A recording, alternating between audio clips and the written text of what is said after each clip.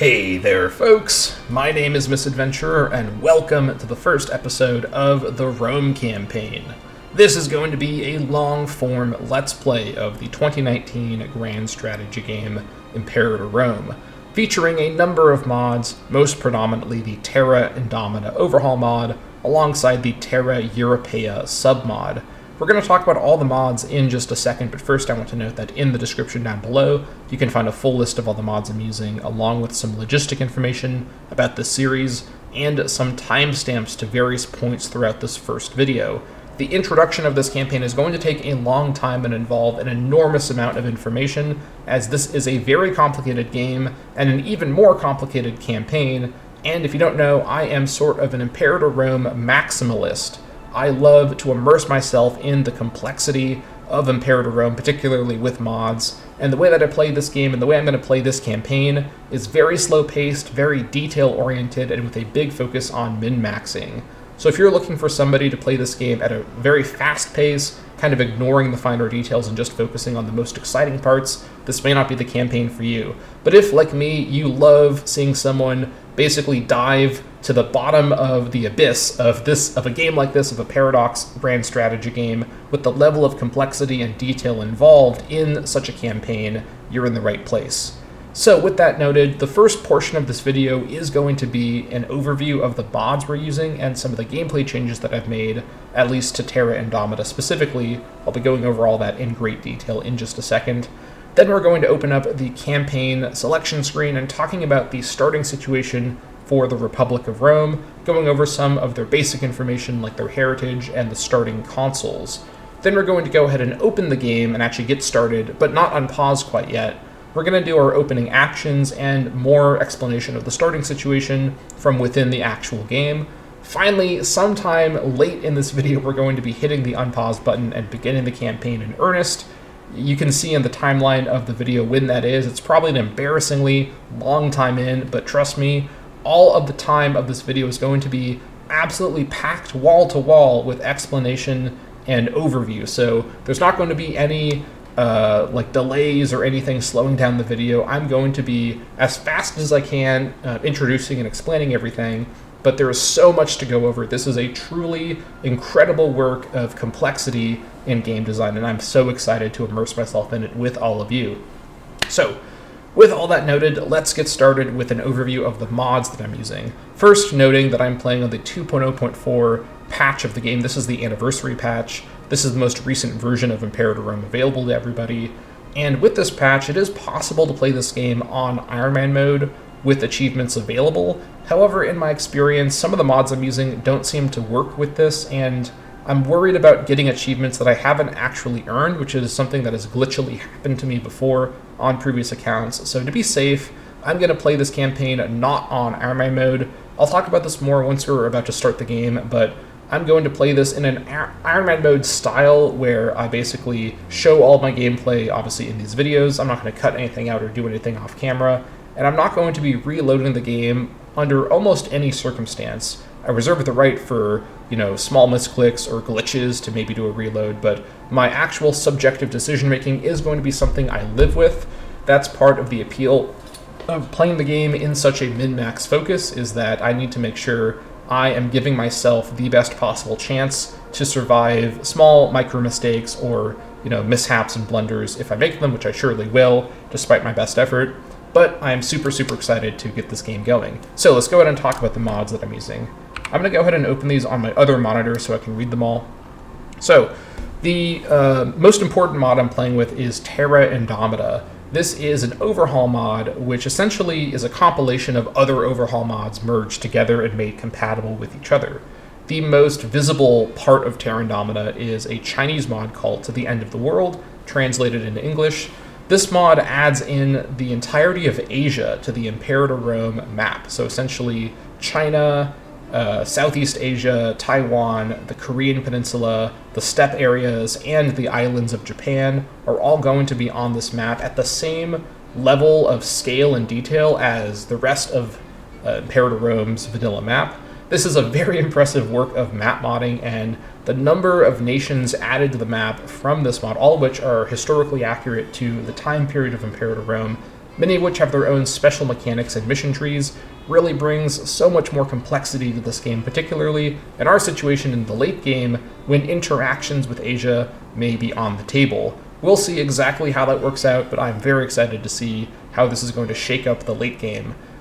Speaking of which, Terra Indomita also includes a mod called Timeline Extender, something to that effect. Essentially, this lengthens the game, changing the timescale of the game from the sort of beginning of the Roman Republic, or not really the beginning, but the beginning of its rise to power, to, in the vanilla game, what was the end of the Roman Republic and the emergence of the Empire. This mod extends the timeline several hundred more years into the Imperial period, and ends essentially when the Roman Empire ended, not the Roman Republic. So we're going to see in this campaign how the additional time in the campaign really changes things up for us. This is going to greatly extend the length of the end game, in particular, the late game.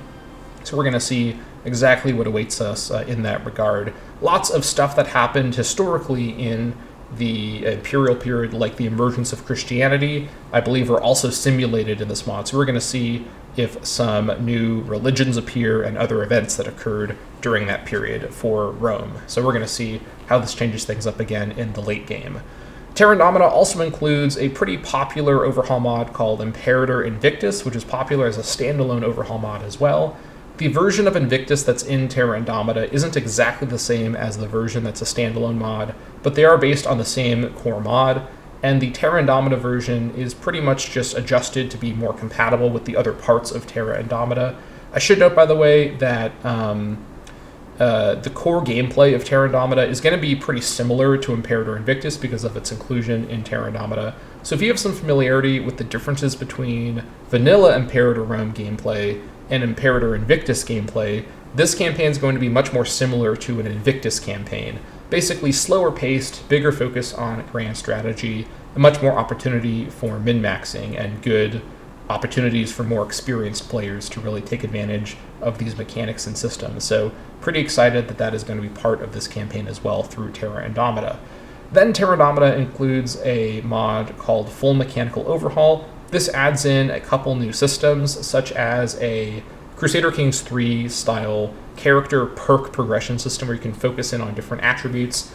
Not a huge deal for Republics, where you're going to be cycling your leaders pretty often, as you can only do this for your own leader, but you are able to basically specialize your own character, your ruler, into different focuses, and it is nice to have as an option. Plus, if we have characters be re-elected later on in life, we're going to see how they progress their own perk tree when they've not been the ruler. Either way, it's just a nice addition to be sure. And then a Full Mechanical Overhaul also adds in a complete overhaul to all the buildings. So all of the settlement and city buildings are completely redesigned with dozens more added. There's a lot more complexity to building and infrastructure planning, so pretty excited to see how this is going to deepen the gaming experience for this campaign. And then Terra Indomita includes the Better UI mod, which in my opinion is a must-have mod for anyone playing this game. This basically makes particularly the territory UI much more streamlined and easily readable, and I really, really, really like Better UI. It's pretty hard to play this game without it these days. I think I've covered all of the mods that are part of Terra Indomita. I've also made some changes to Terra Indomita that I'll mention now. For one thing, I've changed the default cohort size from 250, which is the Terra Indomita default, up to 500, which, as I understand, is more accurate to the real-life cohorts that were from the Roman Republic, or maybe they're actually from the Empire. I don't remember when the cohort system was adopted. Maybe that was... I don't remember if that was the Marian reforms or if it was later. Either way, in history, the Romans had, I think, 480 men per cohort, something like that. I don't remember offhand, but 500 is a bit more accurate to that, and also a nice round number for us here. So each cohort will be 500 men in total in this campaign. Additionally, I have switched the start date from October 1st of 450 AVC to January 1st, 450 AVC. As far as I can tell, all the systems in the game that are time-related, that are in relation to the start date, such as the 1-month truce and whatnot, all seem to have been adjusted just fine with this change. And as far as I can tell as well, omens and the elections will all happen on the 5-year tick on January 1st and not October 1st. So just a small change to my preference, so we have a much more easily rememberable Omen and Election Cycle to keep an eye on. So that should be pretty good. And then, additionally, I have removed, another change I've made to Terra Indomita is I have removed all of the pre-existing roads and the pre-existing holy sites from the map. This is just a personal preference. I really like to be able to build all the roads myself, and I like to have the ability, and same with the AI, to have the ability to found holy sites wherever they're preferred. Because Rome is a Hellenic nation, many other nations in this game are also Hellenic, so you're not going to have access to building those holy sites to many of those Hellenic gods unless you painstakingly go over to that nation and, like defile or destroy the holy site. So technically this is, a gameplay change, but keeping in mind that the AI can also, build roads and holy sites in the same way that you can, this doesn't really make the game any easier for me. It's going to be an effect on everyone across the board, and I just prefer the blank slate way that this affects the game map overall. I think I've covered all of the changes I've made to Terra Indomita, so let's keep talking about the mods that I'm using here. I'm also using Terra Europea. This is a sub-mod to Terra Indomita that was released fairly recently. This adds in some additional custom content to some of the European nations. Particularly of note for this campaign, this is going to add, I believe, 5 more mission trees for Rome that are going to be part of our mid and late game. So pretty excited to see what awaits us in this campaign thanks to these extra mission trees. Plus it adds some additional content for Gaul and other sort of Gallic areas and other just nations in Europe in general. Then we're playing with Virtual Limes, which is a Terra Indomita submod, or at least we're playing with the version that is a Terra Indomita compatible version, I should say. Virtual Limes basically improves the AI in how it chooses to conquer and expand its territory. With this mod in effect, the AI should expand in more natural ways, focusing on completing regions, expanding along sort of natural borders, and setting up sort of marches between itself and other large nations, vassals and feudatories and whatnot, which is historically accurate, and it is part of how this game is designed with peace deals, so pretty excited to see how this changes the behavior of the AI in terms of conquering. Speaking of peace deals, I'm also playing with the Terra Indomita Extended Peace Deal Mechanic mod. This basically allows for an alternate peace deal option alongside the regular peace deals. In regular peace deals, you're able to ask for land to be transferred to your ownership. You're able to ask for nations that are sort of within the nation that you've defeated to be released as independent nations, and you're able to ask for sort of subjugation treaties, like someone becoming your feudatory, tribal vassal, and so on. This extended peace deal mechanic mod adds an alternate to this where you can do either or. The alternate peace deal allows you to trade your war score and some aggressive expansion for a money payout for requiring, war reparations, so more money every month. Forcing someone that's more advanced than you to trade you some technology and give you an innovation, stuff like that. In my experience, this alternate peace deal is a little undertuned and is kind of not super balanced, with many of the options being too expensive on aggressive expansion, in my opinion, for what they offer. But it is nice to have this other option, and if we want to end a war, not with conquest, but rather with some more kind of finely tuned surrender options, this does give us that option. So we'll make use of this alternate peace deal on rare occasion. Next, I'm playing with the Korean flavor pack for Terra Indomita. Not going to be too relevant in this campaign, but it is nice to just have a bit more flavor for the Korean culture, so this is part of the mod order. Then I'm playing with Music Player Plus, which you may have noticed in the background already. This adds in over 100 new music tracks to this game, and they're from other games, from movies and TV shows, and they all have an ancient age theming, so this will improve the music diversity in this campaign quite a bit. Lastly, I'm playing with one of my favorite mods of all time, No Minimum Levy Size mod. To explain what this mod does, if you don't know already, in Imperator Rome normally, so imagine that I am playing with all these mods, but not this mod that I've just mentioned. So normally, and with my other mod setup, the way it works is that every region by default gives you 4 cohorts, no matter how much of your integrated population lives in the region. Normally, a region's levy contribution to your levy from the region is based on the integrated population of the region, because of course your integrated population is the population that is raised into your levy. And normally, if you have too small of an integrated population in a region to get an army from the region would normally give you a minimum army of 4 cohorts in its levy to sort of compensate so that every region is worth something to your military. However, this way that it works normally results in a high-level strategy that I've often used in previous campaigns that I really dislike, called region splitting, where you go out of your way to expand into new regions, even just one territory, to basically get that extra 4 cohort army, which does start to add up quite a bit, particularly in the early game, in order to strengthen your military in a way that doesn't really make any sense, because owning one tile in a region shouldn't result in a sort of phantom army of 4 cohorts that have no sort of origin point emerging from the ether to support your nation. So the no minimum levy size mod removes the 4 cohorts you get by default and basically leads to every region only giving you the actual levied population from the integrated culture present. So when we enter a new region that is no, in the context of this campaign, if we enter a new region that has no Romans within it, we're not going to get any levy from the region because there's no Romans to levy. So unless we integrate another culture that is present to be able to use them for our levy, or there's some other way that we get Romans there, we're not going to be able to get these extra armies that have no local population to sort of compose them without putting in the work of actually assimilating and spreading Roman culture to those areas, which is, of course, very much historically accurate to the way Rome expanded. They were very focused on cultural assimilation, and this campaign is similarly going to have a big focus on cultural assimilation, which is now more important even because of the no minimum levy size mod. Should be noted, though, that this mod affects myself and the AI, so everybody is going to be missing out on those 4 cohort armies that have no integrated population origin point.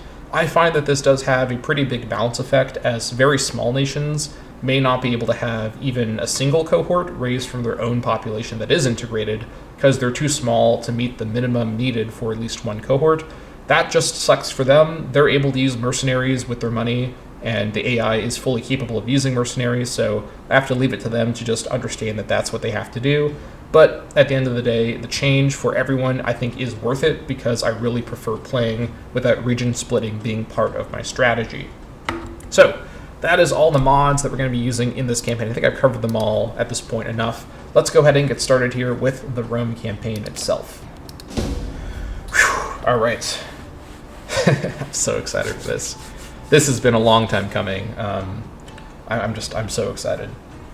I've got an interesting opening strategy we're going to talk about in just a second as well. But once we get into the game here, you can actually see the to the end of the world mod part of Terra Indomita, as we're going to be starting things off looking at the Asian portion of the map once this loads in here. Here we are, and here is that Asian portion that I mentioned. There's Japan, Korea, China, and so on. So we're not going to be playing in any of these areas. Let's scroll on over to the nation of Rome. You can see, by the way, the absence of any roads, as I noted earlier.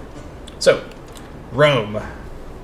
There's sort of no need to really say too much because Rome is so well known, but I will talk now about the Roman starting situation and kind of go over that because there's a lot to talk about here. So first things first to note, we are a local power by default. We are quite a large local power, as we do have 23 territories. You have to have 25 territories to be a regional power, but we're on the way there to be sure. Now, as a local power, we can join defensive leagues and have alliances, but that's all we can do. Some of the more sort of diplomatic options available to larger nations are out of our reach at the start, but this is still a good starting point.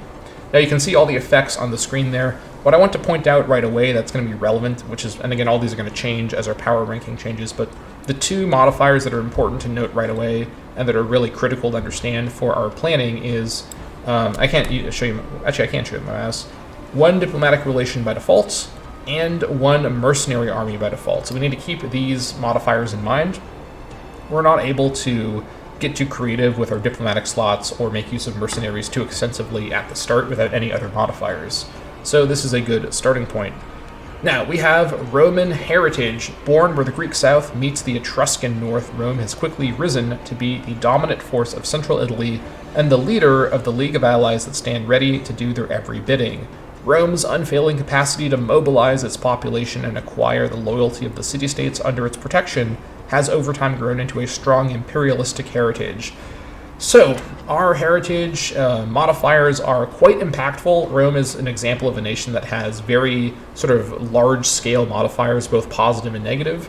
So in terms of our negative modifier, which is the first one listed, morale of navies minus 10%, this is going to be a pretty substantial part of our naval planning, as this means even with a larger and heavier fleet, we're going to struggle in naval encounters. And if you don't know, there is a nation nearby that is known for its naval abilities that Rome historically got into some fights with, and Rome's naval insufficiency in real history as well was a big part of those wars. Of course, I'm talking about no, I'm just kidding. I'm talking about Carthage, of course. So we need to keep in mind our naval problems whenever we get into conflict with Carthage, which I assume will happen sooner or later. Carthage is not going to allow anyone to rise up in the Mediterranean other than themselves, so we'll worry about those Punic concerns in the future. Next up, manpower recovery speed plus 15%. This is in many ways the defining feature of any Rome campaign. They're extremely good manpower management. We're going to be able to take a lot of risks with our manpower usage, and for that matter, do a lot of uncolonized tile colonization, which in Terra Indomita costs manpower to use. So we're going to be focusing a lot on maximizing our manpower so that our levies and eventually our legions have a ton of fresh manpower to make use of. So a very, very good modifier, and one that's going to gel well with our land army focus that our mission trees are going to further expand upon. Lastly, the sort of stealth good modifier that a lot of people would overlook, monthly military experience plus 15%, is a crazy strong bonus.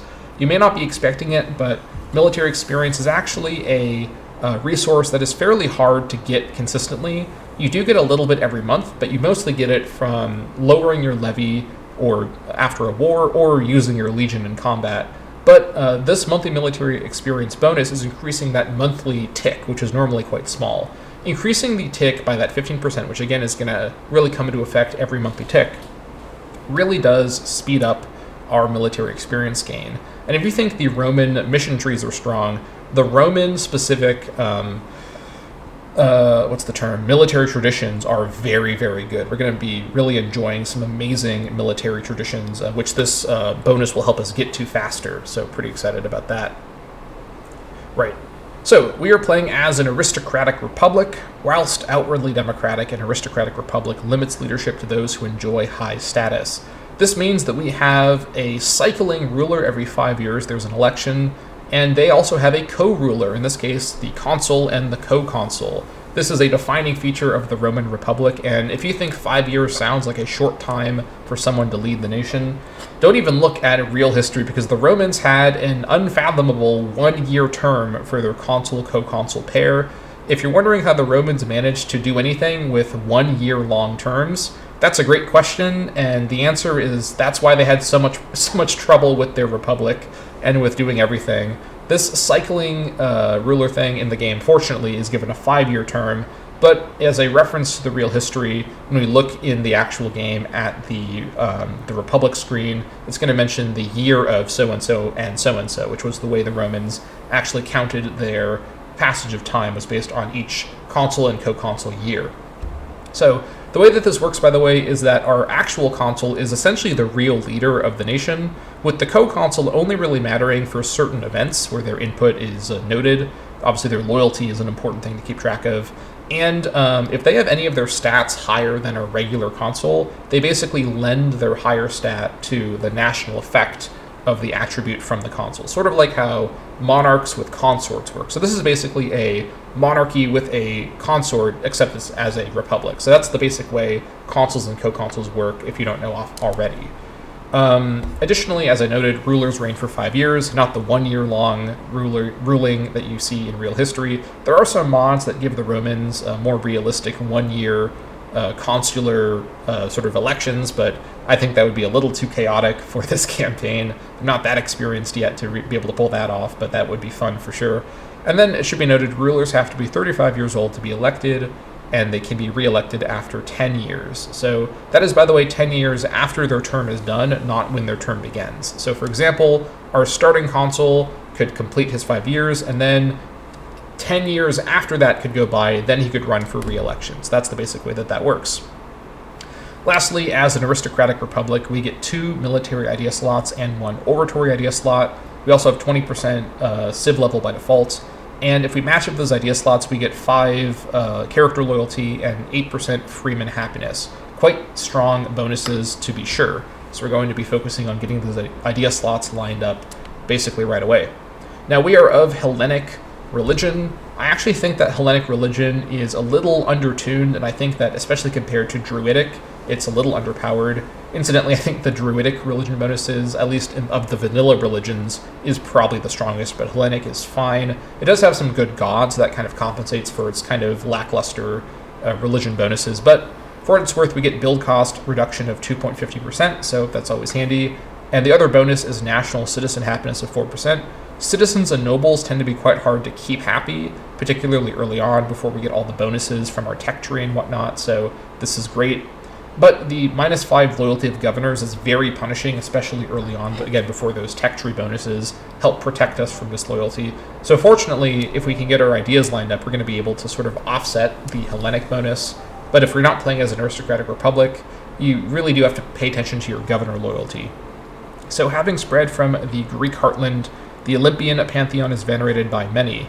The names and aspects and hierarchy of many of the gods can vary widely from region to region. However, Zeus, or Jupiter, as he is known to the Romans, is regarded as the figurehead of the Olympian pantheon. That's another thing I haven't mentioned yet. I'm going to be using the classical Roman pronunciation of all of the proper names in this campaign, so the names of locations, the names of people, the names of gods. I may slip up now and then. I don't speak classical Latin fluently by any means, but I do know a little bit about the pronunciation, so heads up about that. Hopefully that will help to immerse everyone in this campaign as we go. Now we have Roman culture, which of course is of the Italic culture group. By default, our levy is 15% light cav, 25% spearmen, 30% heavy infantry, and 30% light infantry, so a pretty balanced levy composition that's going to work just fine for now. As for our consul and co-consul for the first 5 years, we've got Publius Sempronius Sulfus as our main consul. He is of the Optimates faction. We're going to talk a lot about the factions in just a bit later in this video. And in terms of his traits and his sort of characteristics, he's 49 years old here at the start of the campaign. He's got 100 loyalty because he is the consul, so that's not a concern. 60 popularity to start off, and 0 corruption. He is a 7-9-6-8 leader, so above average, and definitely a pretty strong starting character for the campaign. Of course, he's Roman and Hellenic, and it should be noted that he is jealous, he is victorious, and he is wise. We're going to take a look at these traits a bit more once we get into the campaign itself. He is joined by his co-consul and another member of the Optimates party, Publius Sulpicius Saverio, who is also named Publius in an interesting twist, probably unrelated to their teaming up to be consul co-consul, but it is a nice coincidence. 7-5-4-7, so incidentally, for this first 5-year period, the main purpose of the co-consul, which is to sort of lend their attributes to the consul for the national modifier if they're higher, isn't even really being used here, as Publius Sulpicius Saverio is a little worse than Sophus across the board with his stats, but he is fine, and ultimately a pretty solid co-consul for this first 5-year period. Obviously, we've got Optimates in control. We're going to see in a minute that the Optimates also have a lot of power in the Senate once we get started here, alongside their current full control of both consul positions. So, other things to note about our starting situation. We have 23 territories, as noted earlier. We've got just below 400 population, including, critically, just below 300 Hellenic Romans. This Roman population is going to comprise our levy. So we're going to have quite a strong levy at the start, thanks to our very densely populated core over in Latium. I'm going to take a look at that in just a second. 9 nobles to start, including 8 of which I believe are... Actually, I think all of them are in Rome. We're going to see in a minute if I'm right about that. Maybe some of them are elsewhere, but whatever the case, 9 nobles to start is above average, to be sure. 139 citizens is way above average. We have a very high number of citizens in the nation. We're going to see in a sec that our starting tech rate is way better than you may be expecting because of this large number of nobles and citizens. 134 freemen, so a lot of freemen to add to our manpower. That's pretty handy. 24 tribesmen, so a pretty small number of tribesmen, which is perfectly fine. As a republic, I don't really care too much about tribesmen, except for as a population to promote up into freemen. As a republic or monarchy, your ability to maximize tribesmen is pretty limited, but your ability to maximize freemen is greatly improved compared to a tribe. And then 93 slaves, so that is a nice, small starting slave population. I like to, if possible, avoid focusing too much on the slave population, rather would have freemen who can also contribute manpower as well as tax. And ultimately, we're going to be able to really focus more on a commerce economy more than a tax economy as we conquer more territory. And having too many slaves can really have problems for your unrest and lead to things like slave revolts, so definitely want to avoid that if possible. We also start this campaign off with a number of relationships already in the terms of our feudatories. We've got 4 feudatories by default: Frentania, Pelignia, Nuceria, and Marcia. And these are basically other Italic nations around us who are sort of within our orbit. Feudatories pay us in manpower every month, so this adds even more to our pretty large manpower pool. We protect them if they are attacked. They basically have a guarantee from us, so these guys are basically not to be touched by their neighbors. They join us automatically in wars, and we can integrate them later to basically make them part of our territory diplomatically. This requires a cooldown period that we start off the game with, so we can't do this right away, and they have to have basically maxed out opinion of us to even agree to this. So this isn't immediately available, but an easy way to do conquest is to conquer somebody and make them your feudatory instead of taking the land directly, which is less expensive on war score, or less expensive on aggressive expansion, I should say, and it's easier to manage them as a feudatory than manage the land directly if it's different culture group and whatnot. Then you can integrate them later on to basically get to them eventually. Additionally, they have limited diplomacies, so they can't form their own relationships with other nations. They're basically sort of forced to only deal with us directly. I believe this also means they can't trade with other nations. I think they have to trade their goods to us directly. Not so sure about that part. They also can't cancel this relationship unless they declare an independence war, which none of our feudatories are in a position to realistically do. Not too concerned about that. And they have a modifier from this relationship. They reduce their legion maintenance costs, but they have less happy citizens, so that is worth noting. In terms of their starting loyalty, Frentania only has 20% loyalty, Pelignia has 20%, Nuceria has 20%, and Marcia has 22.50%. So we can definitely work on improving their opinion of us. We're going to get to that later. All right, and then the rest of the stuff down here is sort of covered by my face cam, but I'm going to be playing this campaign on hard difficulty. This is going to really ramp things up on that difficulty. So this setting is a setting for more experienced players. AI countries will receive bonuses that human players will not and will be more aggressive. So national tax boost for AI, they have more integrated culture happiness, and then the really, really, really important part, morale of armies and morale of navies boosted for AI. This is the part that is the most defining feature of hard difficulty because a lot of planning wars and combat is about keeping an eye on the morale differences. Generally, for similarly sized armies, regardless of the strength of the commander, whoever has more morale is going to win the fight. Obviously, there's a big numbers difference, then the larger army wins, but morale is a big swing factor in combat decision-making and combat calculation. Additionally, AI has better manpower, more monthly ruler pop gain, reduced tyranny, or I should say increased tyranny reduction, and a better threshold for civil war. So just in general, the AI is going to overperform compared to what we should be expecting.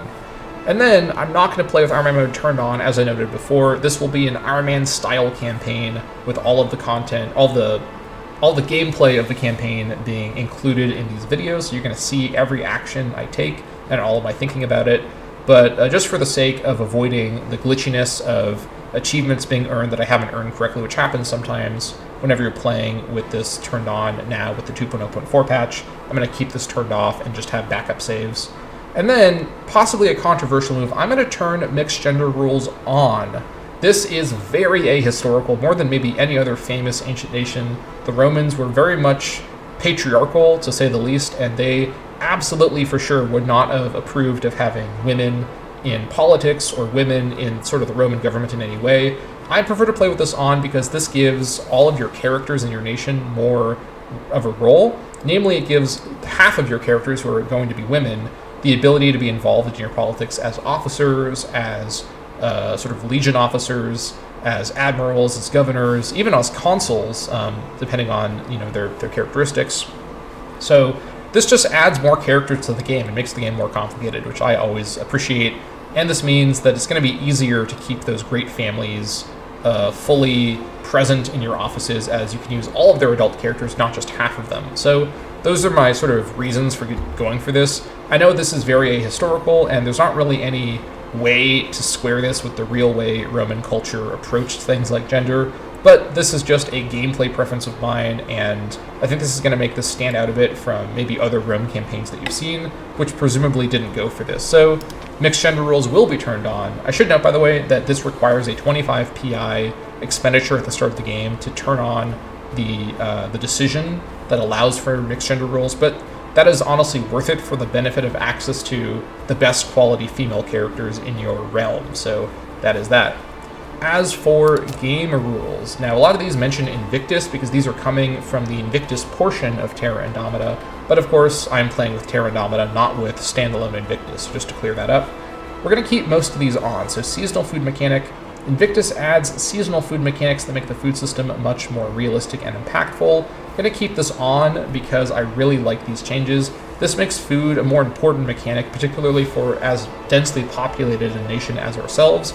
Right away, our very dense urban Roman core is going to require some support to keep its food stockpiles fully sort of up to date, which is realistic even to this point in time, as we do have quite a density of population in the city of Roma core over here. Larger revolts. Invictus adds a mechanic that makes revolts more deadly by grouping them together when several provinces are close to revolting at the same time. I like this because it means managing the loyalty of my provinces is much more important, as basically once things start to go wrong somewhere, it can easily spiral out of control, which is probably more realistic to how rebellion works in real life, for what that's worth. New Daidoki CB mechanics does not require sieging the virtual capital for technical reasons. I still don't really understand how this works or what this does, even to this day, but this is the default option in Invictus and Terra Indomita, so I'm going to leave it on. Marian collapse. After the death of Ashoka Maurya, the Marian Empire has a scripted event chain to simulate their historic collapse. This is probably not going to affect this campaign too much, but I'm going to keep it on because this is an additional thing added by Invictus and therefore Terra Indomita. Galatian invasion. Invictus adds the historic Celtic invasion of Anatolia to simulate the historic migration of Galatian tribes. This is fine to leave on. I think this is a cool bit of history to include once we get a bit further in the game, so we're going to leave that on. And then dynastic Daidoki names.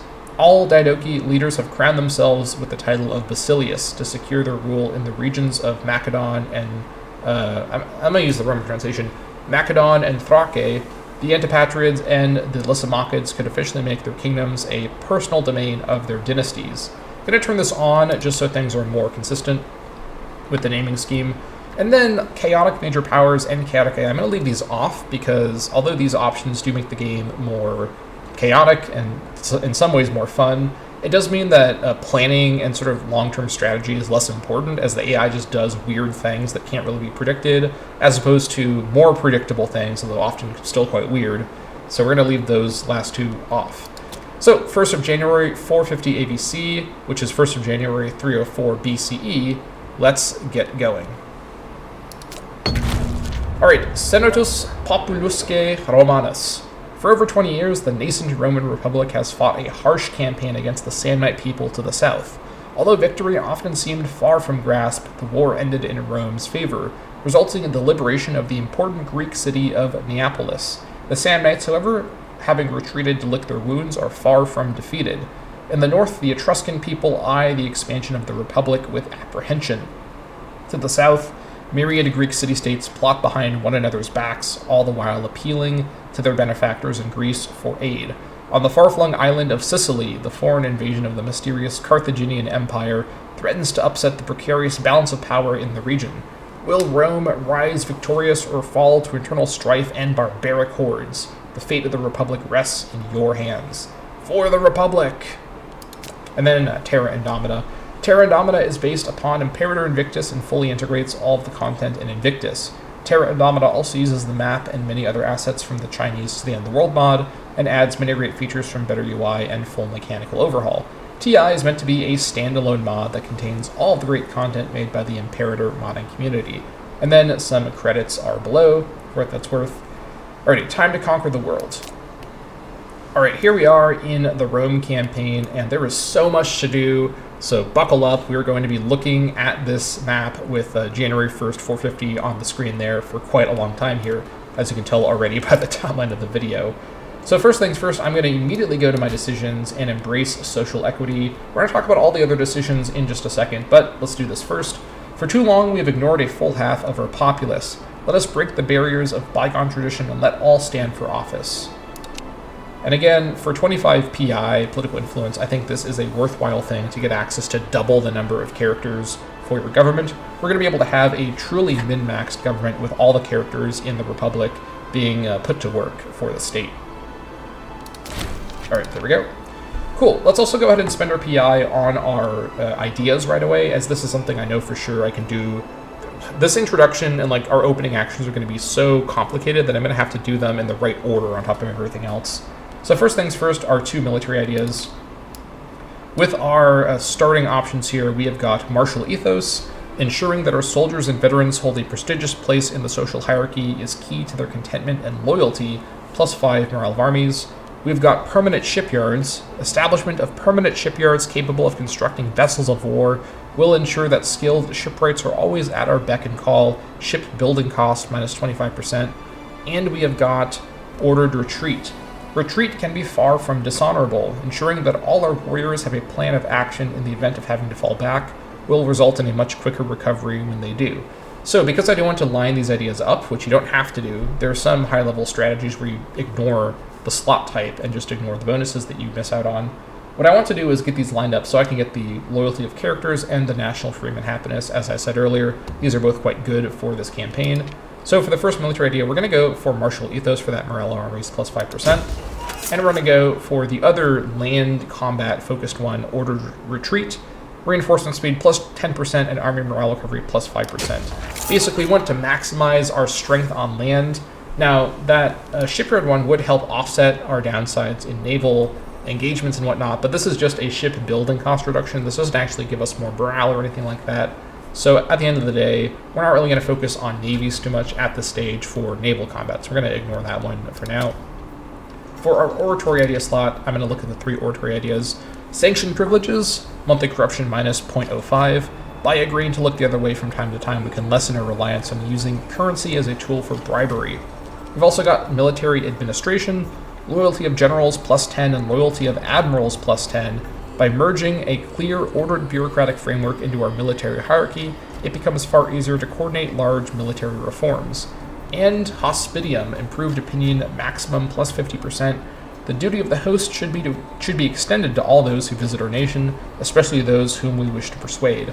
Of these 3 options, I tend to believe that there's really one clear winner, and that is sanction privileges. Getting passive monthly corruption reduction is a huge help, especially early on, as corruption ticking up can both cause problems for your governors and your admirals, and eventually for your legion leaders, but also it causes problems for your economy, because more corrupt government officials have a higher wage, and you have to pay that wage out of your own sort of funds. So this will help keep our economy under control, as in a republic especially, corruption can kind of spiral quite a bit.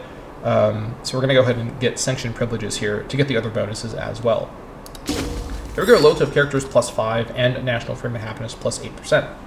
Right, with that noted, let's take a look at some of our stats here. I've already noted our population number here, but we are, for what it's worth, 98% Hellenic, so we are overwhelmingly all on board with the Hellenic pantheon. And we have 71% Roman culture, so we have a bit of work to do on assimilating the other population, I should say. All of our non-Romans are mostly going to be living over in the Magna Graecia portion of our lands, because our starting territory includes this section over here, with our capital obviously at Roma. Over here in the sort of urban core, we've got the sort of the 5 cities and sort of a diamond orientation here, with Roma in the center, our port of Ostia, Veii up in the north, Tiber over to the east, and then Lavinium down to the south. And then we've got this other section over here in the Magna Graecia region. Of course, this is all in Italia.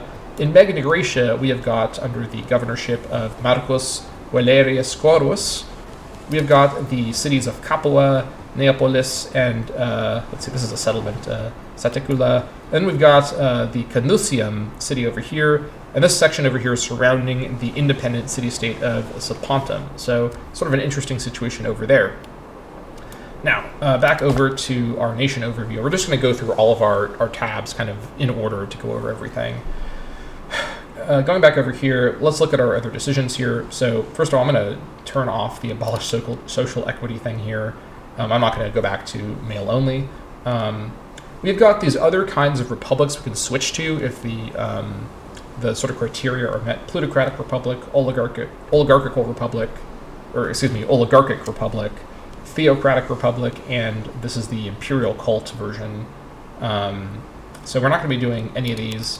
I like aristocratic republic because it has that co-consul, which although at the minute doesn't really do anything for us, it will eventually be handy if we do happen to have a bad main consul being elected. And then we have some other options here. The Panoply of Alexander the Great.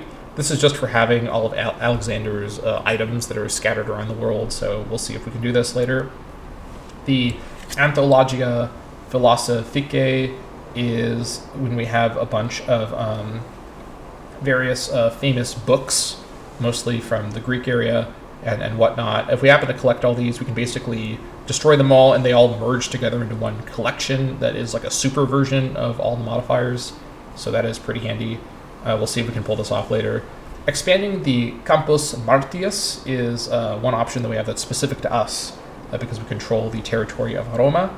This requires martial advances 3 and some gold. We basically spend the gold to get a permanent bonus.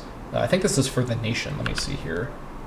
Whoops, that's not the right button. Yeah, this is a national modifier that's permanent. Manpower recovery speed plus 5% and cohort starting experience plus 5%, so that's pretty handy. And then embellish the Temple of Jupiter Optimus Maximus. This requires religious advances 5, so a bit further into the mid-game, 350 gold. This gives us some approval from the Boni. We'll talk about them in just a second. Some popularity for our current main consul, and a permanent modifier to the nation, Omen Power 10%, and Discipline 2.50%. So some nice early and mid-game decisions for us there. Right. Italia is governed over by Publius Sempronius Sulfus, as noted earlier, because he's the main consul. His 9 finesse makes him a pretty good governor. Incidentally, Marcus Valerius Scaurus, with his 10 martial and 8 finesse, is a pretty solid governor as well. He's actually going to be a pretty good candidate for main consul because of his 9 charisma and 7 zeal. This guy would be a very good leader for the nation. We're going to look and see in a sec if he actually is a good candidate that the game considers to be a likely candidate. We'll see that in a sec. But he is the governor of Magna Graecia. He has 43 loyalty, so he's a little low on the loyalty side, but we can certainly try our best to get that fixed up there. And he is incidentally part of the Populares factions. We're going to talk about factions in just a bit. In terms of our actual starting situation with the territory, over in Italia, Latium, Tuscia, which we only have 1 section of, Nepete, and Aeternum, which we only have 2 sections of over here, Beltuinum and Alba Fecunds, or Fucens. These 2 spots in total. These are all trending up in loyalty. Of course, Latium's always completely loyal. We're not going to see the food situation in Latium until a monthly tick, so we'll come back to that later, see if we need to start importing food right away. It's possible given how densely populated this is. We'll take a look at the policy stuff later as well. Over in Magna Graecia, Campania does have downward trend, and Apulia also has downward trend, so we'll have to keep an eye on this stuff. Maybe want to change these policies as well later on. Right, so let's go ahead and go back over to the government area. So let's talk about our government. So we are under the year of Publius and Publius. Of course, this is a 5-year period, not just a 1-year period. Looks like the elections are every 1st of January. So the next one is 1st of January 455. So that's good that my timeline change there has worked correctly with this. So it looks like the next expected consul is Gnaeus Flavius, who is currently our Tribunus Plebis, or the Tribune of the Plebs. We've also got the co-consul of Lucius Cornelius Scipio, sort of a famous name from history, probably not the one that you're all thinking of, but maybe his ancestor. He is currently our Vulnerarius. Alrighty. And then in terms of, and you can see by the way that our main consul isn't borrowing any stats from the co-consul, they're all over on this side. So with our 7 Marshal, Saverio is giving our nation 7% manpower recovery speed and 7% army morale recovery, so some pretty good bonuses there. 9 Finesse is 18% reduced build cost and 18% increased commerce income, very handy. 6 Charisma is giving us 1.20 claim fabrication speed and minus 0.06 monthly tyranny reduction. And the 8 Zeal is minus 0.08 monthly more exhaustion and plus 0.08 monthly stability change. Very good stuff. We have positive stability trend while at 50 stability, always a good place to be. Right, and let's take a look at the traits a bit more closely now that we're able to. So Publius Sempronius Sophus is jealous. Never quite happy with his lot in life, Publius takes more than a little pleasure in coveting the possessions of others. Reduces his charisma by 1, reduces his conviction towards head of family's faction by minus 0.05, and also reduces his monthly boni conviction by minus 0.05. We're going to talk about the factions in just a sec. Incidentally, while he is the ruler, our smear reputation cost is reduced by 25%. That's pretty good, given how smearing reputation is a big part of high-level Republic play. We're going to talk about the Republic micromanagement in a minute, because it is a big part of this campaign. He's also victorious, monthly popularity plus 0.10, which is great. Senate influence is increased, which is amazing. Attraction as heir is 2, which doesn't matter because he's already the consul. And then he has increased popularis conviction and slightly increased oligarchic conviction. And as the ruler, monthly stability change plus 0.08, so that is contributing even more to our good stability trend. Publius has become a byword for glory, long may he vanquish his foes.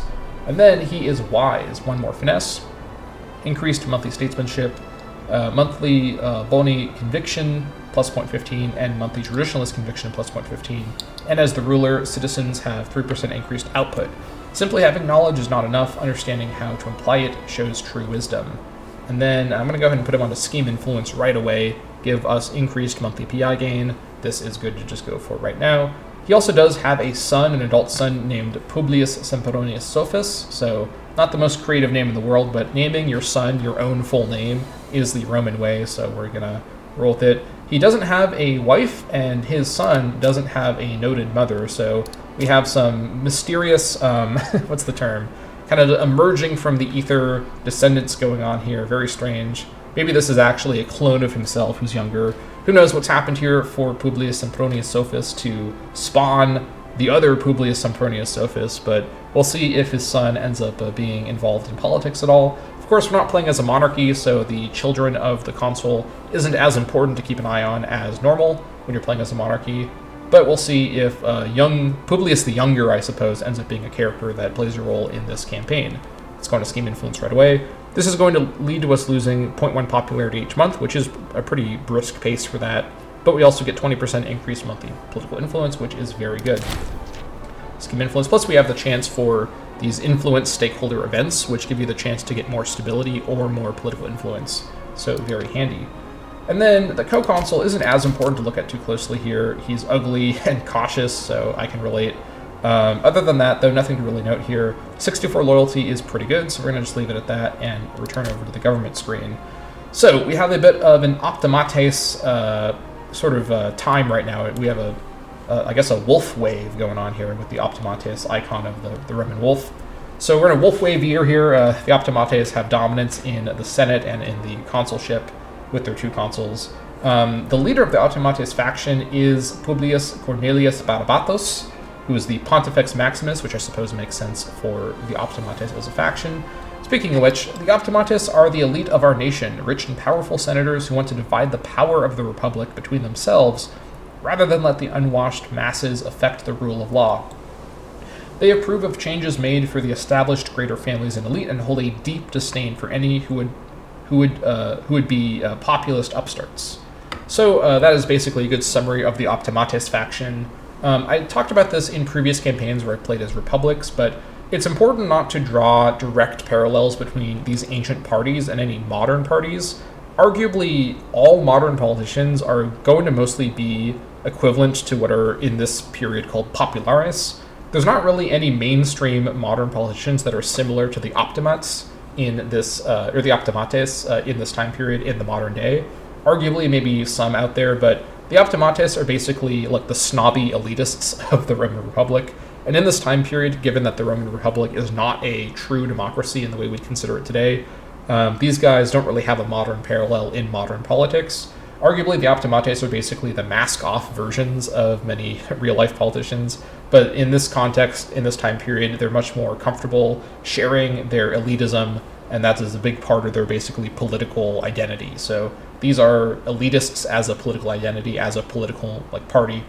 And their modifier when they're in power is the national noble output of 12%. In power, by the way, meaning that the ruler is from the faction. So when they have a consul in the main consulship position, regardless of their actual control level, this modifier comes from Publius Sempronius Sophus being in the Optimates faction.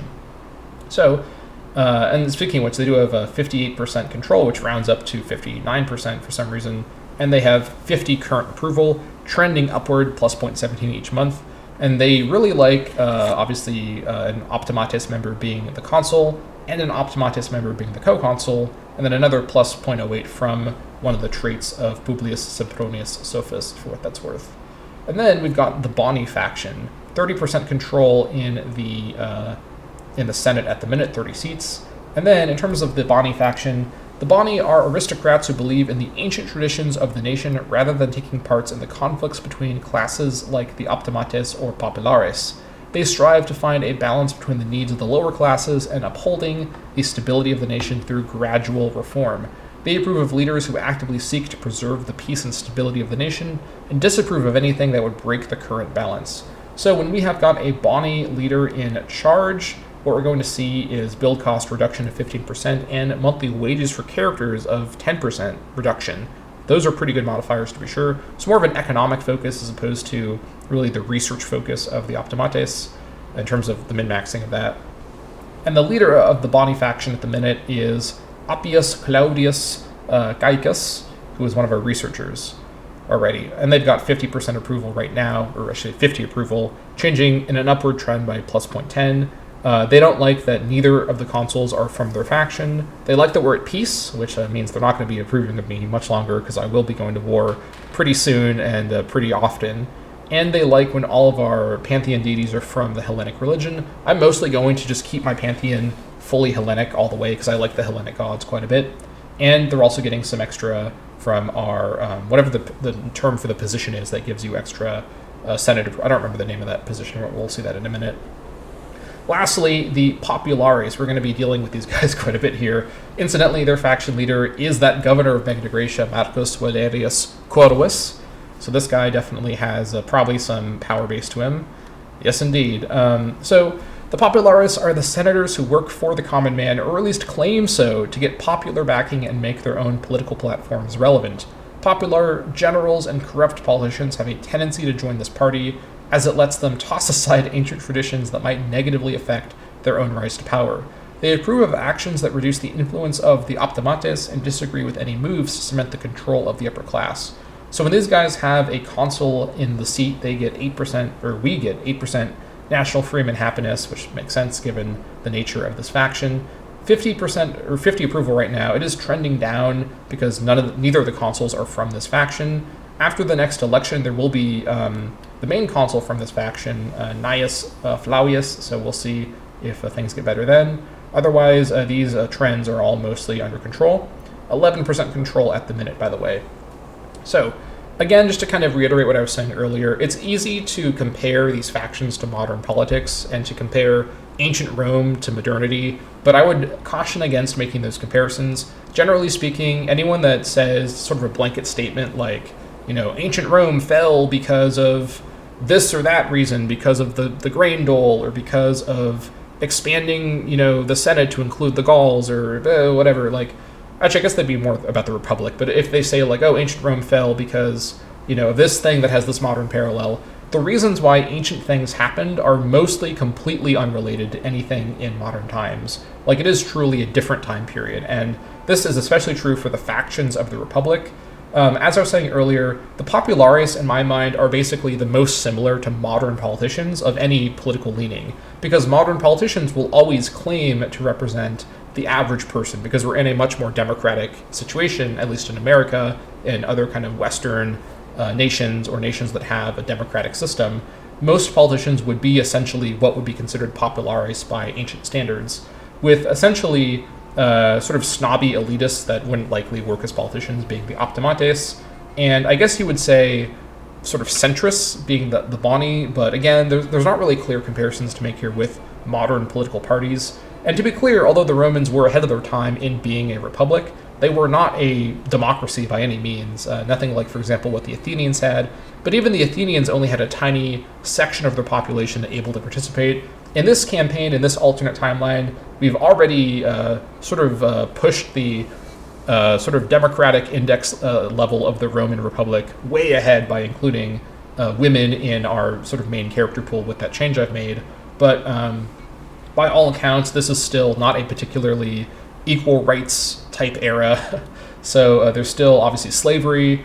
Freemen are by definition people that aren't citizens. So much of the population of the Roman Republic in history and this campaign aren't going to be part of these politics. And no matter what the populares say, many of the people in this faction don't really care about them that much anyways. So just noting that although this is a republic, don't expect to see anything with the modern levels of equality and involvement, even to the sort of flawed and limited extents that countries like America try to do in ancient times. That was not really the reality. So just noting that. So again, it is easy to make these comparisons between ancient politics and modern politics. I would advise against it unless you really, really, really know what you're talking about, as you're just going to draw false comparisons and compare people in situations that really can't really be compared with each other on particularly broad levels. So with that noted, let's continue working our way through all of our tabs here.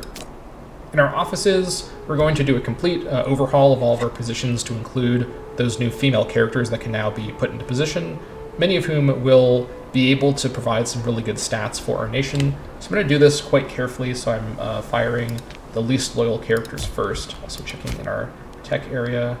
Loyalty like over here, drop you out, drop you. 49, drop you next.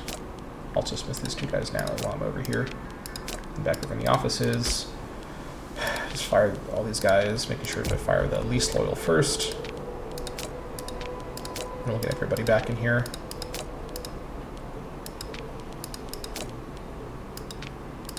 Okay, so first things first, research is going to be a priority for, or researchers, I should say, will be a priority because of our very high research rate from all of our nobles and citizens.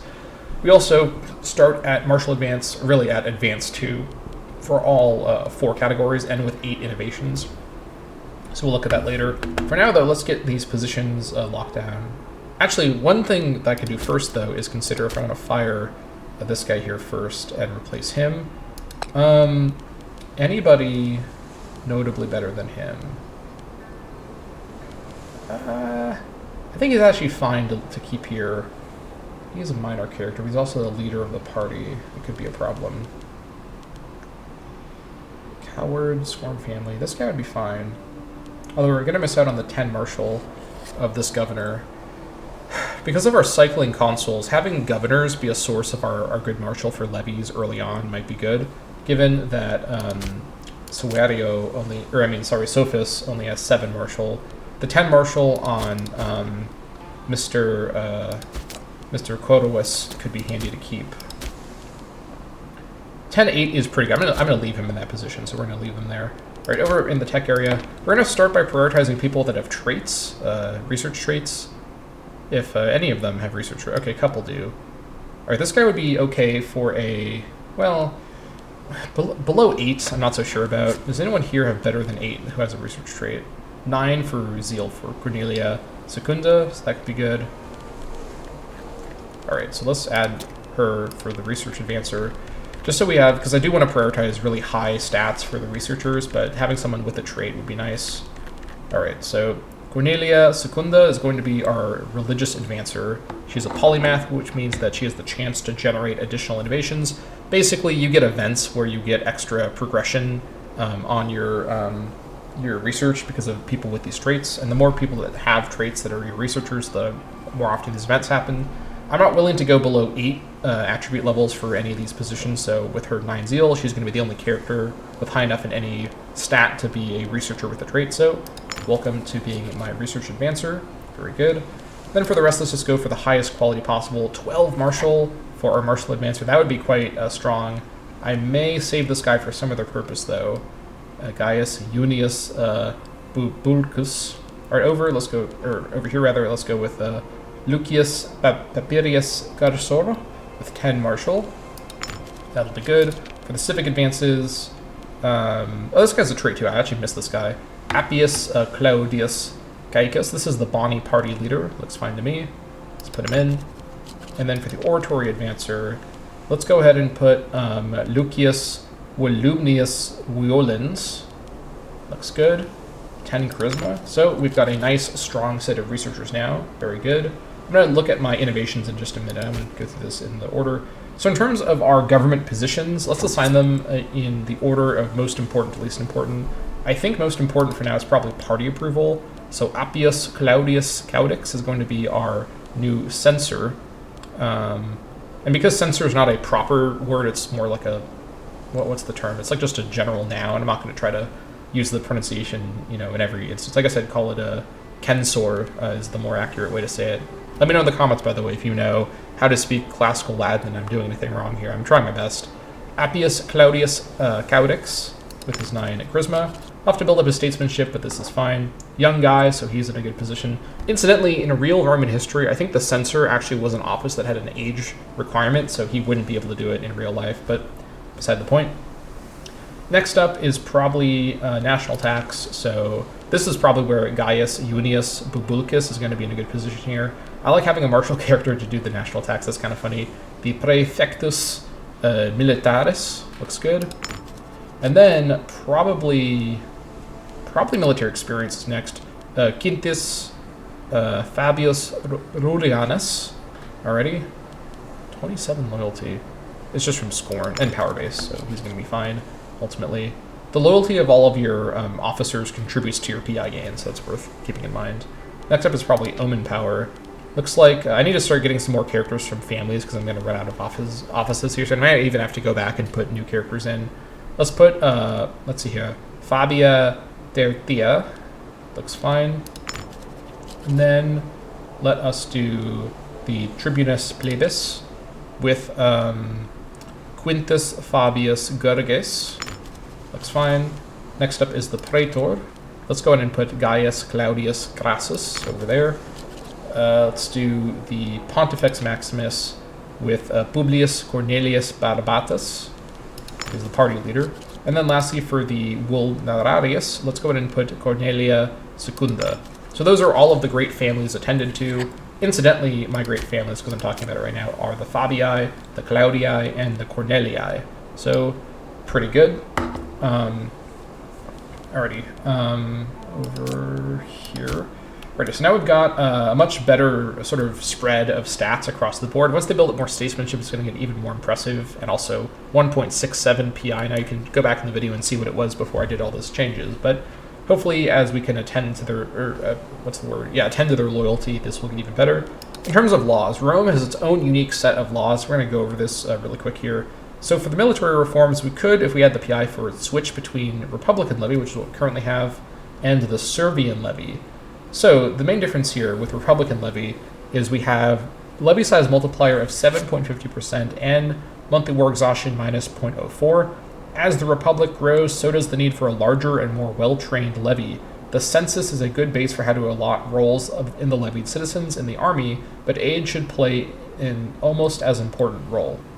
So this is what we have at the minute. If we were to switch to the Servian levy, we'd reduce the levy size multiplier by 2.50%, which I would generally want to avoid. The manpower recovery speed 5% increase is nice, but the levy size multiplier reduction of a full half is definitely not worth it, so I'm not going to be switching that.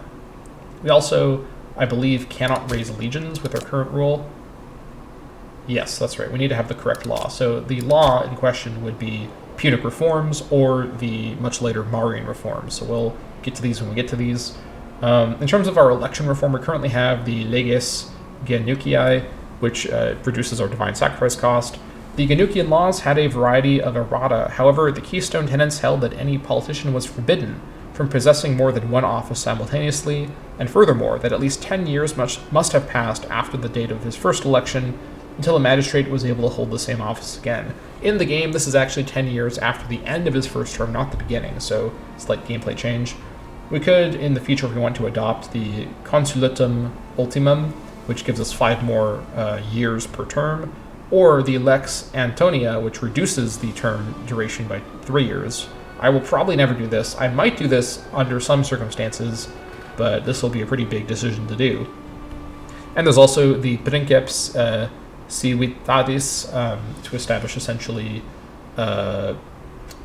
Princeps, if we like, the first. So basically this was the, getting into Roman history here, the Princeps were basically the first version of the emperors. Before they called themselves emperors, they referred to themselves as Princeps, so basically preserve the, the face of the nation being a republic, even after Augustus essentially changed it to become an empire, or become, it's complicated, but basically this is a kind of middle ground between being a republic and being an empire, where whoever's elected essentially has a lifetime term, because it's 50 years total.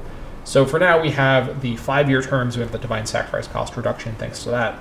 In terms of our assembly endorsement, we currently have the tribal assemblies, which is an additional minus 0.10 monthly corruption, so we have minus 0.15 monthly corruption on every character by default at the minute, which is great. We can also, I think at will, we can at will switch to the Centuriate Assembly, which gives us fabricate claim cost reduction. I think that's cost reduction. Yeah, it's cost reduction of minus 50%. Not a big deal. It would basically reduce it from 20 PI to, 10 PI, so not a huge deal. I'm not going to have too many problems with getting enough claims in this campaign to hold the mission trees. Then there's Curate Assembly, which gives us minus 0.02 tyranny reduction, which is handy. And then there is the Senatorial Endorsement, which gives us a 5% increase monthly PI. This is pretty good, and allows for the Senatorial War Council.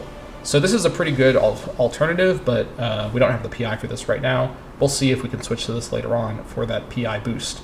Maritime laws, we've got the merchant exemptions, manpower recovery speed plus 5% on top of everything else. Alternatively, we could get the Lex Gabinia, which increases our export value by 25%, pretty strong. The Lex Caic de Vecti Galibus, which increases our import value by 25%, so another good option. Or the Lex Claudia for an anti-piracy casus belli. Probably not going to be the direction we go, and I kind of like the manpower recovery speed for now, but for later on, these could really boost up our economy. And then the last 4 categories require different advancements, so we can't do any of these right now, but for what we have at the minute, we have avoid religious mandates with 4% state religion happiness. Officially interfering in the rights and practices of the state religion can cause some dissatisfaction amongst the pious. By abstaining from doing so, we might at least avoid awkward predicaments. Incidentally, I didn't read this part earlier, or this part. Did I read this part? I read that part. The Tribal Assembly. The 35 tribes of the Tribal Assembly were composed of citizens residing in distinct geographic areas. It voted, like the Curate Assembly, on matters legislative, providing endorsement and authority on many decisions. And then merchant exemptions. The burden of safeguarding a growing state requires special attention to the supply of food for the people. Instituting tax and legal exemptions for foreign merchants willing to supply grain should encourage a healthy trade in vital supplies. Then lastly, next up, Lex Canulea, which is our integration law. National freedom and happiness plus 4%, which is great. Past centuries previously, the Lex Canulea confirmed the right for patricians and plebs to intermarry. In an early example of a political faux pas, Consul Curtius, who opposed the law, suggested that the children of such marriages might displease the gods themselves, resulting in overwhelming support for the bill. Whoops, that guy really screwed that one up. Citizenship laws, we've got the Lex Aeternia Tarpea, national tax 5%. Enabling magistrates to impose fines upon nobles and citizens was an early but effective way of limiting the power of the nobility. Fines in the early republic were levied in livestock, but later amended to require payment in bronze as stipulated by the Lex Julia Papiria. Alrighty? And then we've got, lastly, in land reforms, the Cassian Reform. The Cassian Reform was passed in the early days of the Republic, setting the stage for Roman policy for years to come. By seizing all conquered land acquired during conquest and selling it to wealthy patricians, war became a lucrative business. AE impact, minus 10%. Very good. Right. Let's continue along. In our economy, At the minute, we've got everything set to sort of middling. No need to really change this stuff up. In terms of our maintenance of things, I do want to go to war as soon as possible, but we do have a bit of a problem. I didn't really comment on it because I just clicked through it really quick, but when we selected that opening pop-up that was sort of the introduction to playing as Rome, we got ourselves some truces, and these truces are part of the way Terra Indomita, I think Invictus as well, have rebalanced Rome's early game to make them a bit more difficult. You have a 6-year truce, actually technically a 6-year and 1 month truce with Samnium, a typical early game opponent. So that's pretty punishing. We basically can't touch Samnium for a full 6 years. However, we can be touched by Samnium, and trust me, if there's one thing in the world I want to touch me, it is Samnium. Alright, I'm just going to move on from whatever that comment meant. So we have this truce with Samnium for 6 years and 1 month, so we can't go to war with them in that time period. Then we have an even longer truce with Etruria, another early game rival that we're going to be normally wanting to deal with, but we can't touch them for 7 years and, 9 months. So these guys are going to need to be goaded into attacking us because I believe these truces are one-directional. Yes, indeed, these truces are one-directional, so that is good to note. Anyways, so the reason I mentioned that is because going to war with these guys is really kind of off the table. We're going to talk about our opening strategy in a minute. Really, it's going to be more than a minute, let's be honest, but it's not going to involve fighting Etruria or Samnium right away. So we'll come back to this stuff later once we get through the rest of our opening sort of overview and start doing some more actions. So over in the Omen area, we do have to select our Omen for the first 5-year period. I may want to switch one of these gods for the cost of stability, especially because I'm not going to be changing any laws right away. And there are some good options to switch. We're going to take a look at all these, though. First, we're currently worshipping Mars as our deity of war, 3% morale of armies, and when worshipped, 5.81% discipline. Pretty good. Incidentally, I could replace him. And by the way, the Hellenic Pantheon is enormous, so there's a lot of gods to look at here. Let me just go through this really quick. Neptune is a 10% ship starting experience and about 9.5% ship damage done. Not better than Mars for our campaign, to be sure. Hercules is hold on. Yeah, Hercules. Hold on. Hercules. I think it's Hercules. Anyways, 3% discipline and about 7% noble happiness as the Omen. That's pretty good. Arguably better than Mars for military because the noble happiness bonus. Actually, the discipline Omen is better than that. So for military, Mars is better, but overall, Hercules is a good alternative. Castores, a cohort starting experience 10% and morale of armies plus 0.05 as a flat modifier, not just as a bonus. Could be good in comparison with strong army morale percentage bonuses, but that's a bit more technical. I think Mars is still better for the military slot. Integrated culture happiness plus 4% and manpower recovery speed almost 10%, or really almost 9.5%. That's pretty good. Apollo is a strong alternative. Discordia, morale of armies plus 5%, and which is better than Mars, by the way. And then hostile attrition plus 2.32%. Pretty interesting as a defensive war option, but I think that Mars is better for offensive wars with the discipline bonus. And then Bayona with Legion maintenance cost minus 2.50% and discipline, same sort of scale as Mars. So better probably later in the game when we have more legions and maybe making use of mercenaries, but for now, I think Mars makes the most sense as our deity of war. For a deity of economy, currently worshipping Mercury with a national assistant output plus 10% and a commerce bonus on the Omen. Only alternative is Vulcan with the Legion maintenance cost reduction and the Omen fort maintenance. That fort maintenance reduction will eventually be very valuable as fort maintenance is a big part of my expenditures. But for the minute, the Legion maintenance cost passive isn't very good, so we're going to be keeping Mercury as our economy god, to be sure. Jupiter as our deity of culture, and Jupiter is giving us plus 0.05 monthly ruler pop gain with a minus 0.05 AE reduction upon being worshipped. Alternatively, we got Juno with pop capacity 10% as the passive, and citizen happiness plus 0.7% basically as the Omen. Soul with the state religion happiness bonus and 4%, and monthly ruler pop gain plus 0.11 as the Omen. Asclepios with a passive national noble happiness 5%, and Omen civ change of plus 0.04%, and Orpheus as with a 4% general pop happiness and 11.60% citizen output. Orpheus is actually looking pretty strong as an alternative, but I do think at the minute Jupiter is a bit better because of the ruler pop gain being pretty important early on for consoles. So probably not going to change that one at the minute. Keris, deity of fertility, pop capacity 10% from her, and also global monthly food modifier almost 17.5% on Omen. Lots of alternatives here. Bacchus, national tribesman output 10%, and national citizen happiness nearly 7%, so that's okay. Probably not going to worry too much about tribesmen though in this campaign. We've got Diana with 10% monthly food modifier as the passive, and then 8% as the integrated culture happiness as the omens. That's pretty solid. Venus with the 0.04 pop growth bonus for passive, which makes sense. And then the 11.62 citizen output omens. This is a pretty good option for this slot, to be sure. Arguably better than the pop capacity. It's a little hard to say. Pop capacity also has a kind of shadowing sort of a modifier that follows it of pop growth, because pop growth, I think, scales to reach pop capacity. Not 100% sure about that, though. Foulness with the 15% supply limit and the Omen 11.60% Freeman output. This is pretty solid for the Freeman output Omen, but as an Omen, we have a lot of Omens to pick between, so I'm not so sure. Westa with the pop capacity 10% and the stab change plus 0.04. This is a winner right here.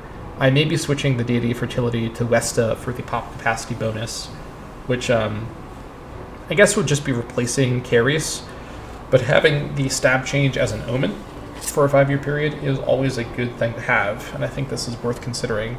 We've got Proserpina with a food passive and 10%, and the Omen 8.13% integrated culture happiness. This will only affect Romans, so possibly. And then Sulis Minerva with pop capacity, passive, and then Omen citizen happiness. So I think of all these options, switching Keris over to Westa to get access to that stab change Omen is a good idea. Let's come back to it though once we check the last ones. We've got Minerva for the deity of wisdom, research points 5%, and morale of armies. Ooh, morale of armies, 5.81%. This could be good to grab as well alongside our passive from Mars to get the morale edge even on a hard difficulty. Alternative is Luna. This is just flatly worse. Passive of Civtech investment reduction and then Omen effect, about 10% research points. But honestly, I'd rather have the research points as a passive and then have a good Omen to go for in wartime. So that's actually this is quite a good god to keep. And then Pluto as our deity of justice, 5% reduced build cost and 11.62% national tax, with the alternatives of Fortuna with province loyalty plus 0.02, and then religious tech investment Omen, not super good. Saturn with monthly stab change of plus 0.02 passive, that's pretty interesting. And then an incredible 17.43% commerce income. I think Saturn might be the god we switch over, because switching out build cost reduction with monthly stab change is arguably probably worth it, all things considered. And then the Omen of commerce income is crazy. This also means we can switch away Mercury pretty freely, although I don't really need to switch away Mercury. Although, that being said, the build cost reduction is handy, to be sure. I think I'll leave it alone for now. So I think the way we're going to handle this first bit here... Well, let me actually go back to my Omens later once I figure out my opening strategy entirely. And then incidentally, we don't have any holy sites, and there's no holy sites anywhere on the map. As noted before, this version of Terra Indomita I'm playing has been sort of customized by me to not include any roads or holy sites. Also, our road is not here that we normally would have. I mentioned that earlier, but just to mention that again.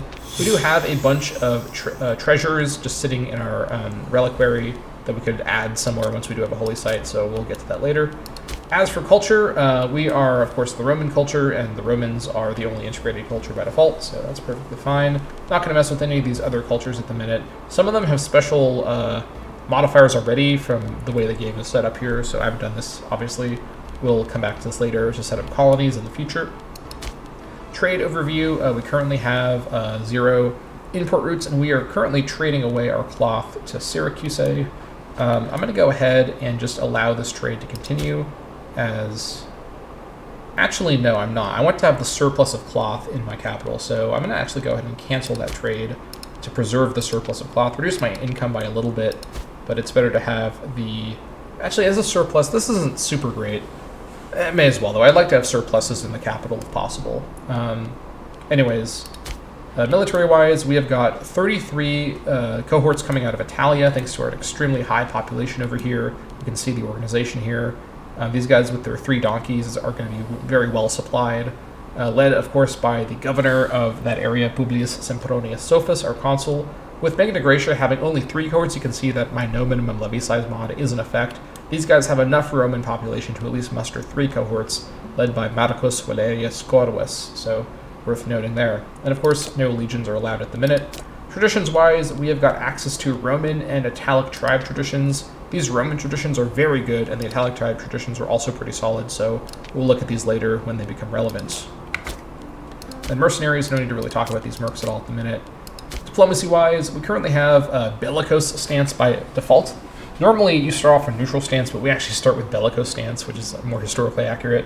A bellicose diplomatic stance means that all diplomatic efforts are focused on the justification for expansion and intimidation of nearby countries, reduces our AE impact by 10%, and also gives us faster claim fabrication speed by plus 0.1, and reduces our war score cost by 10% as well. But neighbors have 20 reduced opinion of us, and everybody else within range has 10% reduced opinion. So we're going to have to be playing a careful game here to not bring down the wrath of all the AIs on hard difficulty, who could very easily overwhelm us if we're not careful. But this is our starting stance, so we do have 1 diplomatic relation. Incidentally, feudatories don't take up any diplomatic relations as far as I can tell. So, I mean, not just as far as I can tell, we know for sure that they don't, so that is handy. In terms of technology, well, let's go ahead and do our opening text, because I do have a... Actually, hold on, let's not do this quite yet, because I want to check my mission tree first. So, I think we've gone over everything now. Let's take a look at our mission tree. So we have a lot of unique mission trees in this campaign, both from the vanilla game, where Rome has probably the most unique mission trees of anybody, and then Terra Indomita adds more, and then Terra Europea adds even more. So by default, we have access to this one here, Roman Italia. Since the founding of Roma by Romulus hundreds of years ago, our proud city has skirmished with our Italic neighbors, vying for control of the coasts and cities of Latium and Campania. Our recent victories over the Etruscans and Samnites have proved our superiority, and it is clear that it is Rome who is destined to unite the Italic peoples and lead them to glory. So we have to conquer or subdue the Italian peninsula. Start mission. Here we go. So we have a couple things to do first here. Now, my general opening is to go for the Pan-Italic Congress. So participating nations will receive diplomatic events which can improve their relations or create alliances. And the way that this works is that for an entire year, until January 1st of 451, we're basically going to hold a big diplomatic event called the Pan-Italic Congress, where we invite all of the other Italian nations on the peninsula, and some of the Greek ones too, to basically come attend as participants in the Congress. And during this 1 year, we basically will have the chance to convince some of them to become our feudatories, or some other diplomatic relations, such as an ally or something else, diplomatically during the Congress. Once the Congress is over, we basically are no longer locked in here. We can begin moving through our mission tree. The reason to do this before the Encourage expansion is because this one is going to give us claims on the entire peninsula after 1 year. And once we're claiming all this land, all the people on the peninsula will become kind of mad with us because we're claiming their land. And our ability to kind of convince them to become our feudatory will go away. Now, I really would like for some of the nations on the peninsula to agree to be my feudatories. In particular, what I'm going to want to have happen is for Brutia, Lucania, Massapia, Apulia, and Sabinia to be open to the idea. These are the nations that, in my experience, give you the option to become your feudatory because they're small enough. Etruskia is larger than me, so they're not going to agree to that, nor is that option there. And Umbria, I think, is a bit too large to consider it. Of course, Picentia actually as well could agree to it too. So what we can do in the opening of this campaign to maximize the chance of basically passing the speech check and convincing a lot of our neighbors to become our feudatories here at the start is to basically min-max our diplomatic situation. Now, starting off in bellicose stance is not going to help things at all, and unfortunately I have to wait a little bit to get enough PI to switch off a bellicose stance. One downside of going for the equal gender thing right away, we don't have quite enough PI to do this first. So this will make things a bit harder, but we can still grease the wheels a little bit with our actions before things get started here. So what I want to do is focused on technologies that both have a long-term benefit for me, but also keeping in mind the short-term benefits of trying to improve our relations with everybody. Now, it should be noted, and you may notice this already, that the way that the tech tree is organized, particularly in the Oratory Advanced section, is completely different from when you're playing not as a Republic from the start.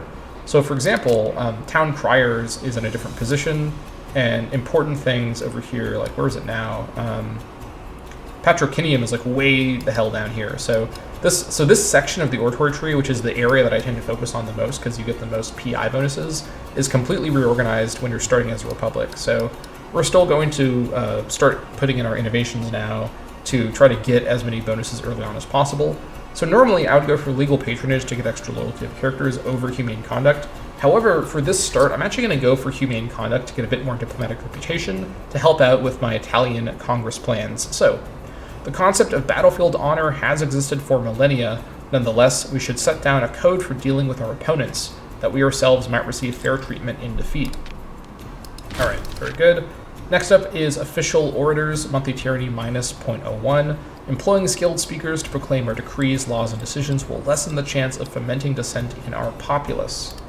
And then, a very important early tech for us is Town Criers. Increase the success chance of trials by 10%, which is not that big of a deal. But the really important parts are monthly political influence plus 10%. This is an important thing to get early on.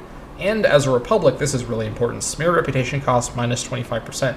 This is going to stack additively with our consul's smear reputation cost reduction, and just in general make micromanaging our Senate approval much easier. So employing skilled orators on our behalf will allow us to anonymously spread the truth about those wicked enough to act against our interests. Very good.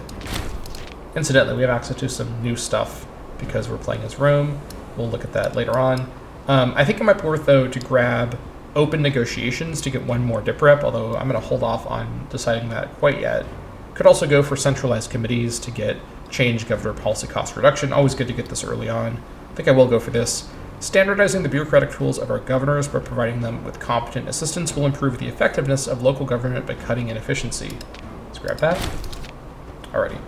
And then, is it worthwhile to go ahead and go for other stuff to get additional opinion from the people we're going to be talking to?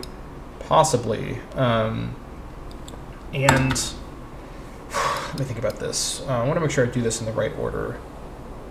Getting Summit Tree to get another relationship slot. Because one thing we can do to increase the chance of somebody agreeing to be our feudatory is to ally with them to get much higher opinion. And if we get Symmetry, we can get one more alliance slot right away. So that could be quite good.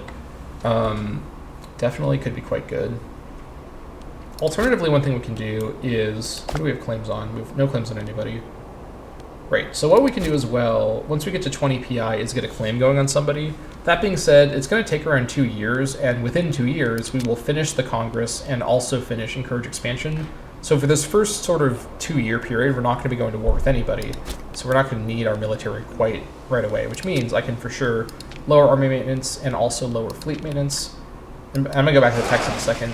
With my first classis, which I should rename properly, just for now we're going to call this, and classis means navy or fleet in Latin. So classis 1, Ostia, that's going to be fine. We're just going to leave these guys here with no leader. Liburnians and triremes, this is fine for now. I think what I might do actually is I'm going to destroy, yeah, I'm going to min-max this. I'm going to go ahead and let's go with the triremes and destroy them. I'm just going to have a Liburnian fleet for transportation purposes later on.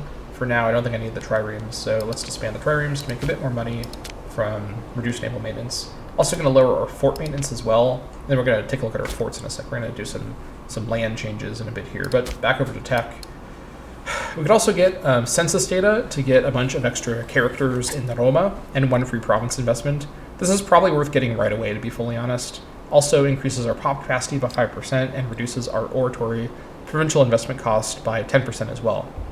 So, the practice of taking census is said to have first appeared in Middle Kingdom Egypt.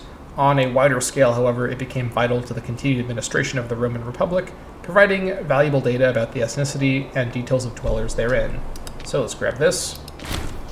This will also mean we can, if we want to get to Symmetry, which I think is probably worth doing for maximizing our relationships with the other Italians during the Congress. So the act of holding regular summit meetings among similarly sized powers provides a splendid opportunity to make new friends or enemies. And then we're going to go for, let's see here, I think open negotiations for more DIPREP. Holding diplomatic negotiations in full display of the public will ensure that both parties are held to their word. And then with our very last available innovation, let's see here, I'm going to go, let's pick this carefully. I think that's it for this tree. I'm probably going to go over and grab military artisans for another free province investment and 10% reduced military provincial investment cost. Guilds of artisans employed by the military ensure that innovation is passed down to those deserving and provide a hotbed of scholarly thought by which our progress flourishes. Very good.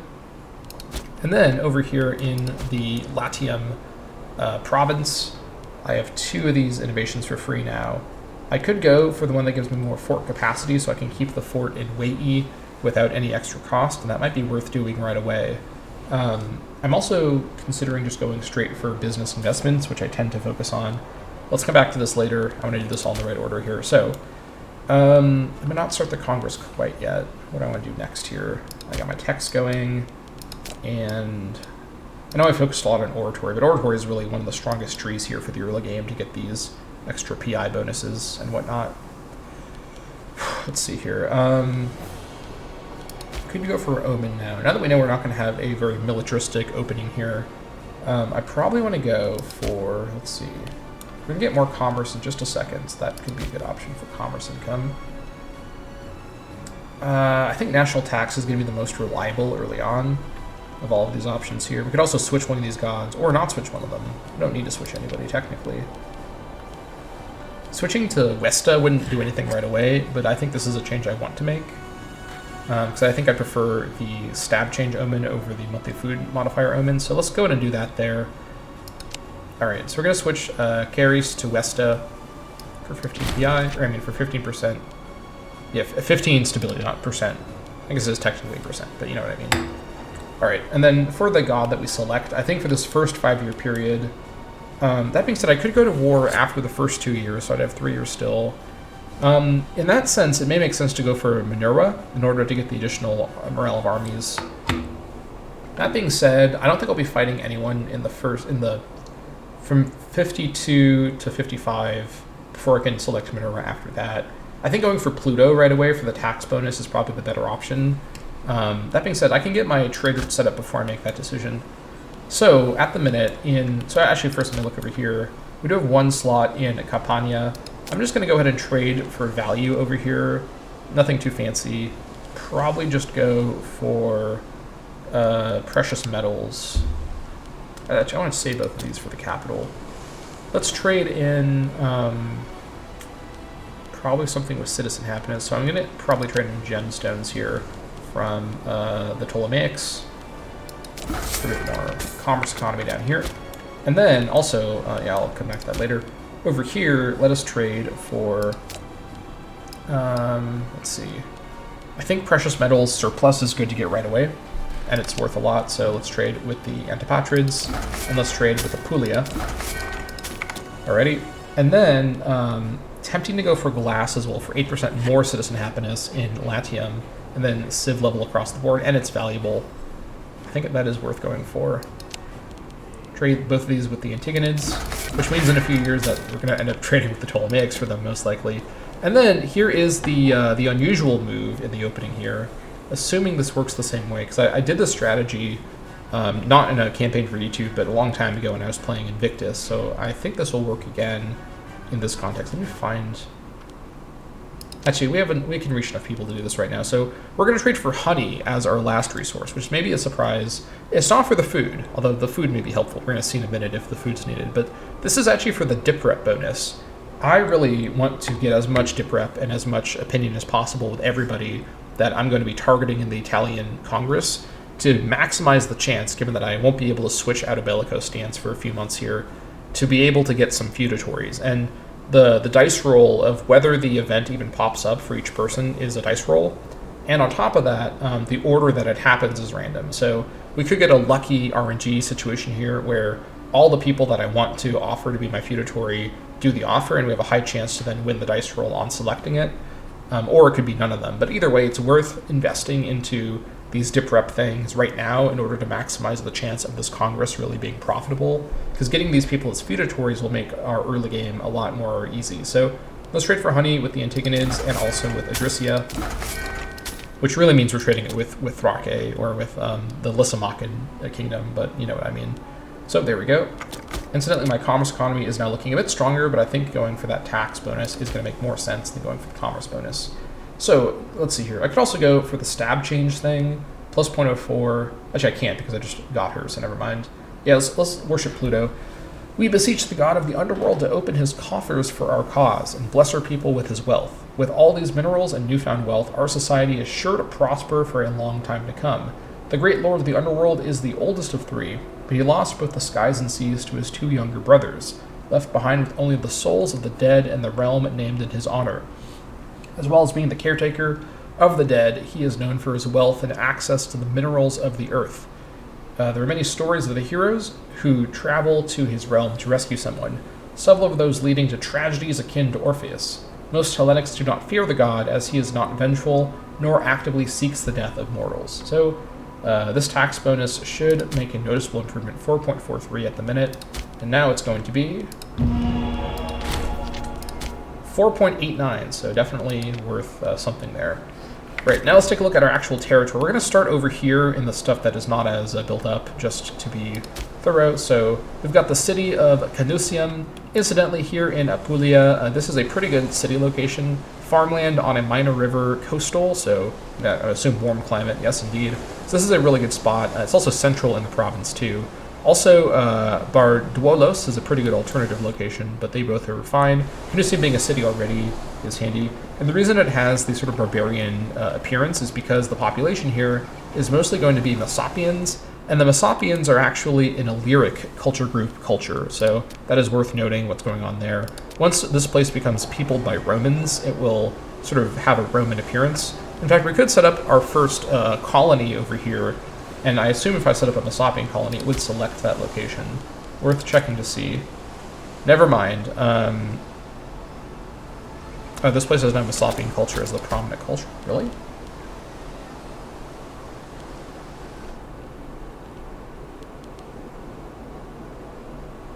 It is the prominent culture. What do you mean?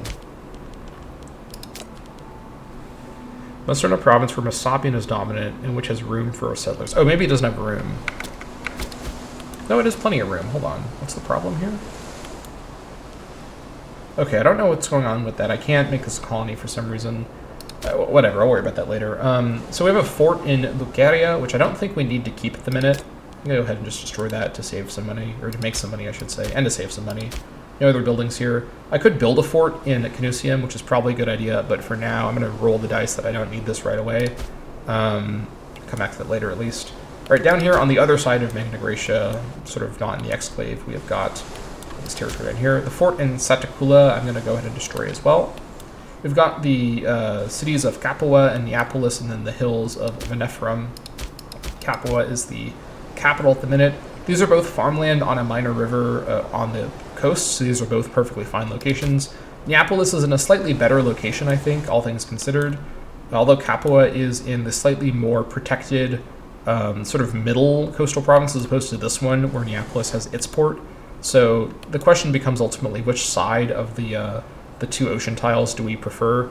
I think having Neapolis, given its more central location and better control over this movement south of the mountain, I think this is a better spot for the provincial capital, to be fully honest. So I'm going to eventually move the capital there. I've learned my lesson on moving around capitals before I own all the land in a region, because of how when you take over in conquest land in a province, I mean not a region. When you conquer land in a province, the capital moves around randomly. It's like a weird glitch in this game that I've never been able to fix. So I'm just going to leave the capital at Capua for now. That's fine. These places, in terms of buildings, we've got some conscription camps in Capua. And what do we have down here? Conscription camps and a port. That's fine. These places do have a fair number of Romans, so that's perfectly fine. Right over here in Latium, actually we'll come back to that later. Over here in Aeternum, we've got nothing up here. and we've got nothing in Nepete in Tuscia. Okay, so over here in Latium, we've got these areas over here. Fregele has a barracks, which would be possibly fine to keep here. We have a lot of freemen living here, so this is actually a pretty good location for a barracks. Going to keep it as that. This place could be made a farm, but honestly, I'd rather have a place. I'd rather have. Let me say it like this: I don't think I need to have a farm here. I'd rather have the manpower from the barracks. So down here, what do we have here? A mixture of everybody. I could make this a barracks as well. That would probably be a good idea. We'll come back to that later. We have a barracks over here in Kirkei. Right, that's pretty good. Lots of manpower being produced from these spots here. Norba is a farm with, looks like enough slaves for the grain, so that's pretty good. Let's go ahead and keep Norba as a farm for now, disallow slave promotion. So we have an extra copy of grain to sell or keep for our own food purposes if needed. Carcioli has nothing here. It's sort of a mixture of everybody. And then Curace is sort of the same deal. Curace should probably become a mine for iron, so we'll come back to that later. As for the cities, so Lewinium, I think, is our smallest city. Yeah, Lewinium is the smallest, and it's sort of a mixture. It's got 2 conscription camps. Same thing with Tiber. Same thing with Ostia. Ostia also has... actually, Ostia has no conscription camps, and it has 2 ports, so that's pretty good. And then our first Classis is currently docked there.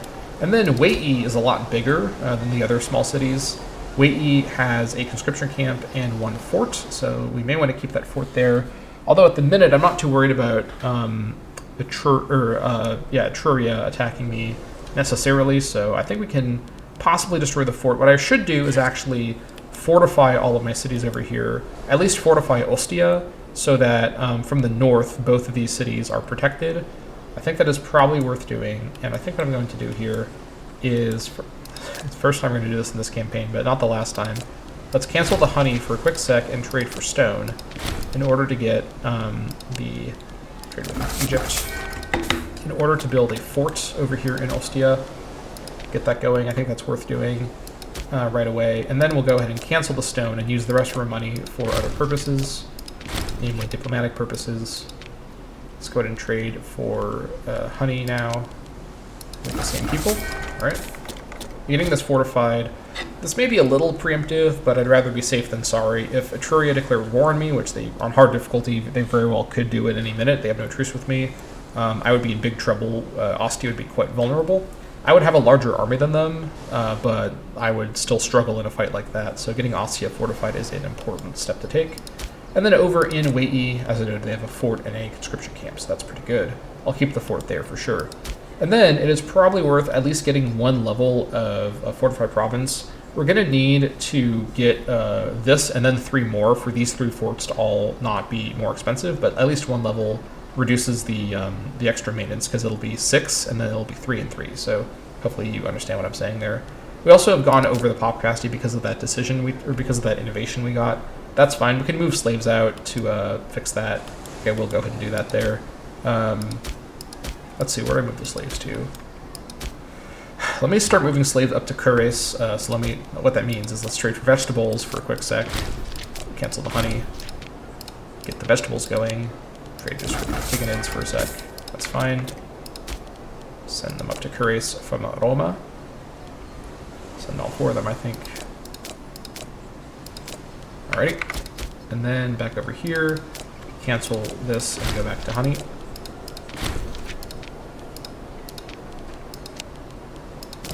Okay, there we go. Right, so in Roma itself, we have got a lot of population to deal with and a lot of buildings in place. We have 1 fort, 1 tax office, which is probably worth quite a bit in terms of money. We have got, what else? 1 court of law, which for this, for Roma, which as you might imagine, I'm going to focus on making a research center with a lot of nobles and citizens and some freemen as well. So anything that boosts citizens and noble ratio, I'm keeping. What else? We've got 2 conscription camps. That's great, given how many freemen are here at the minute. And then we have got 1 commercial district, so I'm going to keep that for sure. Latium is going to end up being a monster in terms of commerce provinces. And I think that's it then. So yeah, it's 1, 2, 3, 4, 5, 6. What did I miss? The last slot is being used by our wonder. So we've got a great wonder in the Roma. You can see it on the map here. This is the Temple of Jupiter Optimus Maximus, which is giving for our nation 10% omen power and 20% improved opinion maximums. That's pretty good.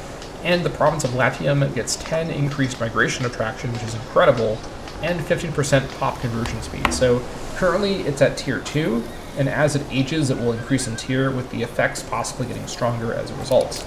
Also, this isn't a really gameplay thing, but Roma has its own unique background compared to other locations, but it is still a farmland tile in everything in terms of its modifiers, so that is worth noting. Right, so with my remaining money, I'm not going to spend anything else on infrastructure. I just need the Ostia Fort just in case. If Etruria attacks me in the next 2 years before this is finished, I'm going to cry and scream, but I will be prepared, or I'll be almost prepared, because the Ostia Fort will be finishing, so we should be alright. Anyways, okay, let's go ahead and get our character focus for Publius Sempronius Sophus. And if you were, by the way, when you started this episode, you were wondering, how is he going to talk about stuff for so long that the unpausing time stamp point is so far in? This is why. I've not even been quiet for 1 second. There's just so much to talk about. For this first period, I think going for, let me see here. I think going for finesse is the way to go, which means we're about to do some real crazy min-maxing. Yeah, let's go for civic focus. And we're going to go for probably commerce focus here. Which one of these 4 you pick only affects the bonus, doesn't have any of its own special events, which means now buildings are a bit cheaper, which means 140. We're going to do this. I'm not kidding, we're doing this. So we have 140 at the minute, cancel the honey, and then we trade for stone. Then cancel the fort and rebuild the fort. 144. I just gained about 2.5 or 3 months of income from that change. Now we cancel the stone and trade for honey again. This is what min-maxing gameplay is going to look like, and it's going to be amazing, the kinds of things we pull off with gameplay this careful. Okay, with that done, is it time for Panatelic Congress to begin? Not quite, because we want to get our actual interactions going first. So we basically have to very carefully decide what actions to take towards everyone around us in terms of the people we want to join us as feudatories. So assuming that this is the same as Invictus, because I last basically did a off-camera min-max Rome campaign when I was playing Invictus, and if I remember correctly, the nation, so everyone on the peninsula can interact with you in these events that can pop up randomly, because it's all RNG, but the nations that have the option for you to request for them to be your feudatory, if I remember correctly, is Sabinia, Picentia, Apulia, Massapia, not Samnium, because they don't like you, Lucania, and Barutia. And what I would really prefer to have happen here, given that Lucania is Samnium's ally, is for the larger nations like Barutia, probably Apulia, let me see actually, these guys are both Illyrian, aren't they? Yeah. Probably Apulia and Picentia to agree to be my feudatories. That would be ideal. Although there's a strong argument for Sabinia being a good feudatory because of their strategically important location in this middle area of passageways between Etruria, Umbria, and Picentia. So if you don't pick up a Picentian feudatory, having Sabinia be your feudatory greatly improves your maneuverability in wars northward against any of these 3 nations. And then, so I think the priority here is going to be Sabinia and Barutia, and I think over-focusing on too many nations at a time, it could be a problem. And again, I'm fairly sure that if you ally with them, this doesn't remove the chance for them to agree to be your feudatory. I'm fairly sure about that. In fact, before I do anything, this is how min-maxing this is going to be. I'm going to open a tab on my other monitor. I'm going to check really quick, because I'm leaving nothing to chance here. Let's see here. There was a forum I saw years ago where someone said this. Let's see here.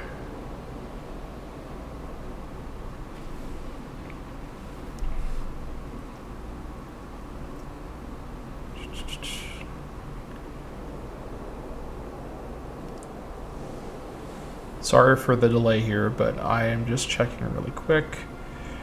Someone posted the code of how the event works. This is handy.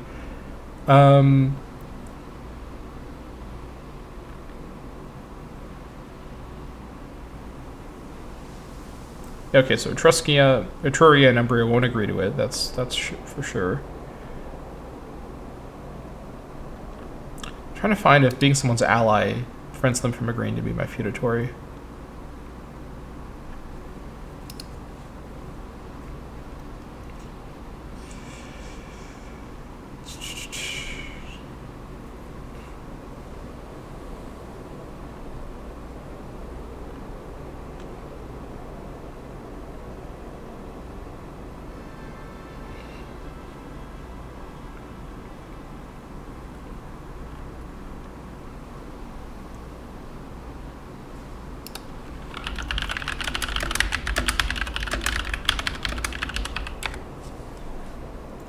I may not be able to find the thing that says if them being your ally prevents them from becoming... I think I saw that once before.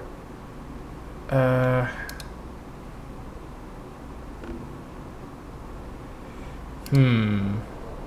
want to take too long looking at this, because I know I'm delaying the actual gameplay here, but I just really want to double check this before I take these actions. Let me open the part that had the code.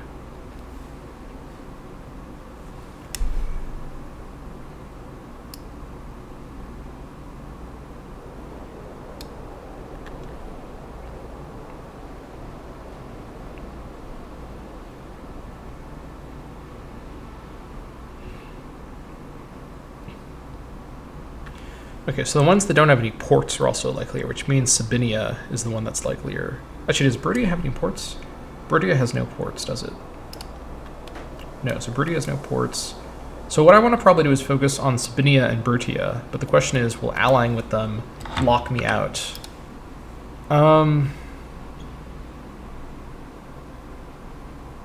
Because it's always a dice roll, there's no way to guarantee. God, I just can't quite find that specific information.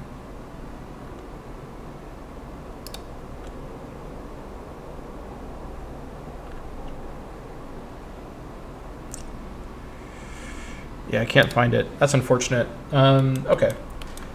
Well, I think it is probably worth allying with Sabinia and Brutia. Even if they don't end up being able to become my feudatories, I think they can, but it's like, my current belief is that they probably can become your feudatories if they're your allies. But I'm not 100% sure about that.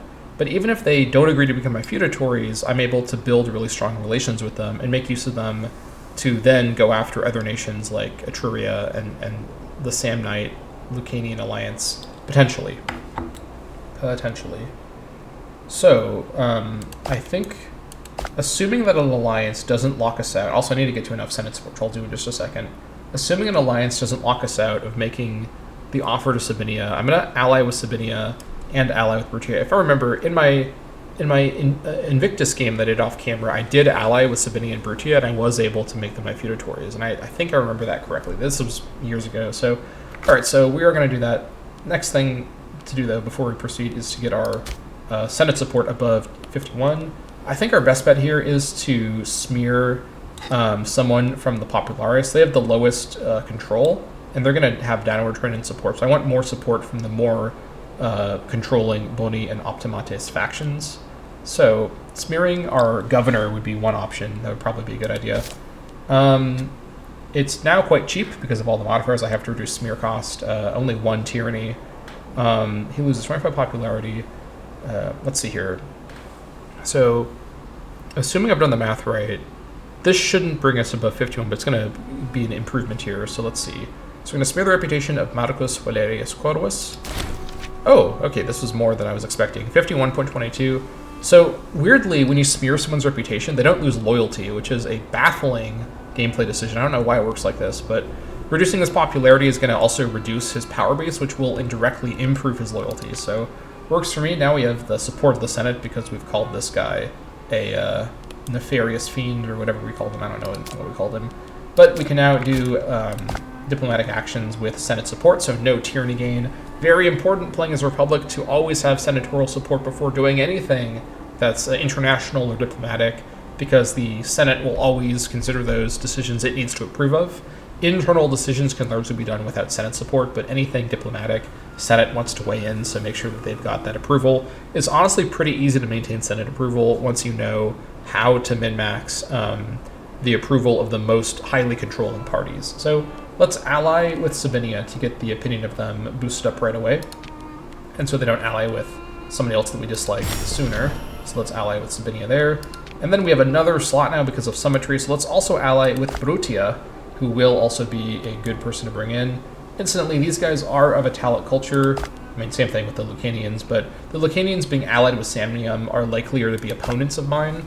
And I think that Brutia would be good to have because they bring a new front to any war against Samnium and Lucania that may happen while that alliance remains. That being said, I often see Samnium and Lucania break their alliance pretty quick, possibly during the conference, so we'll see. But I think Brutia being down here is a good feudatory to add in, or even just a good ally to add in if they don't become a feudatory. So alliance with Brutia looks good to me. And then aside from that, I'm going to sort of, just to be on the safe side, also improve relations with the other targets that I don't care as much about.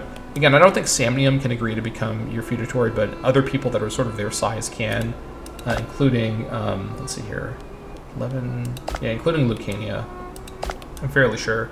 So with, because we're going to do this as well with the other two once we have a month go by, but with Picentia, let's go ahead and start improving opinion.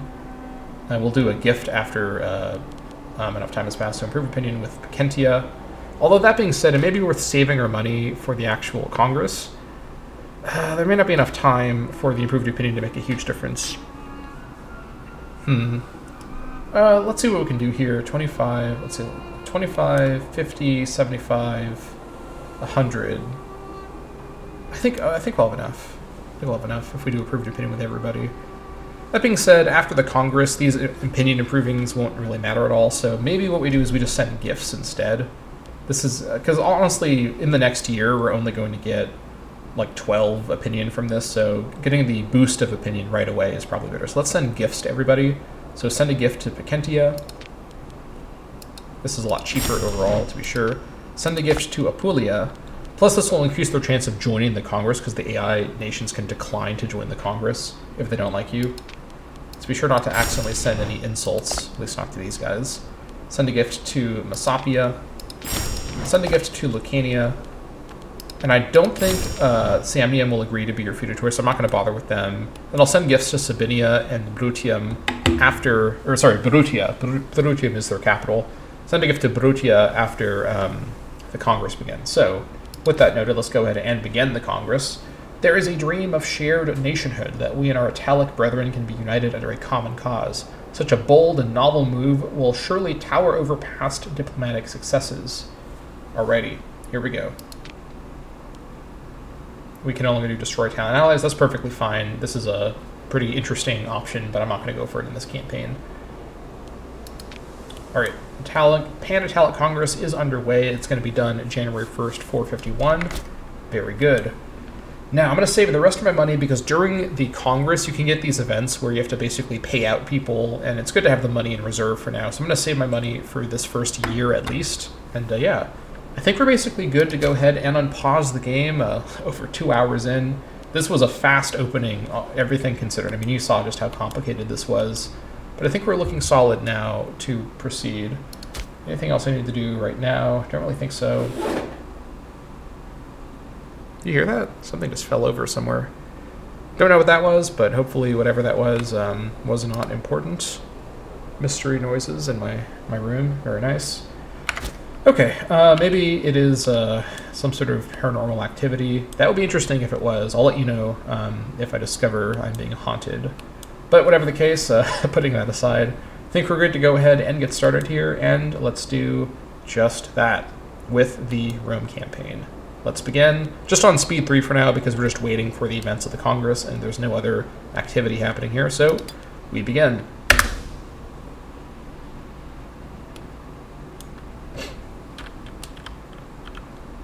Congress event should trigger any minute now. Don't know what all these guys are up to, but they're moving around. Right, eyes peeled for any activity from our neighbors, but I don't think that is too likely at the minute. All right, here we go. The Pan-Italic Congress organized. Many private villas were donated for hosting and discussing business confidentially with our esteemed guests. We are optimistic the occasion will create a sense of friendship and cooperation across the Italic states, all of whom are equally threatened by Gaulish tribes to the north, ambitious Greeks to the south, and the long arm of Punic influence. All that remains is to send out the invitations and await the responses. So we could either just send them all out with no gold, or include a little gift in the invitations to sort of increase people's chances. This is definitely what we're going to go for. 10 gold for 15 opinion from all the recipients is an unfathomably good trade.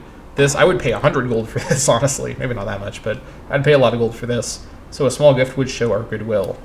All right, this should improve everyone's opinion of me, so that will help. Really, what's going to help the most is getting off a bellico stance, but I have to wait for that, unfortunately. Maybe we'll get lucky with a stakeholder event before that happens, so we can now see what our economy actually is, and everything else is just adjusted as well, so that's pretty good. Let's continue and just see what we get here. No, hold on. Should have done this earlier, but I completely forgot. Let's go ahead and send a gift to Sabinia and Brutia, just to be on the safe side. I'm going to be delayed by a few days. That's not a huge deal. Very minor micro mistake. All right, we're really just making sure everything is as a... Well, this guy's also allied with Etruria. Boo, Sabinia, why? Really hedging their bets there already.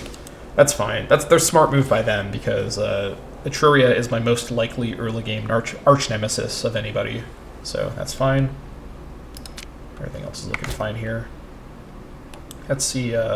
Also, how's the score going? We are number 6 in the world. That's off to a good start here. Yeah, not too much to say. That's just an impressive starting situation, all things considered. I guess we have a pretty high starting situation divider already. 2 months in, we're already number 6 in the world. Pan-Italic Congress convenes. We finally received responses from the invited states, though not all accepted our generous invitation. This is a rather embarrassing turn of events for Consul Publius Sempronius Sophus, who hope to set a new precedent for Italic relations, mirroring the style of diplomacy hitherto found only in the Greek city-states of old. So, this will have to do. Who didn't come? Seculia, Picentia, Umbria, and Samnium didn't come, so that's not great, because Picentia was one of my hopeful feudatories. So, Picentia is not going to be joining, but importantly, let's see here, Sabinia, Venutia, let's see, where's Apulia? Did Apulia not come? Can't Apulia join this? Am I misremembering Apulia? Maybe the non-Italics can't join? I thought Apulia and Messapia joined this. Maybe they do, but they just don't get an opinion thing. Alright, I don't remember. I was pretty sure they could join. You could get them as feudatories, but whatever. This will have to do.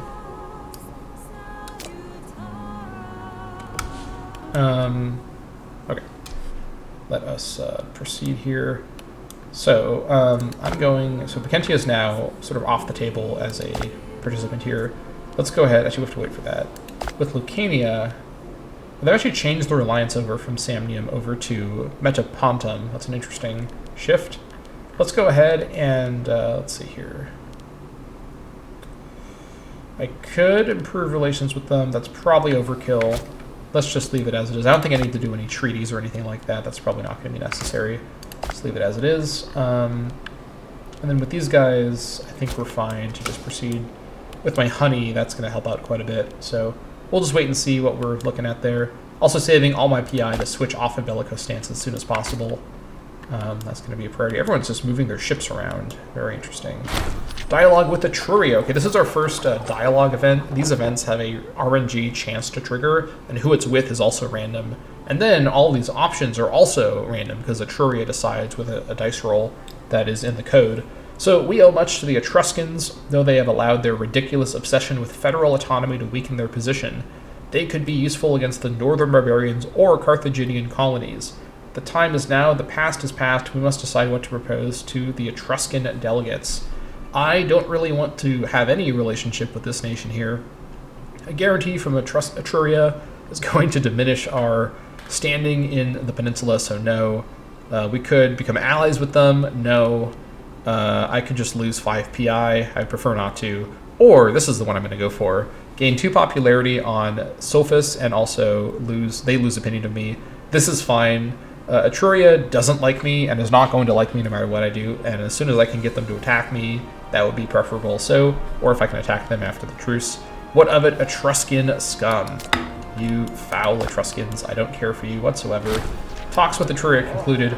Our envoy has returned from the Etruscan delegates fuming that they were egregiously plastered in insults and chased out of the building. It seems Etruria are not too frightened to risk offending us. We're shaking, we're shaking. Alright, so Etruria is not going to be our best buddy. Shocking, I know, but that's the way we approach this. Alright, time progresses. 20 PI. We're going to need 30 PI, I believe, to switch our stance. Hopefully we get those events near the tail end of the year so that we can switch our stance in time for it to matter. But we'll see. Possibly I'll end up not even switching my stance over to something that particular if it ends up not being relevant by the end. And Bellico stance probably isn't needed for this campaign under most circumstances. I'd probably just rather go straight into Mercantile stance, to be honest. But we shall see what ends up happening in that regard. Guys. The Sabinian Etruscan alliance. The delegates of Sabinia have been locked in private negotiations with those of Etruria, scarcely being seen in days. There may be a way to disrupt their happy union, though it won't be easy. So, what can we do here? We could try to undermine their alliance, which would be ideal. Also, I don't want to lose the popularity. And Sophis does have 6 charisma, so not particularly good. I guess we'll see what we can pull off here. They are plotting against us. See if we can break down that alliance if possible. They formed the alliance already in game, so... Diplomatic chicanery. Our feeble attempts to disrupt the friendship of Sabinia and Etruria were quickly spotted, damaging our reputation and relations with the two allies. That's not good. Oh dear. That is not good. I really do not want to lose that kind of relationship with Sabinia. Okay. What can I do? Sort of not too much, unfortunately. That is a big bummer. Well, Sabinia may be off the table as feudatory. Brutia, perhaps still? I guess we'll see what our odds are there. That's too bad, but this is an Iron Man style campaign, so I'm not going to be reloading to avoid that bad RNG. Incidentally, events like this that are completely RNG based are some of my least favorite in Imperator Rome. Hopefully some of the later mission trees don't have this much focus on RNG. The entire Panatalic Congress is basically RNG the year. Okay, dialogue with Lucania. Okay, so Lucania, I guess, isn't open to being my feudatory. I thought that they were. Maybe they were a bit too large. That's too bad. The Lucanii have never been fond of Rome, and watching our growing presence in Italia with some concern, they are not a weak people and well positioned to aid against the Greeks to the south. The time is now, the past is past, we must decide what to propose to the Lucanian delegates. I already have my alliance with Brutia, which is going to be serving me in the south just fine, so I'm going to say that they can screw off, honestly, so get out of here, Lucanian scum. Skedaddle, with a capital S. Talks with Lucania conclude, our envoy has returned from the Lucanian delegates fuming that they were egregiously plastered in insults and chased out of the building. It seems Lucania are not too frightened to risk offending us. Alright, so this Congress is not going very well so far, but we've got the master plan. Fingers crossed that we can seize... Okay, that's not going to help here. These guys want to break their alliance with me. Alright, I'm going to go ahead and start improving opinion with them, just to see if this will help stem the bleeding. This is expensive, but it's worth doing. If I can't get an alliance, or if I can't get a feudatory with Sabinia, I would rather have them be an opponent, so then breaking the alliance would honestly be okay. Although, this is tricky because I might want them to break the alliance if they don't agree to be my feudatory. That means it's only 25 gold, it's not too bad at the minute, so let's improve relations with them just to see what we can do here. Maybe we can get this thing turned around. Okay, they seem to have changed their mind now, so I guess we're going to be okay, all things considered. We have plenty of money stored up right now. Don't need it for anything else at the minute, so that's fine. We'll just keep waiting, see what we get. Alright, come on. Brutian feudatory, please. The Iluwatian-Ganuatan friendship has been declared. The delegates of Iluwatia and Ganuatia have been locked in discussions and found a large degree of common ground. Relations between the two nations are warming, though whether this will end up being in our interest or not remains to be seen. Good for them. Alright. Incidentally, Carthage won't be my ally. I'm not sure why I even looked at that, but I was wondering if they would. Sometimes Carthage will be your ally or will offer an alliance a little bit into the Rome campaign. which is great as a friend to help you against Etruria, but because we have to wait for these truces, not going to matter too much in this campaign. But that's fine. Let's just proceed. Dialogue with Sicania. Here we go. Actually, this one is a little bit unusual because of where Sicania is. Sicania is down here. So I didn't set up for Sicania to be my feudatory. I actually forgot Sicania would join this Congress because they're over here on the island. If I give them money right now, would this improve the chance? I think it does based on my memory. So let me give them a quick bribe. So we get 36% chance. 39% chance. Okay, well that's worth something at least. Completely forgot. Oh, they're at war with Syracuse. Oh, do I even want them to be my feudatory? Their defensive league is already fighting Syracuse right away. Alright, Sicania holds no special place in our heart, but they sent a delegation, and we must treat with them. Who knows, we may even find some common ground. The time is now, the past is past, we must decide what to propose to the Sicanian delegates. I'm just trying to remember if feudatories that join you through events bring you into their wars right away. Do I want to be at war with Syracuse? Do I want the chance to even be at war with Syracuse? I assume that it does, because a feudatory that's at war, I think, always must have its overlord join in the war. So I'm not even sure I want them to be my feudatory, all things considered. I'm going to tactfully decline. I'm not in a position to fight Syracuse right now. I mean, that wouldn't be a terrible thing to have happen. Getting into a war with Syracuse like that would be, I think, okay, but they're too far away for me to take on right now. And I'm not in a position to use my military anyways. I need to still focus on my local affairs. So what of it, Sicanian scum? So we're going to just throw away some money there. Talks with Sicania conclude. Our envoy has returned from the Sicanian delegates, fuming that they were egregiously plastered in insults and chased out of the building. It seems Sicania is not too frightened to risk offending us. Alright, so this has not been the best Congress so far, RNG-wise, but I guess we'll see what ends up happening. If we can just get a Sabinian or a Bruttian feudatory, that would be great. If not, we're going to switch over to the expansion route and just fight everybody. So either way, it ends the same way. We're just giving these people a chance to be on the winning team as opposed to being killed by me and my levies. We shall see. 7th import route for Rome already. I think we're just going to trade. It's like we could get surplus of something. I think for now we're just going to trade for something with value. Probably marble is important to get for now in order to get a surplus later. Surplus of marble for a republic is great for the tyranny reduction, so let's trade for marble, plus it's also a valuable trade with Ptolemaics. That's good. We'll see if more marble becomes available later on. Probably not. At this point, since we don't have a lot of diplomatic range, we have to work with pretty limited trades, all things considered. All right, round up. Yes, okay. Next month we're going to be able to get out of bellicose stance, which will be much appreciated. Hopefully we don't get any important events right now with bellicose stance, kind of screwing everything up. Let's just power our way into October and see if we get any more bets at all, hopefully. Sicanian-Sabinian friendship. The delegates of Sicania and Sabinia have been locked in discussions and found a large degree of common ground. Relations between the two nations are warming, though whether this will end up being in our interests or not remains to be seen. Interesting. I mean, hopefully Sicania didn't tell Sabinia about my rather undiplomatic actions towards them, so... Huh? Wait a minute. What? Why are these nations getting opinion of each other? Okay, this is like completely glitched out. It's giving... Unless this text box is wrong, looks like these tribes are getting opinions of each other and not the nations that are listed. Okay, that's pretty unusual. Maybe it's just a glitch. Pretty strange stuff.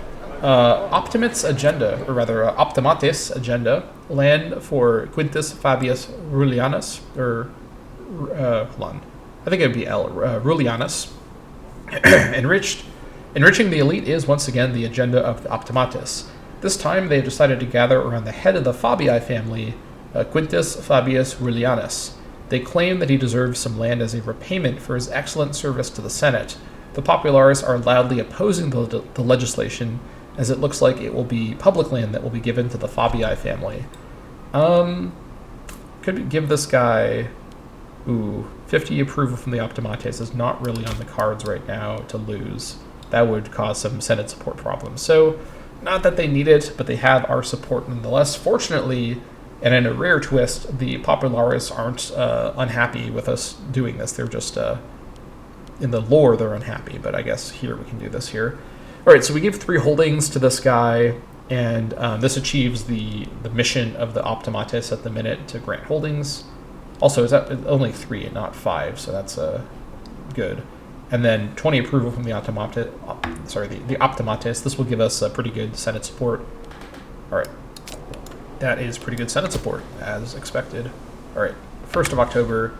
Get me the hell out of bellicose stance. Thank you, please. All right. So I think at this stage, mercantile stance is the way to go for the commerce bonus. Commerce economy isn't very strong quite yet, but mercantile stance is also arguably the best diplomatic stance, oddly enough.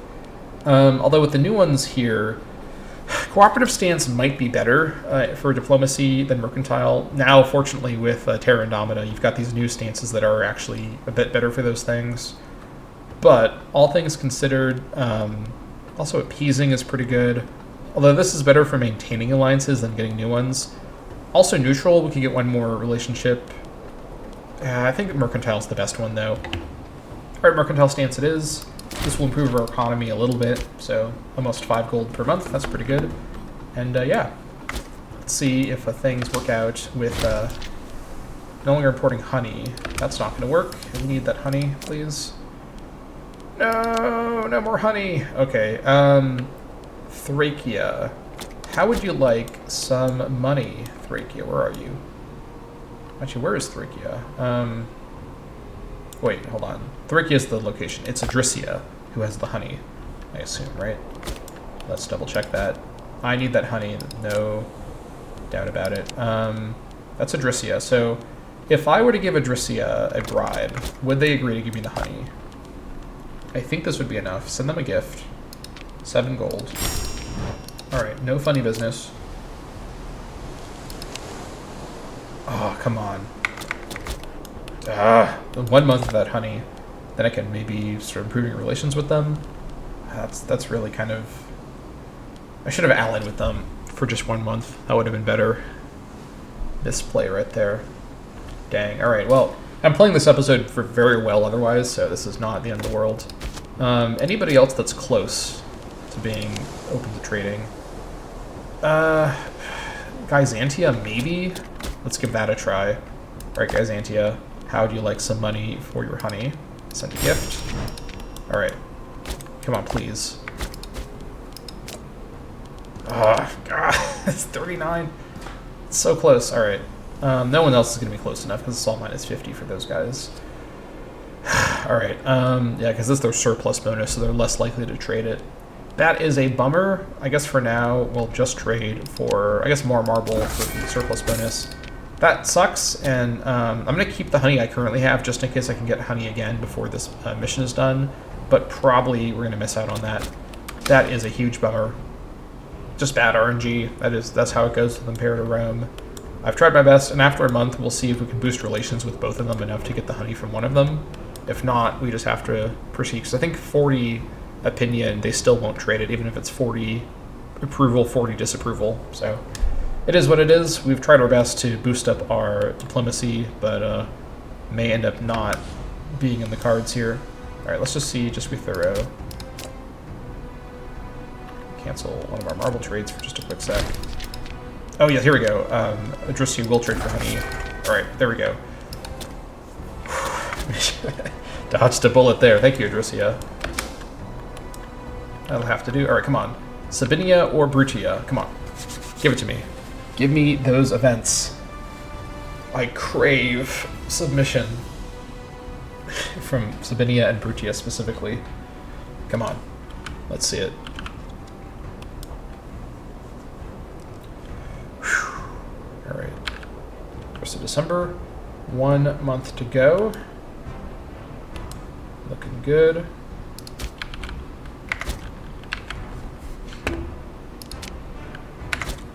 Come on, any day now, please. If I don't get these events, it's fine. It's not a reload situation, but it would have been nice to, yeah, I don't think it's going to happen. All right, that's too bad. That is too bad. All right. Congress concludes. The Pan-Italic Congress is finally over, and it will certainly have far-reaching consequences for the future, or so Consul Publius claims in his concluding speech. In truth, it will be hard to judge until many years have passed. Let us hope they will be kind to Rome. Okay, well, at this stage, yeah, we're not going to be able to take advantage of a feudatory from Sabinia or Brutia. We could offer for them to be our feudatory, and interestingly, Sabinia is not that far away, although you have to be quite a bit stronger for them to agree. There's an argument for keeping Sabinia, because between these two relationships, I'd rather keep the Brutian alliance just as an ally, and possibly dissolve the alliance with Sabinia, just wait out the truce timer and then fight them later. One problem we have now is that because we didn't get Sabinia as a feudatory, Sabinia is alternatively a good early game target, because we have a truce on Etruria, we have a truce on Samnium, and then Nuceria, Marozia, and Pelignia, who we border otherwise, are all our feudatories, so we can't fight them, obviously. We're going to get truces after this next year on everyone on the peninsula, so other people, we also, Frontania is another feudatory of ours. We can also target Apulia, Picentia now, and Messapia, once we get the claims at least, which we don't have at the minute. So we will have people to fight after the next year, so it shouldn't be a huge problem. So what we can do now is encourage expansion. So this Congress basically didn't lead anywhere. That's too bad. I'm going to keep the Sabinian and Brutian alliances, because Sabinia is still a strategically good ally, and it's possible Etruria and then we'll have their alliance break down, I hope. If I declare war on Etruria once the truce is up, Sabinia will join Etruria, because a shared ally situation, they'll always join the defender because of the way it's weighted. That being said, one thing I can do now is, I'm not quite ready yet, so maybe hold off on this. What I will probably do is insult Etruria and Samnium after this next year, once I get my military raised, in order to goad them into attacking me, because they can attack me, and if they attack me, my truce with them doesn't matter, because they're the aggressor.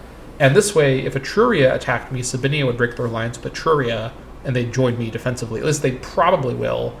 On hard AI, maybe Sabinia would be a bit more calculated than that, but I think they'd probably prefer to join me.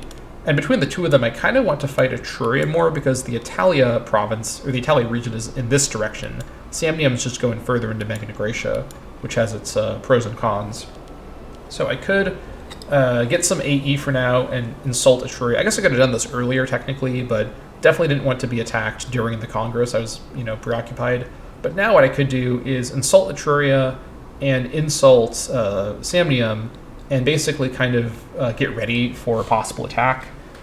This gives them a Casus Belli to declare war, which I don't think they have at the minute, although these guys should be finishing their matter of home region missions. They should get claims on me maybe on the next day. So, plus this reduces opinion from them, so this is a good way to increase the chance of an attack. Let's see here.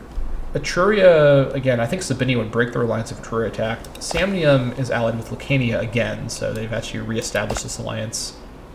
Not entirely sure what happened there, but Lucania's kind of flip-flopped in the last year. Samnium would probably bring in Lucania. Lucania would probably join them in that war offensively. That would be fine. Either direction would be fine. From the south, I'm pretty vulnerable right now. I don't have any forts at all. But I could just raise my army and beat them in the field, probably with no serious problem. They may be able to get Canusium at least, but shouldn't be a huge issue. Militarily, I'm at 34 cohorts and then 3 from Magna Graecia, so that's, more than enough against these guys. I think it is probably worth my time to insult, because these guys I want to fight, and I don't really want to wait for my truces, so my best chance to goad them into attacking is by sending insults. So insulting another country will purposely damage their opinion of us, making them less likely to accept other diplomatic actions, and giving them a Casus Belli to declare war against us. Alright, we've insulted Etruria. Your nation shall fall in ignominy. And then, Samnium, you're next. Alright, Old and Tired is the name of your nation.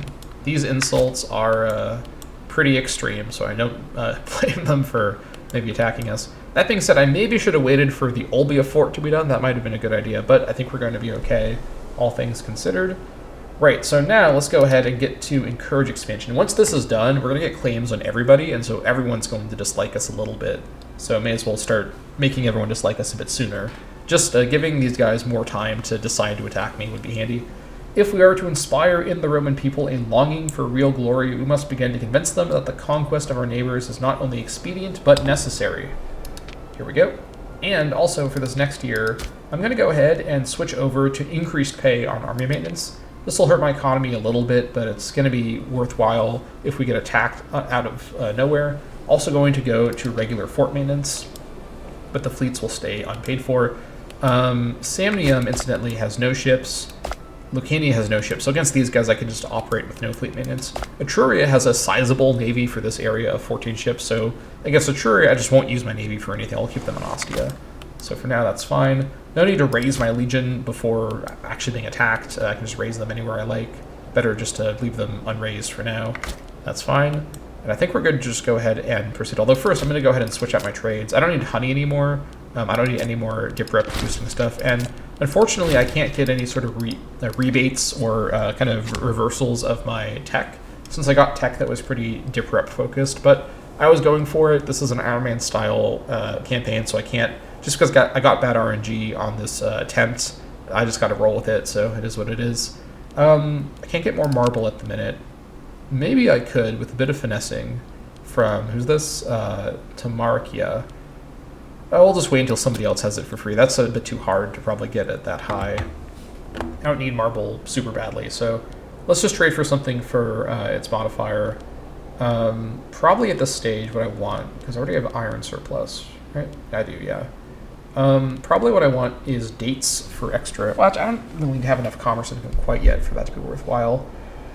Can I get loyalty of characters? I think livestock, actually. I think it's time. Livestock's a really important resource for the surplus. Pop promotion speed bonus. Encompassing a multitude of domesticated animals, livestock provides numerous goods such as milk, cheese, meat, and wool, which drives a significant part of the economy.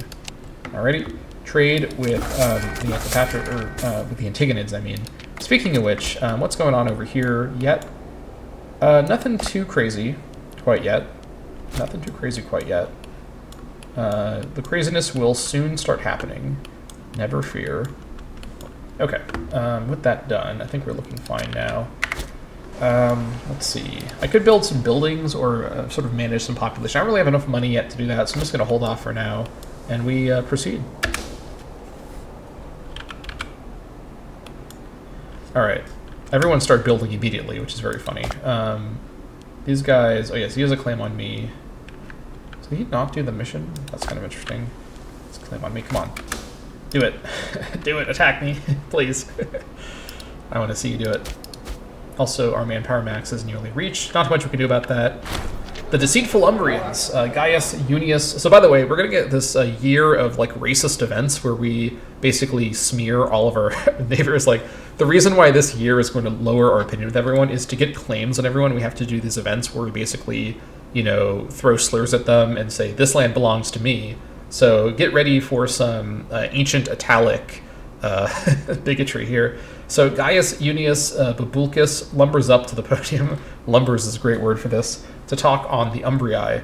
Esteemed senators, some of you may dismiss them as little more than hill-dwelling sheep-herders, but they intervened on the side of the Samnites, then our sworn enemies, only a few years past. They have wrestled with the Etruscans for hundreds of years, yet they still stand. Can we allow such a foe to be underestimated? So this was the, I guess that was my impression of a racist speech, or I guess this isn't really this is sort of reverse racist. This was sort of a pro-Umbrian speech. It's interesting. All right, so we can gain claims on Umbrian land. They lose opinion of me, and we get popularity on the consul. Definitely what we're going to go for. And this one here causes us to lose popularity. The speaker of these events loses loyalty, and then the person gains opinion, and then, yeah. So Umbria must submit to Rome. So that is pretty good. I don't know if we get the events for our allied nations. I guess we might. Do I miss out on claims on Sabinia? I don't want them to break the alliance from that. But I can maybe finesse it where they stay my ally, but I also get claims on them. That would be pretty funny. Also, now I can probably spend PI a bit more freely. I think I'm going to go ahead and start doing that. Keeping Borderlands in Latium is going to... We have so many manpower bonuses over here, so we can definitely keep making use of that. Over here in Campania, this place probably needs to go to assimilation policy. It's going to cost us tyranny because it is under a governor and not under our character, so that's going to have to do. We have no tyranny at the minute, so this is fine. Cultural assimilation is going to be necessary over here. This loyalty is fine to maintain. Same thing here, I think. It's not going to make a big difference right now, but it is good to... This place is 8% Romans only, so that's going to have to do. We'll save the rest of the PI for now. All right. I did not prepare any coffee for this recording session. I regret that I did that. I could make do with some coffee right about now. Gonna have to proceed without caffeine. I guess the Romans didn't have caffeine, so I'm just I'm immersing myself in the campaign in a way. Italian destiny. Quintus Apuleius Panza calls for silence in the Curia. Roma has prospered by placing her interests first, and the gods have shown their love for her. We are poised to rule all Italia, if our petty disputes can be put aside and our strength rallied to the cause. If she only had the courage to seize the moment, everlasting glory and honor would be the least of her rewards. Right, so he had a interesting voice. I don't know why I gave him that voice, but it sort of fits, you know? He looks like he has a theatrical voice. Anyways, so we can pick between two different modifiers here. Swift Strike increases our claim fabrication speed, reduces the time it takes to do it, and this is for basically, I think it's 15 years, something like that. I think it's 15 years, or claim fabrication cost. And given that it's a PI cost, this would bring it down to 19 PI. Between these two options, this one is much better, so it's sort of weird that the options are so imbalanced. But we must strike as soon as possible. Also more popularity for this guy who spoke, so that's fine. Alrighty, we proceed. Alright, so we've no longer importing precious metals, so we need to get that going once again. Or we cannot. Damn it, alright, that's too bad. Alright, well, we'll keep trading the one copy for value and for the local happiness, and instead what we'll trade in is... What do we have as an alternative here? Not a lot, unfortunately. Let's see. Something else with value. No elephants around here. Anything that's... Okay, honey is actually kind of valuable at 0.4. So we could trade for honey for value, oddly enough. I'm actually going to trade for honey for value. Also, in terms of food, we do have some problems here. Although we're just leaving winter because it's March, so that's probably winter related, so the honey will help out a little bit. So we'll retrade for honey from Adrissia. We did pay them for it earlier, so... Or, no, we didn't pay Adrissia for honey. What were we trading for? It was for, what was it that we were... I actually don't remember. Oh yeah, no, it was Adrissia for honey. That's right. That's right. Okay.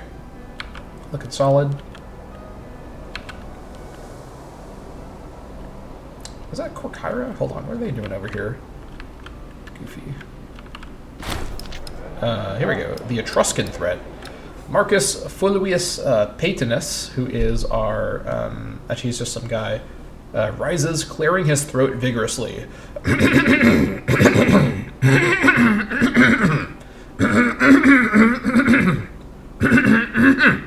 That's a weird speech. Alright, jokes aside. Oh, I think I just destroyed my throat. The Etruscan city-states have proved time and again their hostility to Rome. At every turn they collude with the Umbrians and Samnites like snakes. Our great victory at Lacus Widemo has revealed their weakness. They are ripe for invasion. Alright, the Etruscans must be destroyed. That is no doubt about that. Or there is no doubt about that. Okay, they can also attack me at will because they have the claim on me, but that's perfectly fine. We've got the manpower and the numbers to ward them off. And I do know from playing as Etruria that Rome does have more cohorts than they do. Maybe on hard difficulty things are changed around a bit, but I'm pretty confident I can beat them. Also, Samnium has a legion, which is interesting. Don't know how or why they have a legion, but they have a legion, which they've populated with a light cav and spearmen, so that is a choice. Anyways, auspices of Jupiter. To ensure support for war, an official auspices from Jupiter Optimus Maximus, the patron god, or the patron of good faith and greatest of the gods, is recommended by the Fetials. Assurance of victory will hearten the soldiery and buoy the people's enthusiasm. While there is no doubt that Roma will be granted favorable auguries, it would not bode well if the priests return with an inconclusive or, Jove forbidding, pessimistic results. Let's see here. We lay our faith in Jupiter. We're going to go ahead and get loyalty on our, I think this is the augur, that makes sense, and 10 PI, that's pretty good. All right, so we'll see how that works. So that's another RNG event. Again, these RNG events are just kind of part of the game early on. Okay, so with the remaining PI, I could switch around stuff over here. 100% Roman and 100%, how many people? 15 people live here in Nepete? Oh my god, all right. We definitely want to switch this over to assimilation then. Not going to matter a lot for the other areas, but just in this one spot, there's so many Etruscans to assimilate, so we'll get to work on that. Very good. Otherwise, we'll just save our resources, just in case once the wars begin at the end of this year, we can get going. And then also, if Etruria and Samnium haven't declared war on me by, let's see, if they haven't declared war on me by, like kind of October-ish, maybe November-ish, we'll start planning for war. I think our first target, I don't have claims yet, but yeah, actually I need to wait to see what other claims I get. So I'll decide at the end of the year. I'm not going to prepare for it because I need to wait. Auspex returns. Imperative auguries were concluded on the capital line on the first clean morning. After a tense wait, Consul Publius receives an inscrutable chief augur, Fabia Tertia, in the Comitium. Fabia Tertia slowly steps forward and raises her palms to hush the thronging crowd. With coy trepidation, she finally bellows, "Negation!" The smiles of the crowd drop as a stunned silence falls, slowly breaking into pockets of despaired wailing. Consul Publius looks glumly at Fabia Tertia, who merely shakes their head. "Why didn't you let me bribe you to fake what was happening?" Damn it. Alright, well, this might be the world record worst RNG for the first episode of any Rome campaign. Basically, every RNG thing in this mission tree has gone poorly for us, but Iron Man style campaign, we're going to roll with it, and so far I have faith in my own ability to weather, although this modifier for 5 years is pretty bad. State religion happiness minus 10%, that's pretty crazy. Also 10 popularity on Publius being lost. Army morale recovery minus 5%. You can tell this is a vanilla mission tree because it's poorly designed. In my opinion, in strategy games, and grand strategy as well, the role of RNG should be minimal and easily understood, and for things like this with such big modifiers, there should be some way to spend your resources to soften or remove those malices, or to trade them for bonuses. I think that should always be an option. Just more options for you tends to improve grand strategy gameplay, with, some limits. You don't want to have 1,000 options per event, but having an ability to soften the blow with a gold payout, like bribing her, would certainly be a nice thing for this to have, but it's a vanilla mission tree. It is what it is. We just got to roll with it. So, damnation. Pretty bad stuff. And then over here, there are some Etruscans living in Latium. Hold on, aren't there? Oh, yeah, there's a couple of Hebrews here as well. That's what I remember, but that's fine. Also, yeah, so because of that state religion happiness reduction, our research has been reduced quite a bit, so we're now getting the warning about bad ratio. It is what it is. Can't do too much about this. Also, I forgot to start my investments, which is a recurring feature of all of my content. I always forget to do this. Let me go ahead and get the fort one going just before this one finishes, or around the time this one finishes, I guess, just so we're not too delayed on that. Whoops. Fortify the province of Latium. Yep, going to be necessary to keep our costs down. Then we'll probably do the business investment one, although we're not able to reach that many people right now anyways. Never hurts to have more of those. All right, Picenia is fighting somebody. They are fighting Umbria. Okay, that's good to know. So there's a war going on between these two. That's fine, as I have claims on Umbria, but not on Picentia, which means that Umbria may be vulnerable. Plus, I could attack them through Sabinia, although they're in a giant defensive league. No, they're not. I have a giant number of allies and feudatories, that's why. Actually, Sabinia wouldn't join, which is not good. What's your concern here? Okay, there's no reason Sabinia wouldn't agree to this. God damn, alright, whatever. Let me just get access through Sabinia, just so I avoid that being a problem. And just to be thorough, I'll get it through Brutia as well, so that's fine, alright. Whatever. And then we can just maybe ask these guys to be our feudatory later, once they're feeling more threatened by us. Never going to be a problem with that. The Might of Rome. Gaius, proud son of the noble Unius, speaks in the Curia Hostilia. His tales of our ancestors. This is going to summarize this week, so you're going to be spared from another, voice acting moment from me.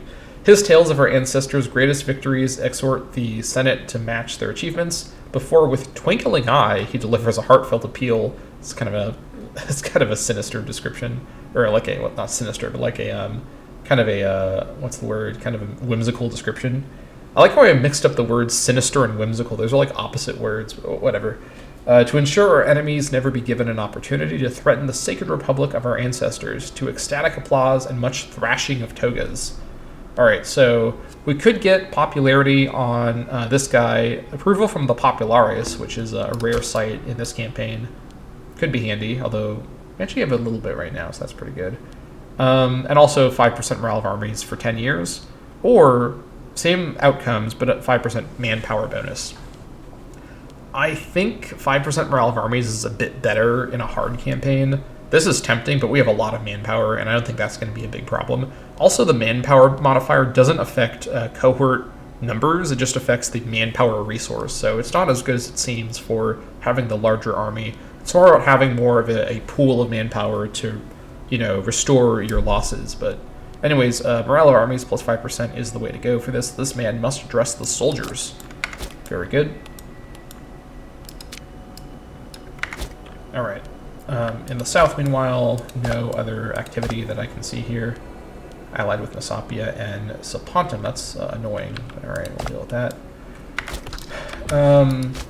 We have another trade route from Pops, I'm imagining. Looks like it. What can we get now? Marble? No. No gold either. All right, let's see. We could get another copy of honey for more value and for dip rep. Actually, yeah, we have sheep already. Let's just trade for honey again to get more dip rep. May as well, and it's valuable. So at the minute, we just need more money. We'll trade with Adrissia again. What's going on in the world right now? Anything notable? Not really yet. The chaos in Anatolia is soon to come, but not quite yet. That's handy. What's Carthage think about me? Not a huge fan, but they're middling. They don't really care about me yet. That's fine. Truria doesn't like me, obviously, and the Samnium doesn't like me. Alright, waiting to see if they go for it. I kind of hope they do. If I can just get into war with them before my truce is up, that saves me so much time, honestly. This is going to be fine for now. Alright. And any unhappiness problems, mild, but nothing too severe. This is maintainable. Historic wars, here we go. Lucius Baperius Carcer talks of our republic's military traditions. Our ancestors fought valiantly to protect the city of Romulus from our domineering neighbors.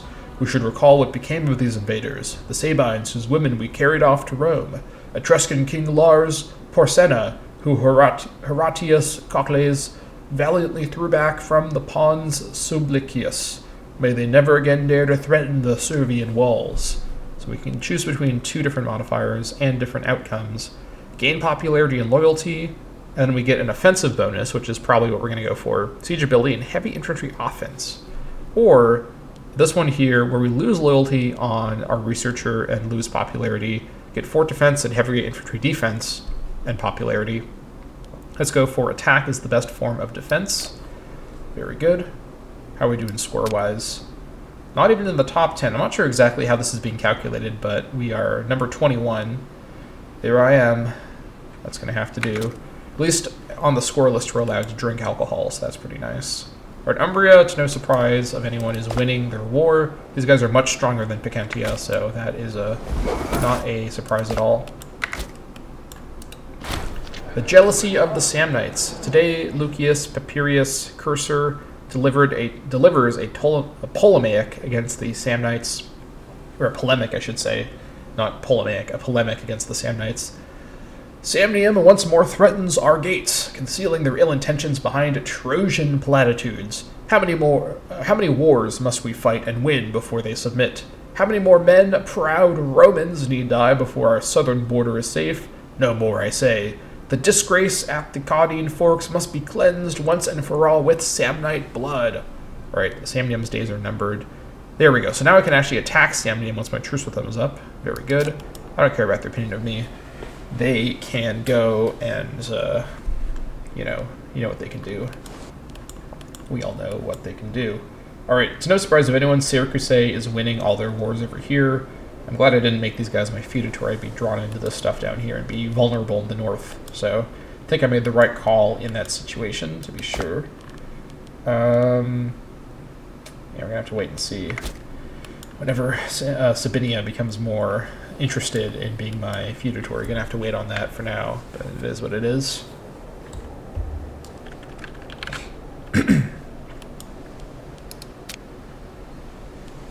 Alright. Just waiting for more events to pop up here. You guys got a breach over here, interesting. Incidentally, going to war with Umbria would be a pretty good idea. Sabinia and Brutia still wouldn't join. This is an offensive call to arms, so this wouldn't break the alliance, which is my preference. I want these guys to stay my ally. But I could bring in my feudatories who have to join me. And incidentally, Umbria is distracted by this war with Picentia, but I would rather wait for them to conquer Picentia so I could then get Picentia in the Umbrian War. We can see the Umbrian army. It's not larger than my army, to say the least. They have 10 cohorts. I have, just with Italia, 34 cohorts.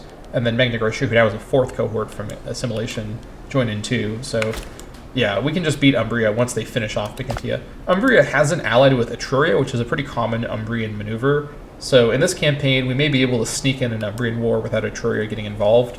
That being said, I can probably beat Umbria and Etruria together if I'm careful. The most nightmare scenario is that Etruria and Samnium declare war on me simultaneously or in an alliance. Then I may be in some trouble because I'm just going to have trouble kind of fighting them both on either side. I'll have to focus on one or the other.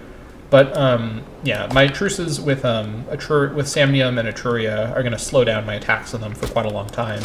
Then I just have to wait those ones out, unless they attack me first. I may be able to squeeze in a Umbrian war, and if they have this coastal territory, I can also take it directly, because I think I'll be close enough to conquer it. Not entirely sure. Saponium wants me to be in their defensive league.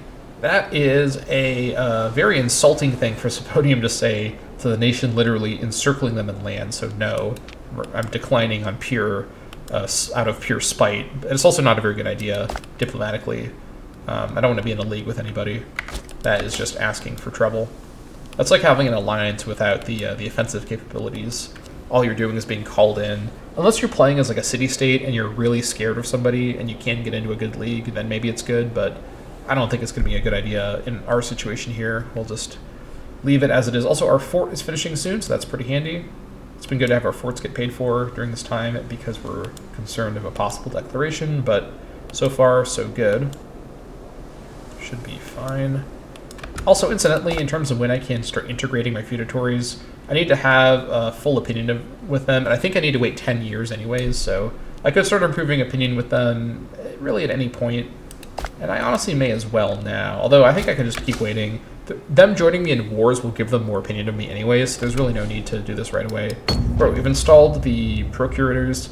The powers of our local treasury officials in the province of Latium have been expanded, improving their ability to direct local tax collection and labor organization. Alright, so this means that this place now, for right this second, is within fort capacity. Soon it's going to be 9 out of 6, so we're going to go back to having more expense from Latium in that regard, but this will help things out a bit. And then, for now, it's probably worthwhile to go to local import routes, but we don't have access to a lot of trade quite yet, so maybe I hold off. I could just start going for the third, fort being cheaper. I think reducing this would also... it's hard to say.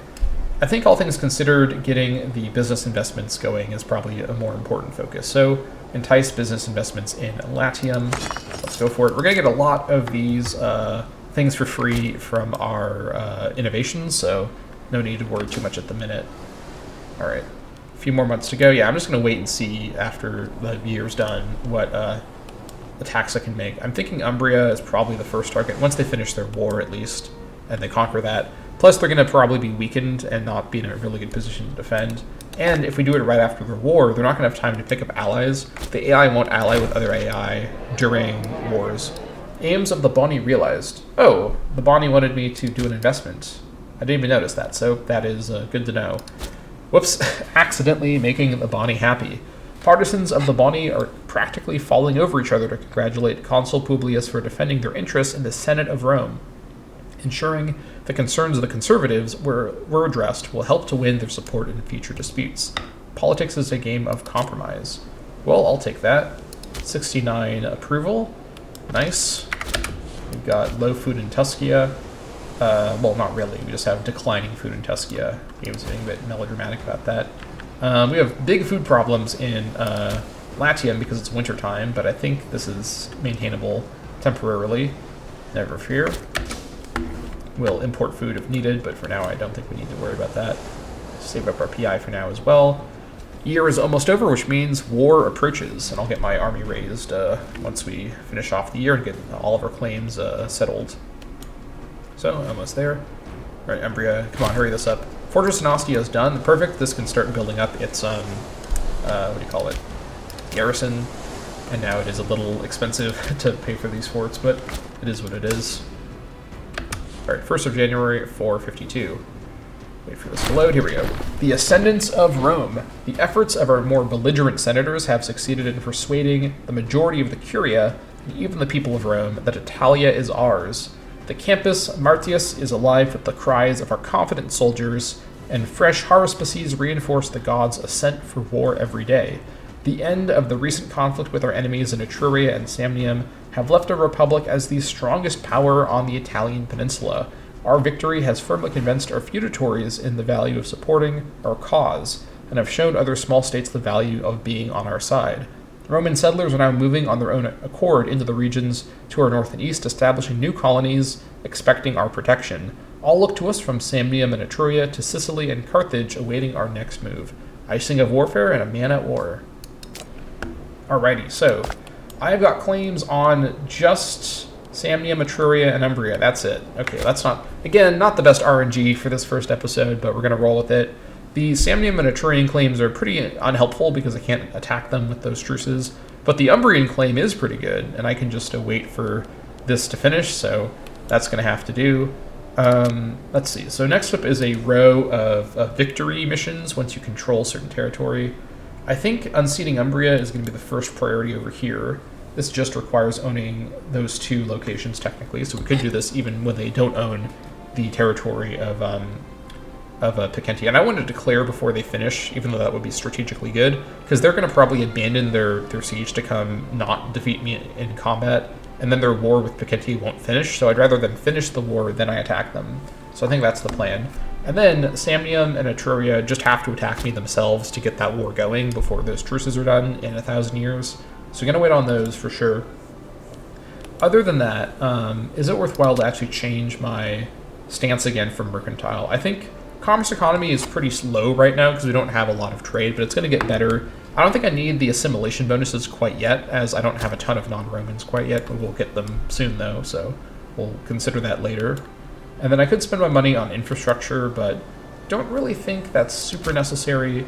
Incidentally, it looks like Barabatus and Crassus are going to be our next consul and co-consul, respectively. That is another Optimate leader, and then an Optimate co-consul. So we may have another 5 years of Optimate leadership, or sorry, Optimates leadership. Optimate's the English version of that, so we shall see. We can also do these decisions down here for various resources. This is always an option if we like. This one here, we would gain sort of very high Optimates approval tick and loyalty from the family heads. This one, we gain a high Bani approval tick, integrated culture happiness 6%, and then we upset the unintegrated culture group populations. And then this one here is noble happiness reduction and then popularis approval. I don't think any of these are needed right now. I'd rather do this actually on a 5-year tick anyway, so we'll hold off on that for now. Let's see here. I think let's just keep waiting. Let's go to war with Umbria after they finish their war with Picentia. I think that is the move. Definitely that is the move. Yes, all right, let's proceed. Yeah, research rate, I know. I'm aware. Is Ancona in this war? Ancona is in this war as Picentia's ally. Ancona is going to lose this attack. I don't know why they're making this attack. What are they thinking? Alright, these guys are about to die. I guess they're trying to protect this location, but they're going to fail. Alright, well, these guys, they've made their decision, so they have to live with it.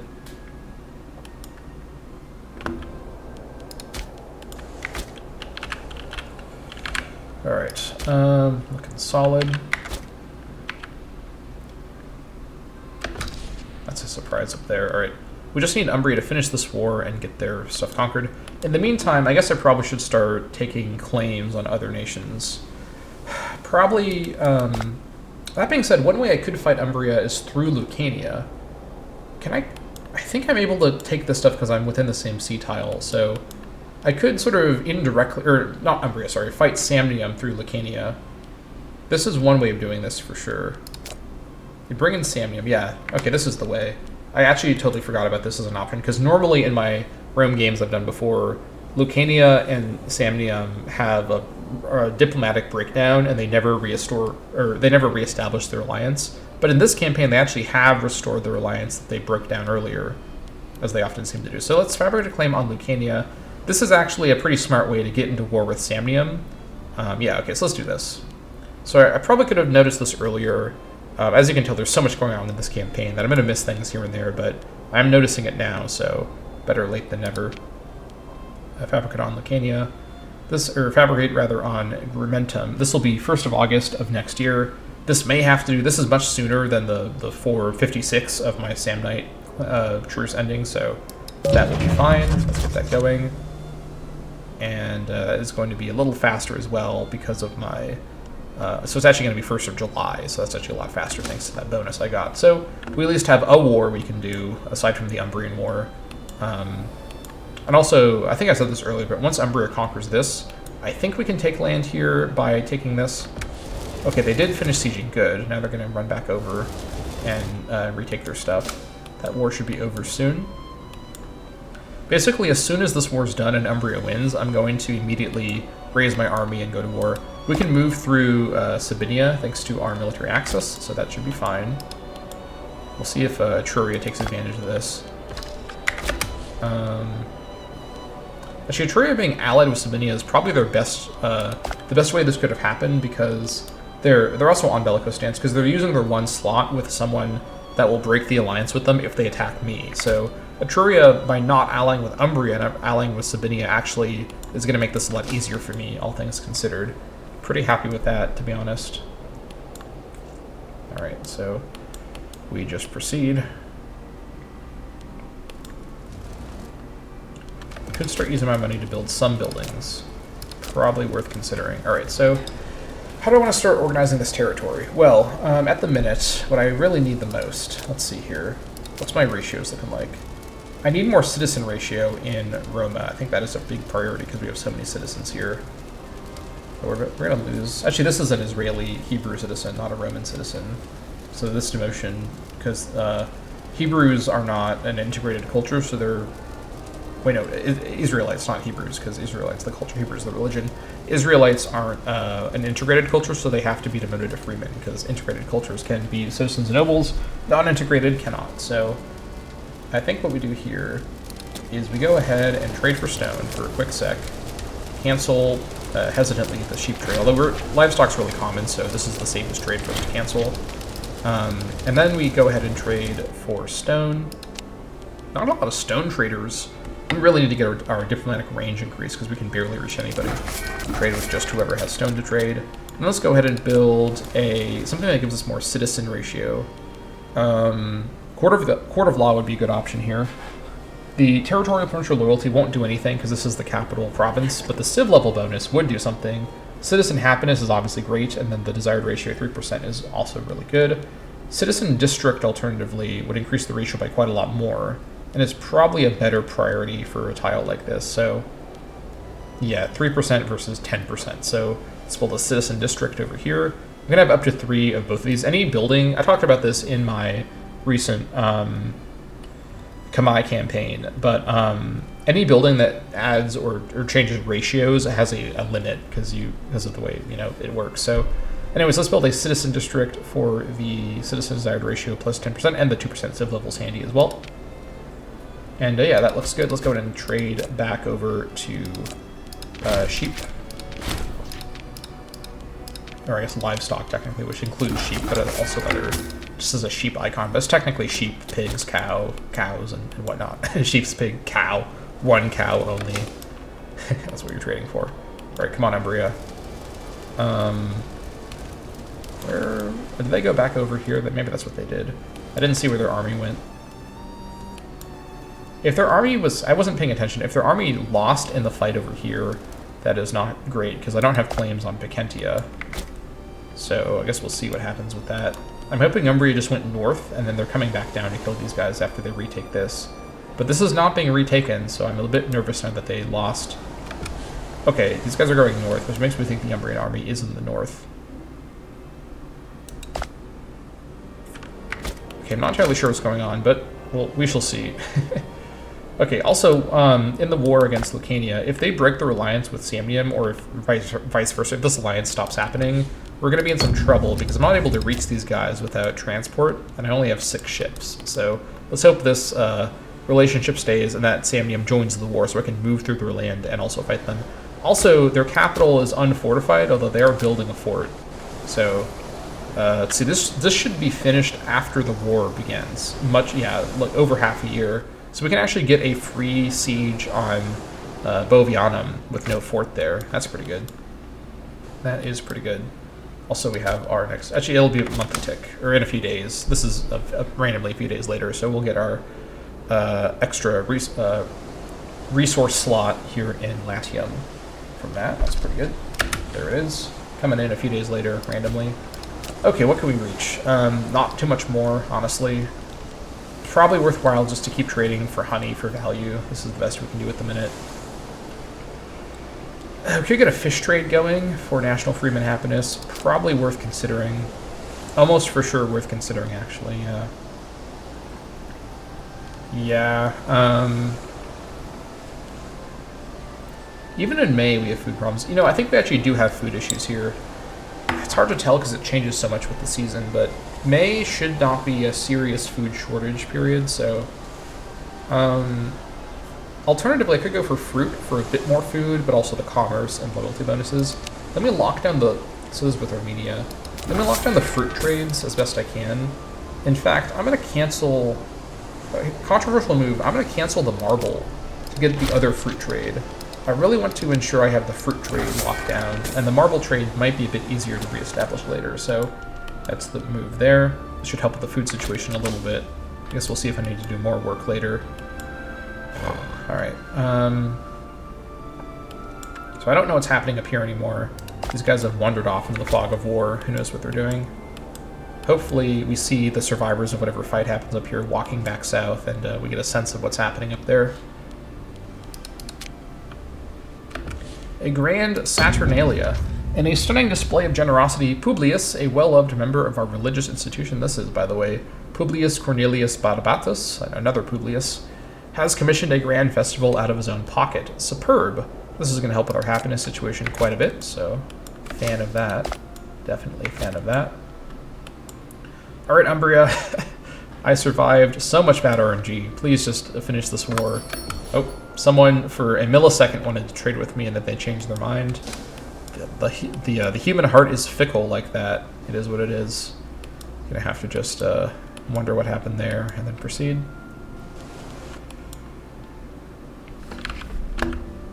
Alright.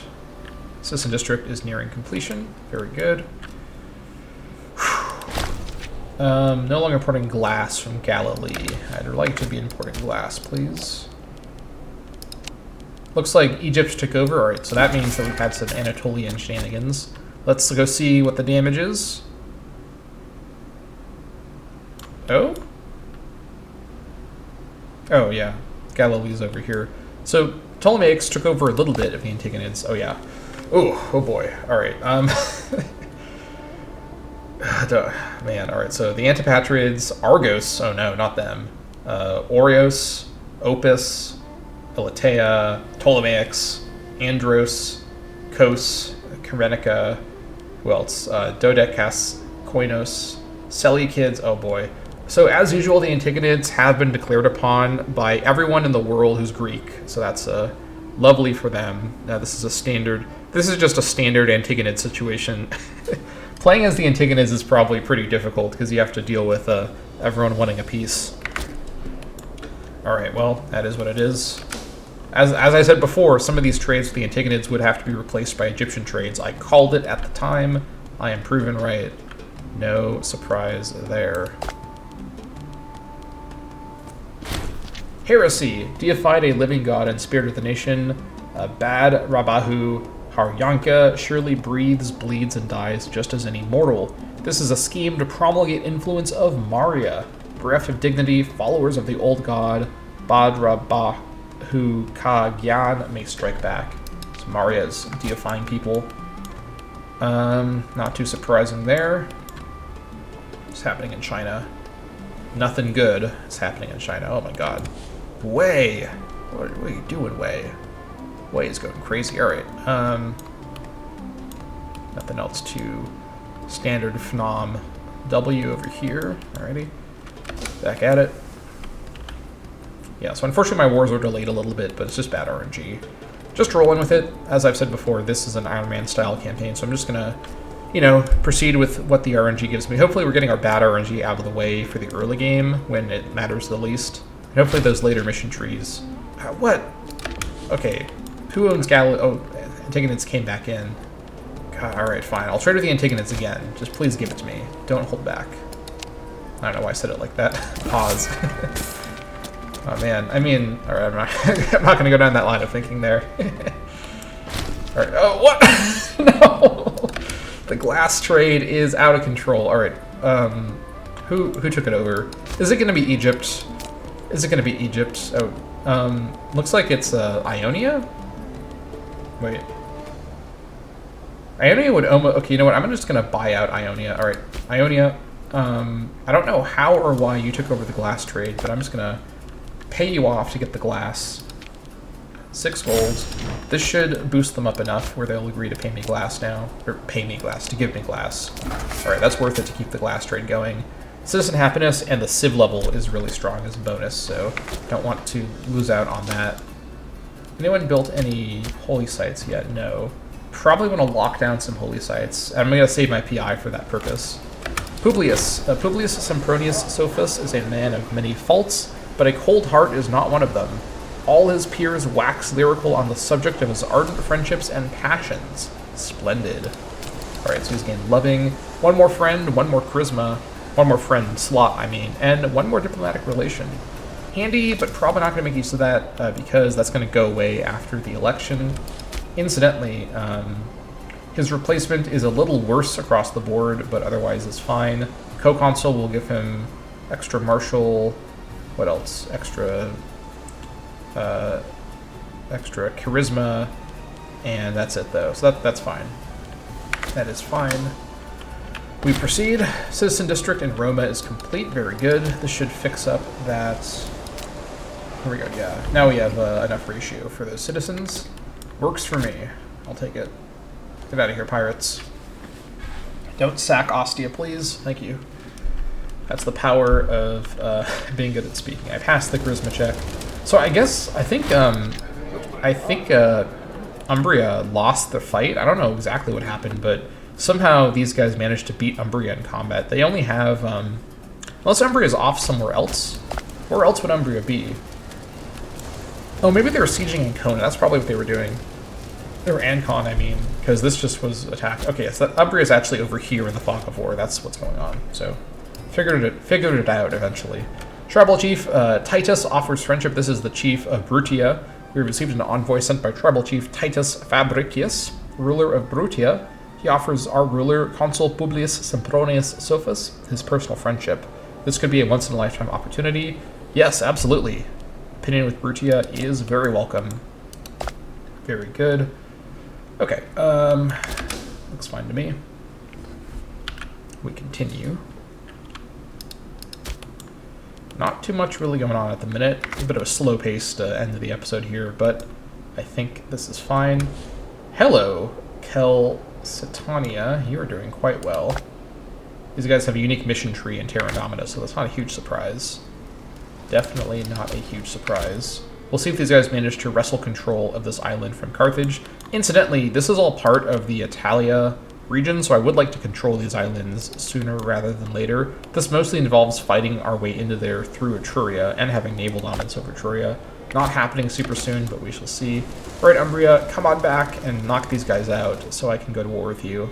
Oh, I may have to wait and do the Lucania-Samnium war first at this rate, given how things have panned out here. But I'm going as fast as I can, given my bad RNG. Trying my best here.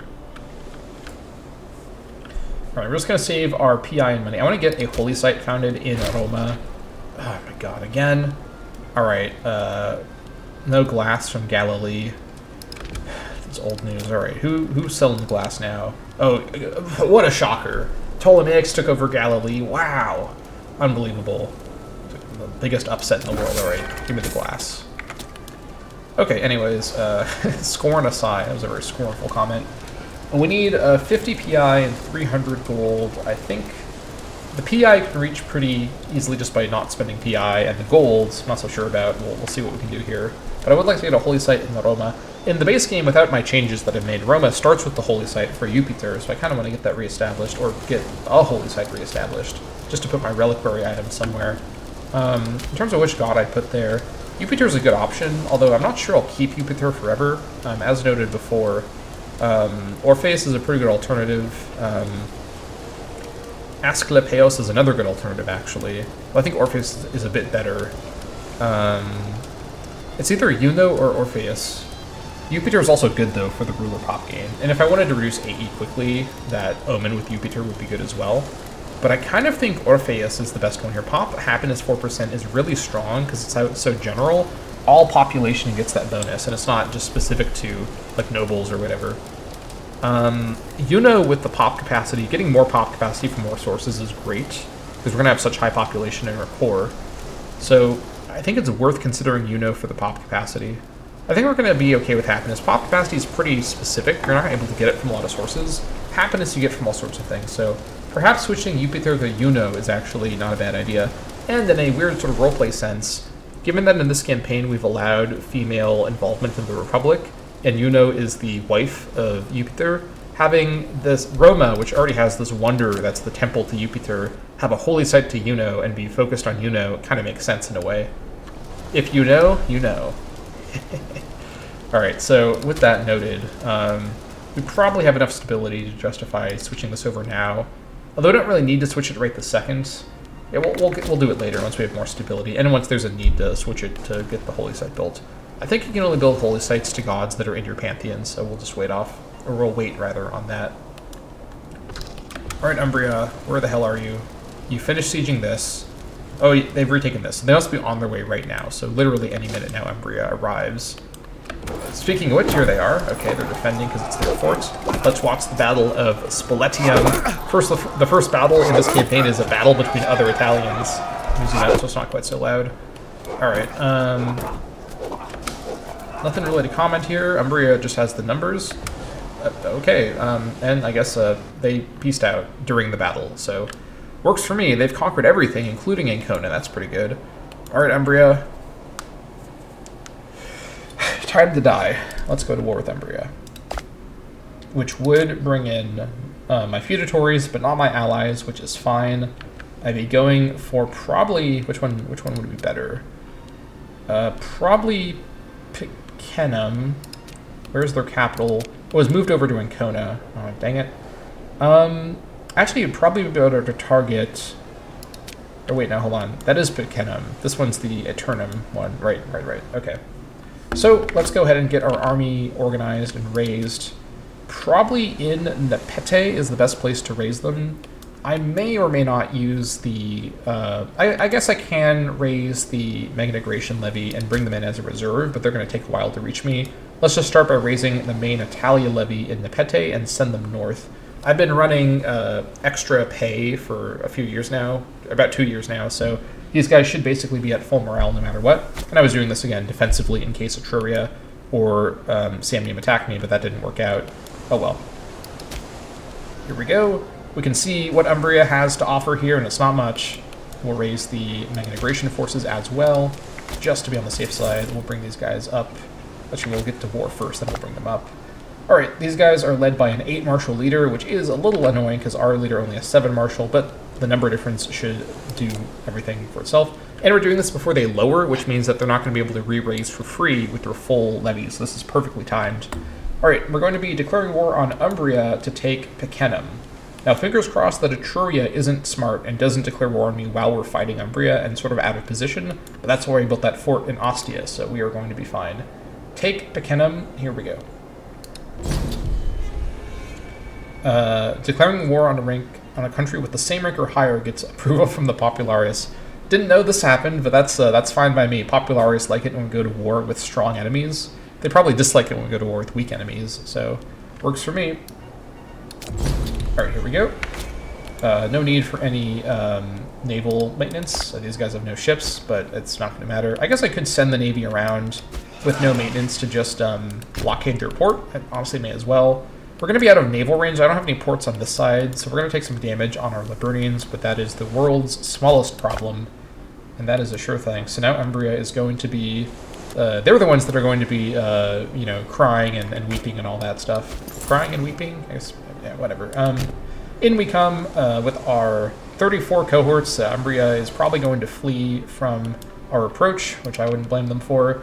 Looks like Publius has adorned some rather dashing Greek-style armor, which was the style of the time. Don't know, by the way, if the timeline extender mod that's part of Terra Indomita adds in the later Imperial-style Roman armor. That would be cool if it did, but either way, you can see, by the way, can I scroll around? You can see the old sort of, yeah, you can see the chainmail-style armor here, the Republican-style armor.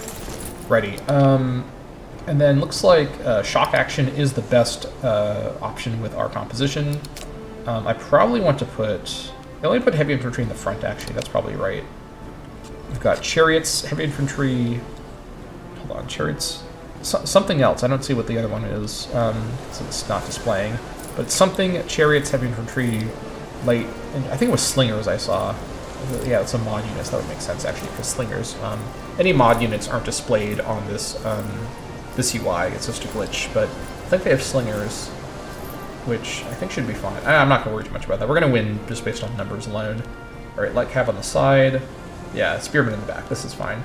So if we were being more accurate to the time period, we would actually put what was it, the Hastati in the front? Or wait, what's the order?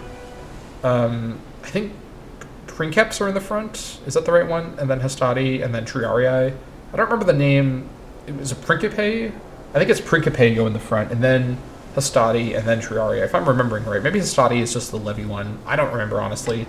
But in the old-fashioned Republic, old-fashioned, it's thousands of years ago, but in the Republican Roman army, before the Marian reforms, they had their famous 3 sort of layers in their infantry with the sort of least trained soldiers in the very front, and then they had heavier veteran soldiers in the back, and then they had the most veteran in the very back. Anyways, I'm a nerd about Rome, so I love stuff like that. I just can't remember the names of things because I'm very tired. I've been playing this for over 3.5 hours almost, but that's fine. Let's go ahead and just get to it. No need to worry here. Basically at full morale. These guys are not even going to be at our morale once they're full, even though they're on hard difficulty, so we are really going to pull this one off here. Let's go down to speed 2, I think. It's probably going to be fine here. Proceed now. You guys are going around.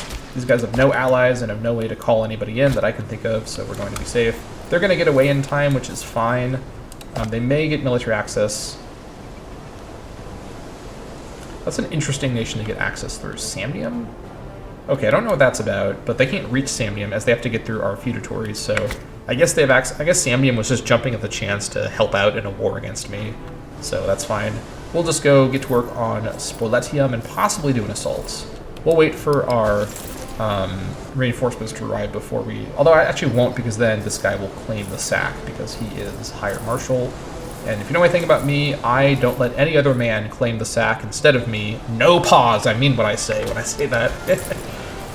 That sack is all mine, so... Or really, it's all Publius Sempronius Sophist's. So he's going to go in and acquire the sack in a direct manner. 23rd of December. probably able just to do an assault, but I may want to preserve my numbers here and just siege it down. Looks like Subpontum wants to be my ally. I'm going to decline that. No, I don't have enough slots for you. Actually, I do. But I don't really want to be your ally. I'd rather just attack you. I have no claims on either. I'm going to have to wait and get a claim on these guys. Or wait for them to ally somebody like Apulia, which they often do, and then attack them like that. I'd rather just have that location directly. Okay, anyways, 23rd of December, we arrive, fortress under siege at Spoletium. Right. They don't have their full garrison here, so an assault here does look pretty tempting. We have pretty good assault power with these numbers. The problem is we're going to damage our morale quite a bit, and we're not going to be able to do a lot more while we're just waiting around. I might be able to catch... The thing is, assaulting this would let me catch up to the Umbrians, but I'd be at low morale, and I would have taken a lot of damage. So there's not really as much need to do that. I kind of want to go to war with Lucania and Samnium right after this war, so I kind of would rather play a bit more defensively and not just do an assault, even though it would be fine to do it here. Unfortunately, I can't reach Equium up here very easily, but that's fine. We'll just siege this manual. We have so many numbers, such overwhelming force, that this should be a pretty fine siege. This force here, I guess instead of going up there, let's see here. I'm going to have it actually, let's see. Any provincial capitals? Nothing that they could do. They can't win any sieges without me missing out on the sack. I guess I'll go ahead and maybe come just over here to Nequinum just to be in reserve. I don't want this guy to take over the siege because he will with his higher marshal, so we'll just proceed like that. That's fine. Call allies. Sabini and Brute would agree to join my war now. Okay, that's fine. I'll call them in. May as well add... Actually, there's an argument for not calling in either of them because they probably don't have the numbers to fight against Umbria, and there's a concern that Umbria would actually beat them in the field and get more war score. So I don't need Sabinia or Brutia's support here. I think I'm going to just not bother with that. There's no downside to not calling them in as alliances, so that's fine. I guess that being said, all my feudatories are coming in too. I kind of forgot about that. So I guess I could call them in. It would give me more relations with them. Definitely. Oh, hold on. Brutia would agree to be my feudatory. That's a surprise. What about Sabinia? No. But Brutia would. Okay, you know what? Let's do this instead. Demand feudatory stats from Brutia. Wasn't expecting them to just agree to do it. That's kind of uncommon.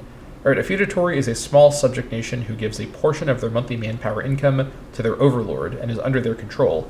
Feudatories do not cost a diplomatic slot, cannot cancel the relationship, and may be integrated diplomatically under certain conditions.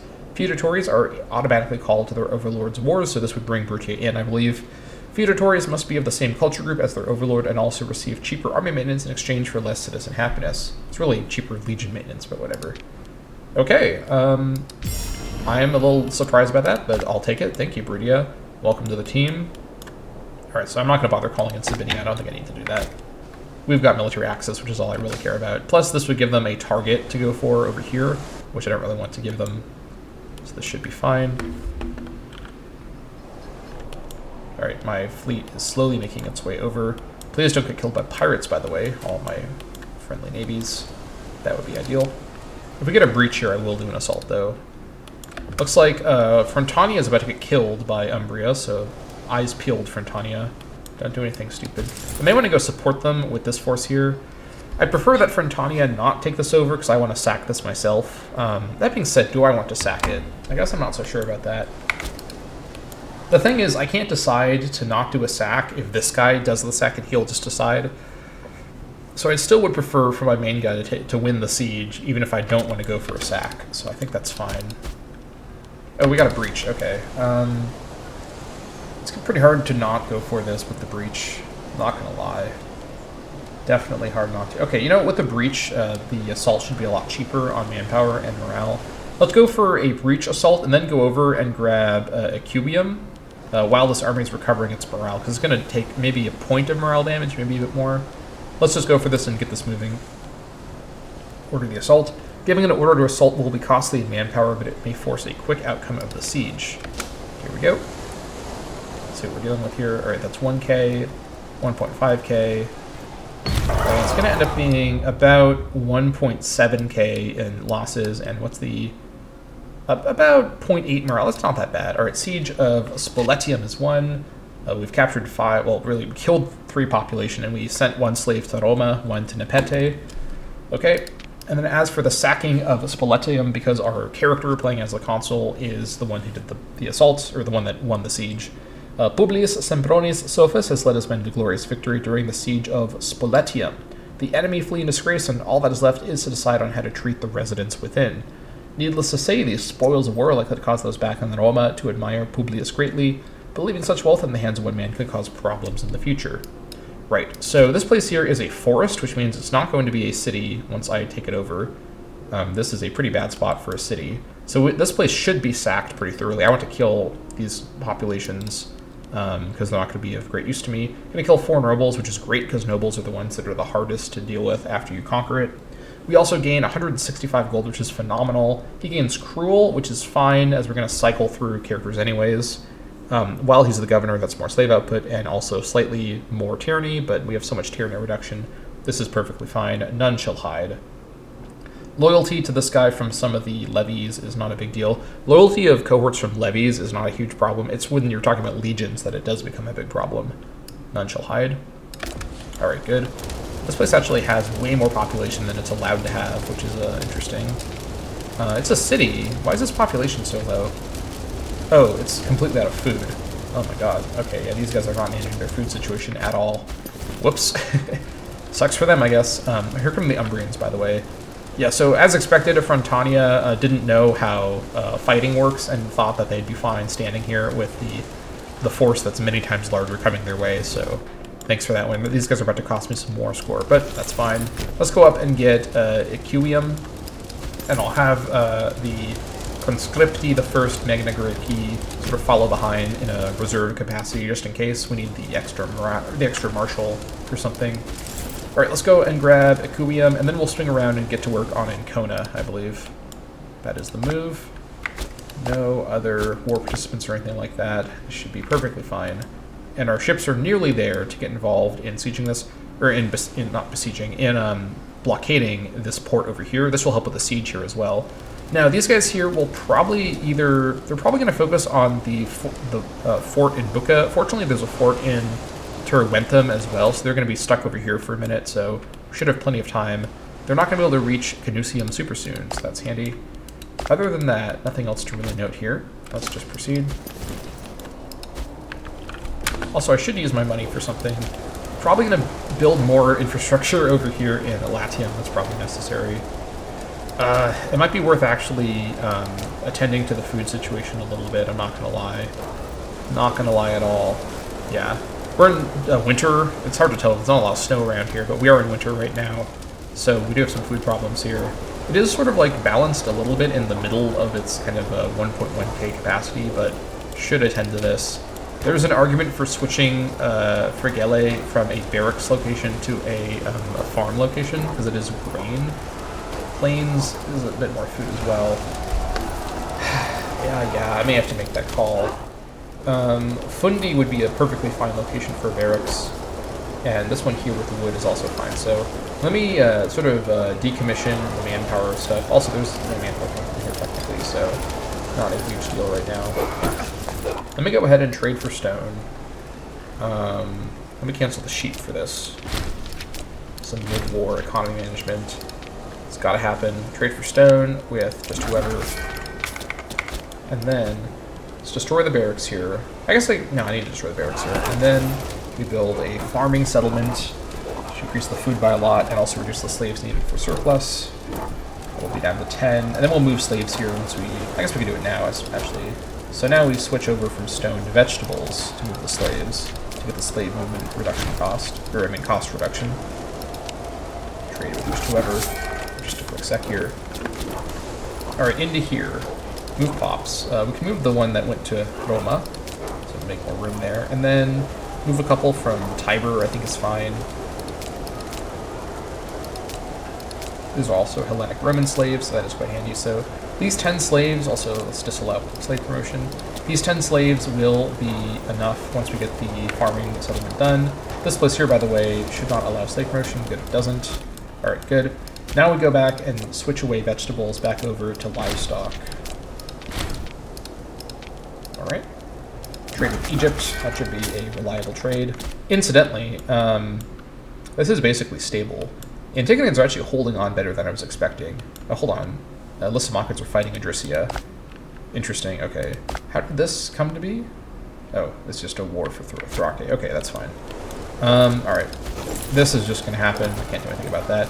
Although, my feudatories are all turning around to go fight the Umbrians, but they're all going to die, and it's going to not be very helpful for my war score. But we're going to beat Umbria just by taking everything eventually. That should be fine. Let's go up there. Get this done.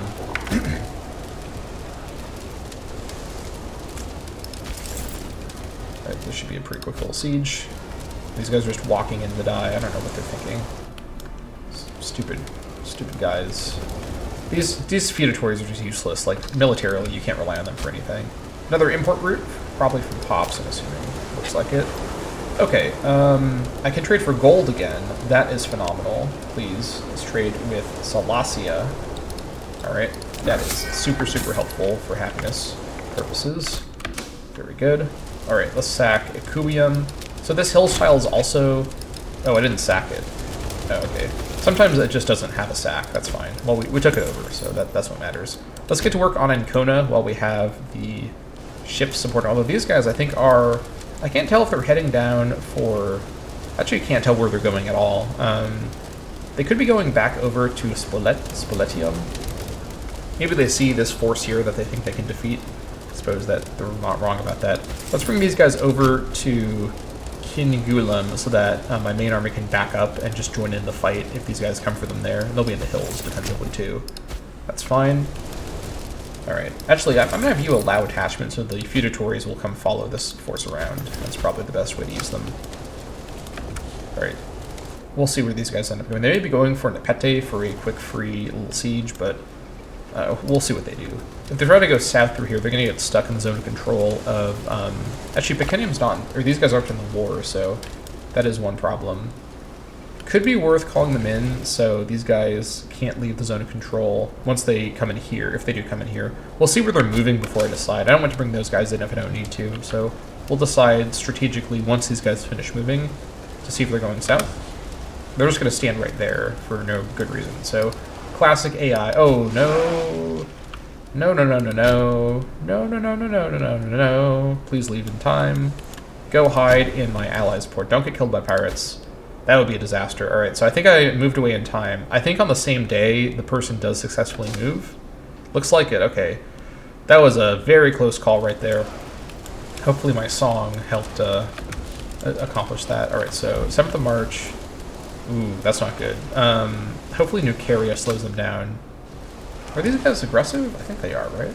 I'd have to assume they are. Alright, we'll see what happens with that.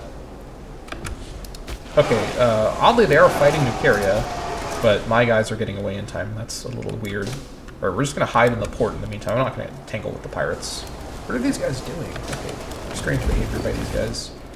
Alright, come to Ancona, get that under siege. Oh, these guys are actually going to be able to successfully hold that down. That's fine. They should give it to me after they go for it. If not, I can just give it to Frentania, or whoever gets this, I guess. Because I'll be integrating these guys later anyways, so not the end of the world. You guys just come here. Alright, good. Food-wise, how are we looking? Not great. Worry about that later, though.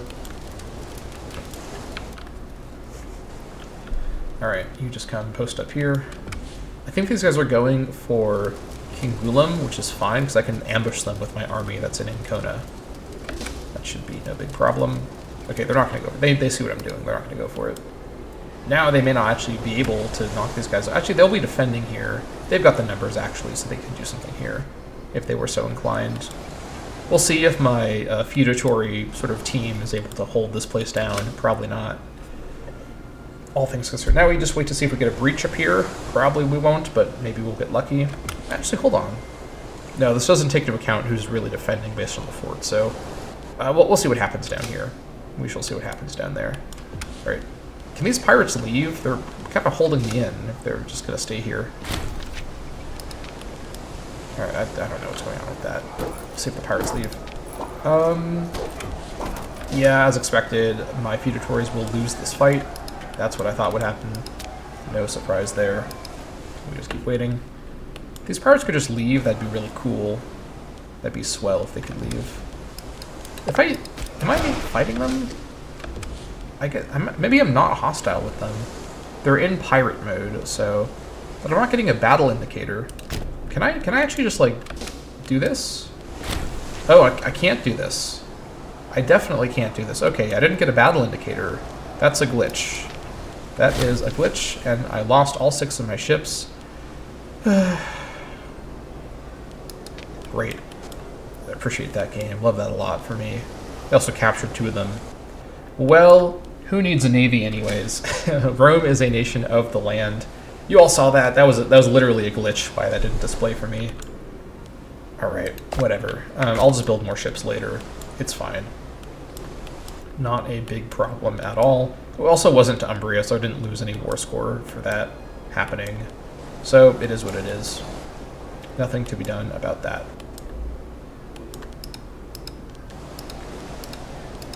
Is there even a noise?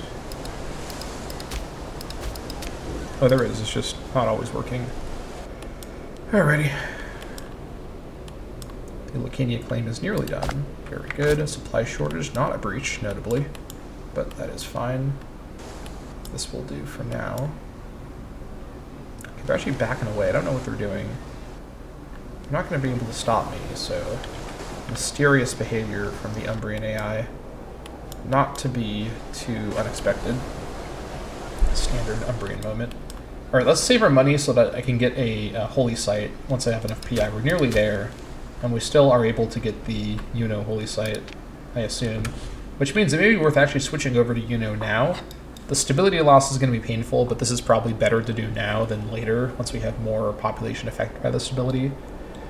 Losing the monthly ruler pop gain should be fine at the minute, and the pop capacity is good to get going early on. So let's switch from Jupiter to Uno.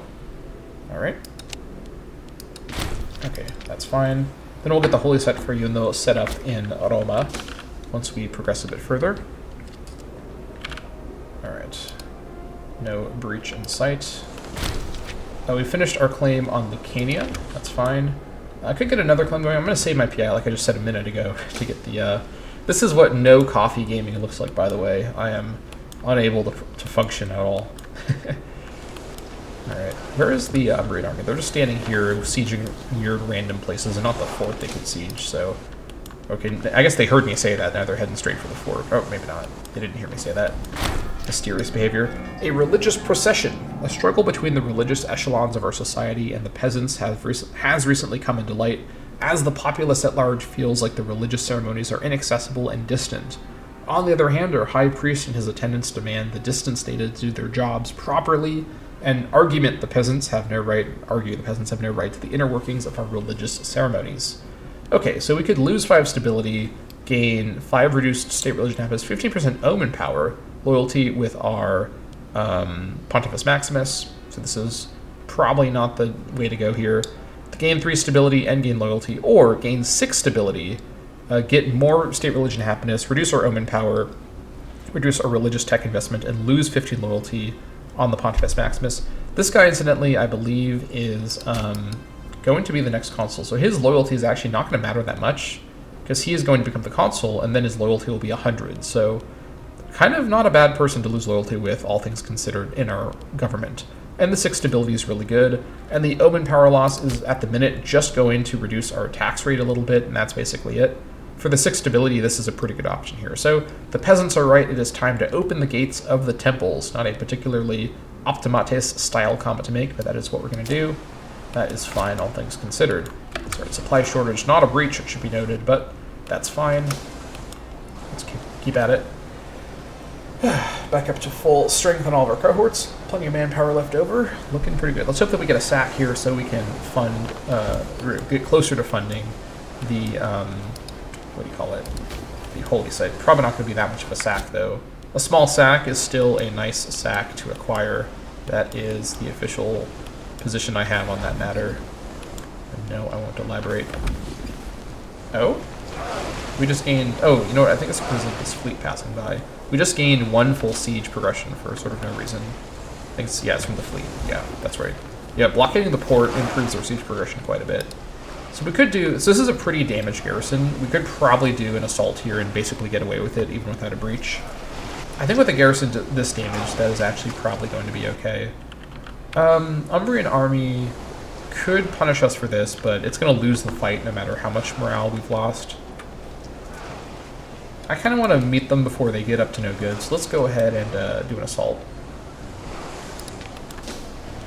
Alright, 1k, 2k, come on. Nearly, okay, 2.6k or so. Painful, but morale-wise, it's not very much per month. We have some morale problems for a bit, but this was still probably fine manpower-wise. Alright, the Siege of Ancona is 1. Very good. 2 slaves sent to Nepete, and then we killed 1. No sack, though. That is a bummer. Maybe some mod I have is fixed how sacks work. Alright, let's come down to Eternum and see if we can get this as well. Bring the other army down to just be in reserve to support if we get attacked here.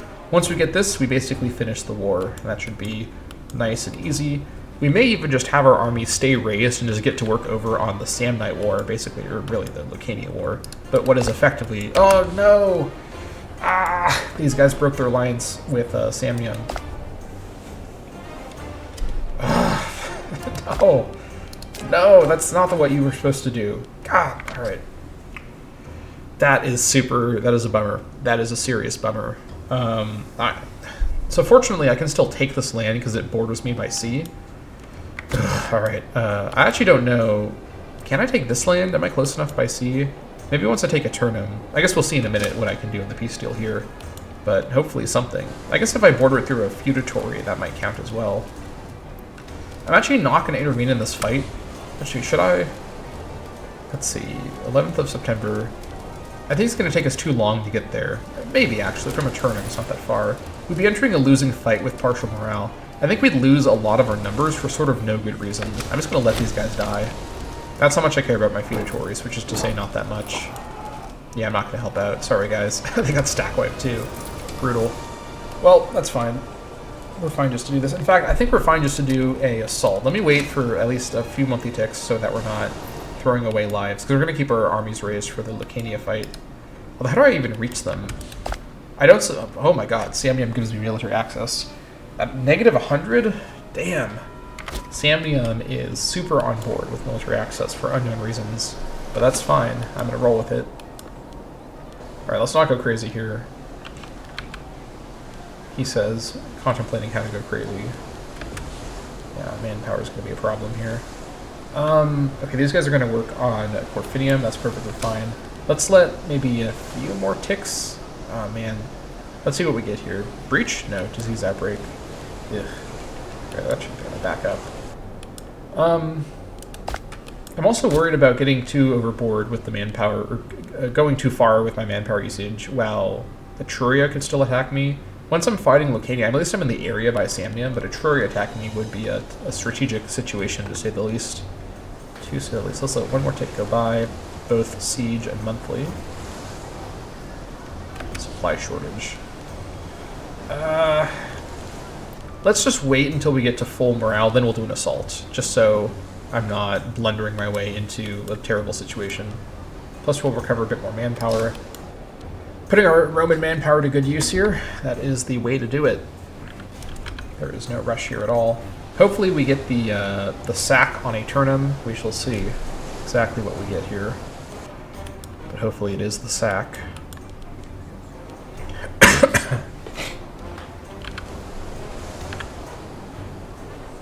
Alright, a few more days. Food shortage. These guys want my grain. I have grain to sell? Where?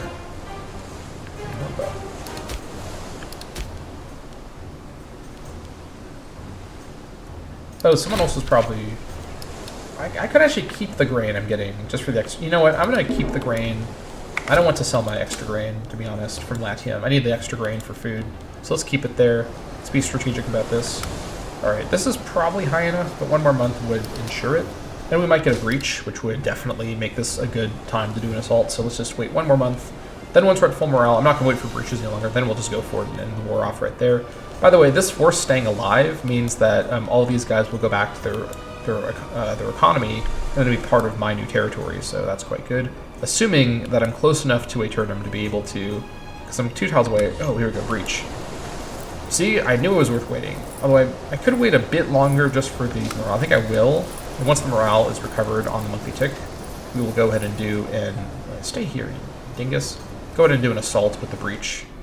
That is going to be handy right before they get to my territory. Don't go to Capua, please. Good thing they're not. These guys are doing some weird maneuvering. They could go to Capua and screw things over for me, but we're going to definitely avoid that. Alright. Yeah, look how much cheaper it is now. 1k. Let's see, how much more? Alright, 2k. Okay, then maybe this wasn't so cheap after all, but this is going to succeed ultimately. Siege of Eternum is 1. 1 pop sent to Helduium as a slave, 1 to Capua. And we now have enough war score to finish this war off with the deal we want. Okay, we can take this stuff. It is close enough. That is good. Here we go. Let's reset. Let's do this correctly. There we go. So we are close enough with the sea tiles to reach it from here. You can only take territory that you border directly, or if it's, I think it's within 2 sea tiles, you can take it as well. So going to be able to sort of snake our way northward and get this stuff directly, which is, for our mission tree, what we want to do, definitely.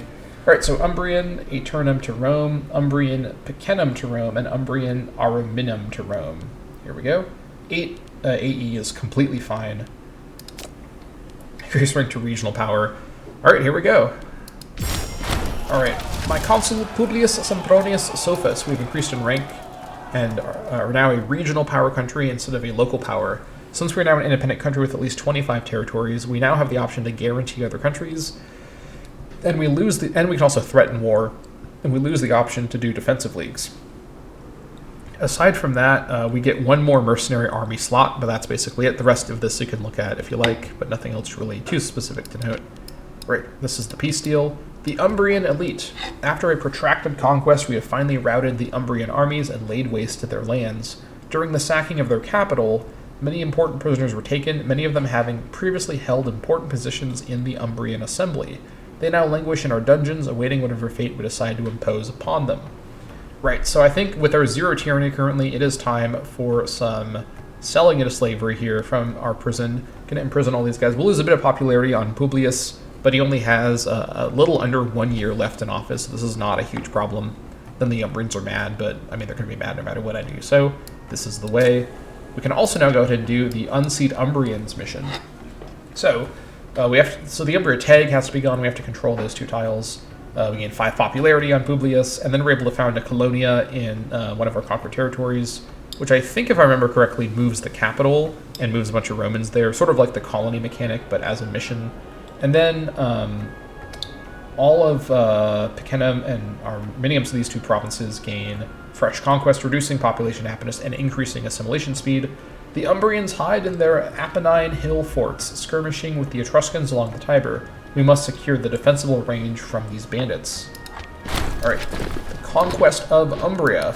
The scheming Umbrians, who never hesitated to aid our enemies, have learned the price and at last fallen like the rest. The way to Gallia is open, and the great hill towns of the Umbrii finally under our thumb. With newly conquered territory comes the inevitable price, or rather, the inevitable parceling of land and distribution of promises, but it is up to us to decide which townships will become the Roman hub of the area. So we can pick where the capital is going to be, if it's not already. Hold on, wait. Yeah, it becomes the provincial capital if it's not already. So we can pick a couple spots here. So incidentally, our options are Iguium, which is hills on the river, so it's okay, not amazing. Spoletium, which is over here. This is in the forest, so definitely not. Fermum Picenum, which is where? Farmland on the coast. That's pretty good. That's definitely a bit better. This would be for the Picenum province. This is probably the best spot in the province, alongside Castrum Trentinium. Trentinium. So, okay. Although, then we'd miss out on Ancona being the right spot over here, so we could have Arimna instead. It's probably better. Let's see. This would be the right distance away from Arimna as well. So I think Firmum Picenum is a pretty strong option, or Asculum, which is where? Asculum. But here it is, Plains. Nothing special about that. So I think Firmum Picenum is going to be our capital over here. Move four pops, they would become Roman. Gains Roman Colonia with extra pop simulation and migration attraction. Receives 4 Roman freemen, I think for free. I don't know if it moves them from somewhere. And it becomes the provincial capital of Picenum. That is the way to do it. So Firmum, Picenum, and Adriatic Stronghold. All right. So first things first, let's attend to this territory. This whole place is getting demolished in the forest. Forest cities are generally not the way to go. Destroy that, and then get these aqueducts out of here. How do they have such bad... Oh, I guess they have food now because of me. So let's revoke the city. A little bit of tyranny never hurts anyone here. Get out of here. These guys are going to have to disperse to the wind. It's too bad, actually, all things considered. And then I'm going to go ahead and I'll do the policies later. I will have enough to do my my holy site in just a second here. Okay, so over here, nothing to note. What do we have here? We have a slave estate for wood. No, we'll rebuild the logging camp there. Villa estate. No. Aeternum. Let's see. I mean, in this area, I think Histonium is the best spot for the eventual capital because it's the right distance from Firmum. And I think I'll just call this Firmum most of the time because Picenum is just the name of the province, so it's like Firmum in Picenum, so Firmum. So Aeternum can go as a city. It's not a terrible spot, but at the minute I don't really have the infrastructure to support lots of multiple cities in most areas, so this fort can go. I don't need a fort here anymore, most likely. Destroy the fort, and we destroy the port, and demote the city as well. Okay. And then we've got Ancona as well. I think Ancona honestly can be demoted as well, to be fully honest. Yeah, let's destroy these buildings for some extra money.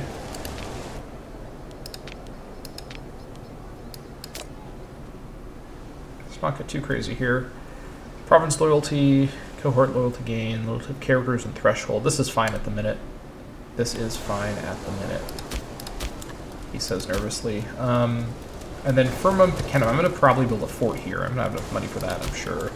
Come back to that at the end of everything else, though. Okay, and then up here, any other buildings to note. So over in this area, Arimna is going to eventually be our capital. I have to fight Lingonia for that. I don't think I get claims on Lingonia in this mission tree.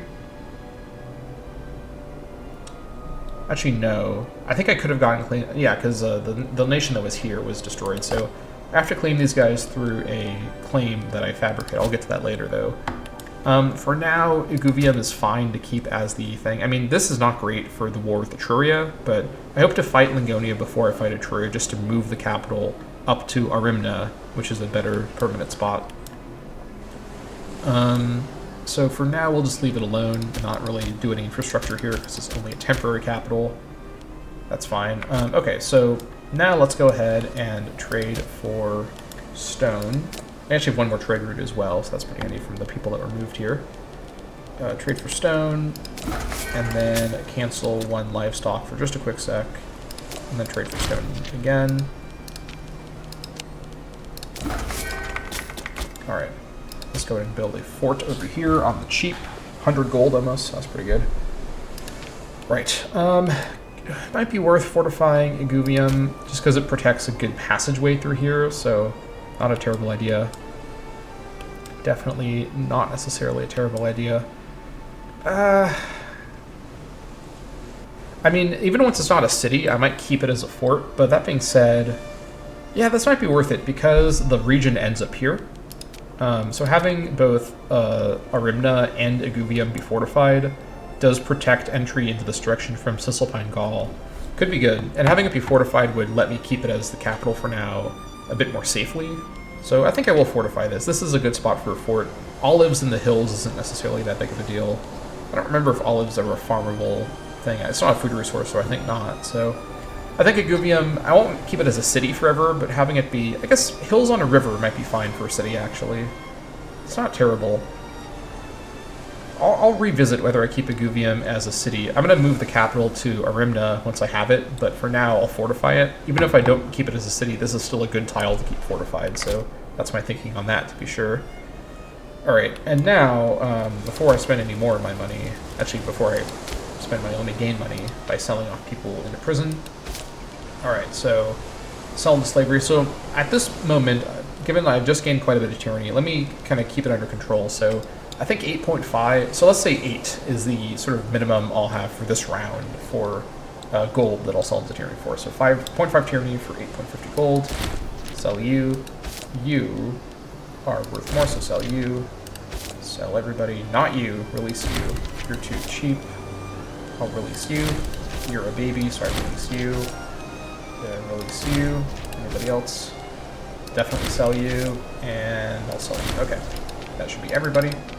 Very good. A bit more money, although I didn't need the money technically. For this thing now, I'm going to go ahead and get a holy site set up here over here.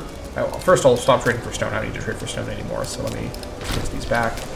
Reset up the livestock trade with Egypt.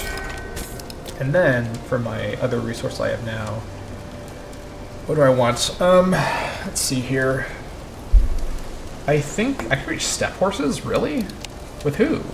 Oh, that makes sense, actually. Okay. That's a surprise. I could get surplus of wood for spearman offense. Do I have spearmen? I do have spearmen. Probably should have, it didn't matter in this context, I didn't even do any fights, but may as well get extra wood for the spearman offense, and the local manpower is worth quite a bit. Trade with Adrissia, sounds fine to me. Okay, and now, let's do it. Set up the holy site here in Roma to the god Juno. Right, so the holy site itself is going to increase the strength of Juno's modifiers, both modifiers actually, by 25%. And also provide to the territory of Roma 10% local tax, 1 extra city building slot, and 5 migration attraction. And then noting, of course, this means we're going to have 12.50% pop capacity, and I mean at the minute it's 6.36 because that scales with Omen power, but more national citizen happiness. There we go. The Temple of Juno in Roma. We have established both the temple and also we've got the Great Temple for Jupiter, so that kind of makes sense. Very good. Also, we can now go ahead and put some... Oh, it just put some stuff in here automatically. All right, let's... Oh, man. What do I even want here? I don't think I need the Tomb of Romulus that badly. I mean, I guess we have some local population diversity a little bit. That's not really the right place to put it. I guess I could gain a bit more AE by removing treasures. I don't like that it put them in automatically. Pop capacity from the Manala Stone definitely is going to stay here. The 2 sacred Manala Stones differ in their purpose, but share a name. One of the stones is used to block the entrance of the underworld, the Mundus Cararis, while the other is associated with the coming of rain. Alrighty? So this one here I'm going to remove and replace with something else. Alright, yeah, sorry. I didn't put it there by choice, so... What do I want here? I think of all the options here, the Eguvine tablets is pretty good to get more happiness here. Spirit religion happiness.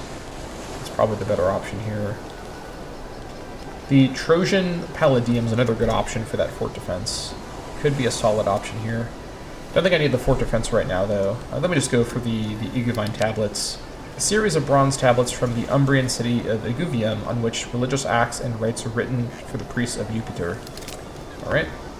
What's this require? Metropolis. Okay, that's fine. That is fine. Right. Alright, so what do we do now? Now, I think what I do is go to war with Lucania and get access... Oh, never mind, I don't get access through these guys.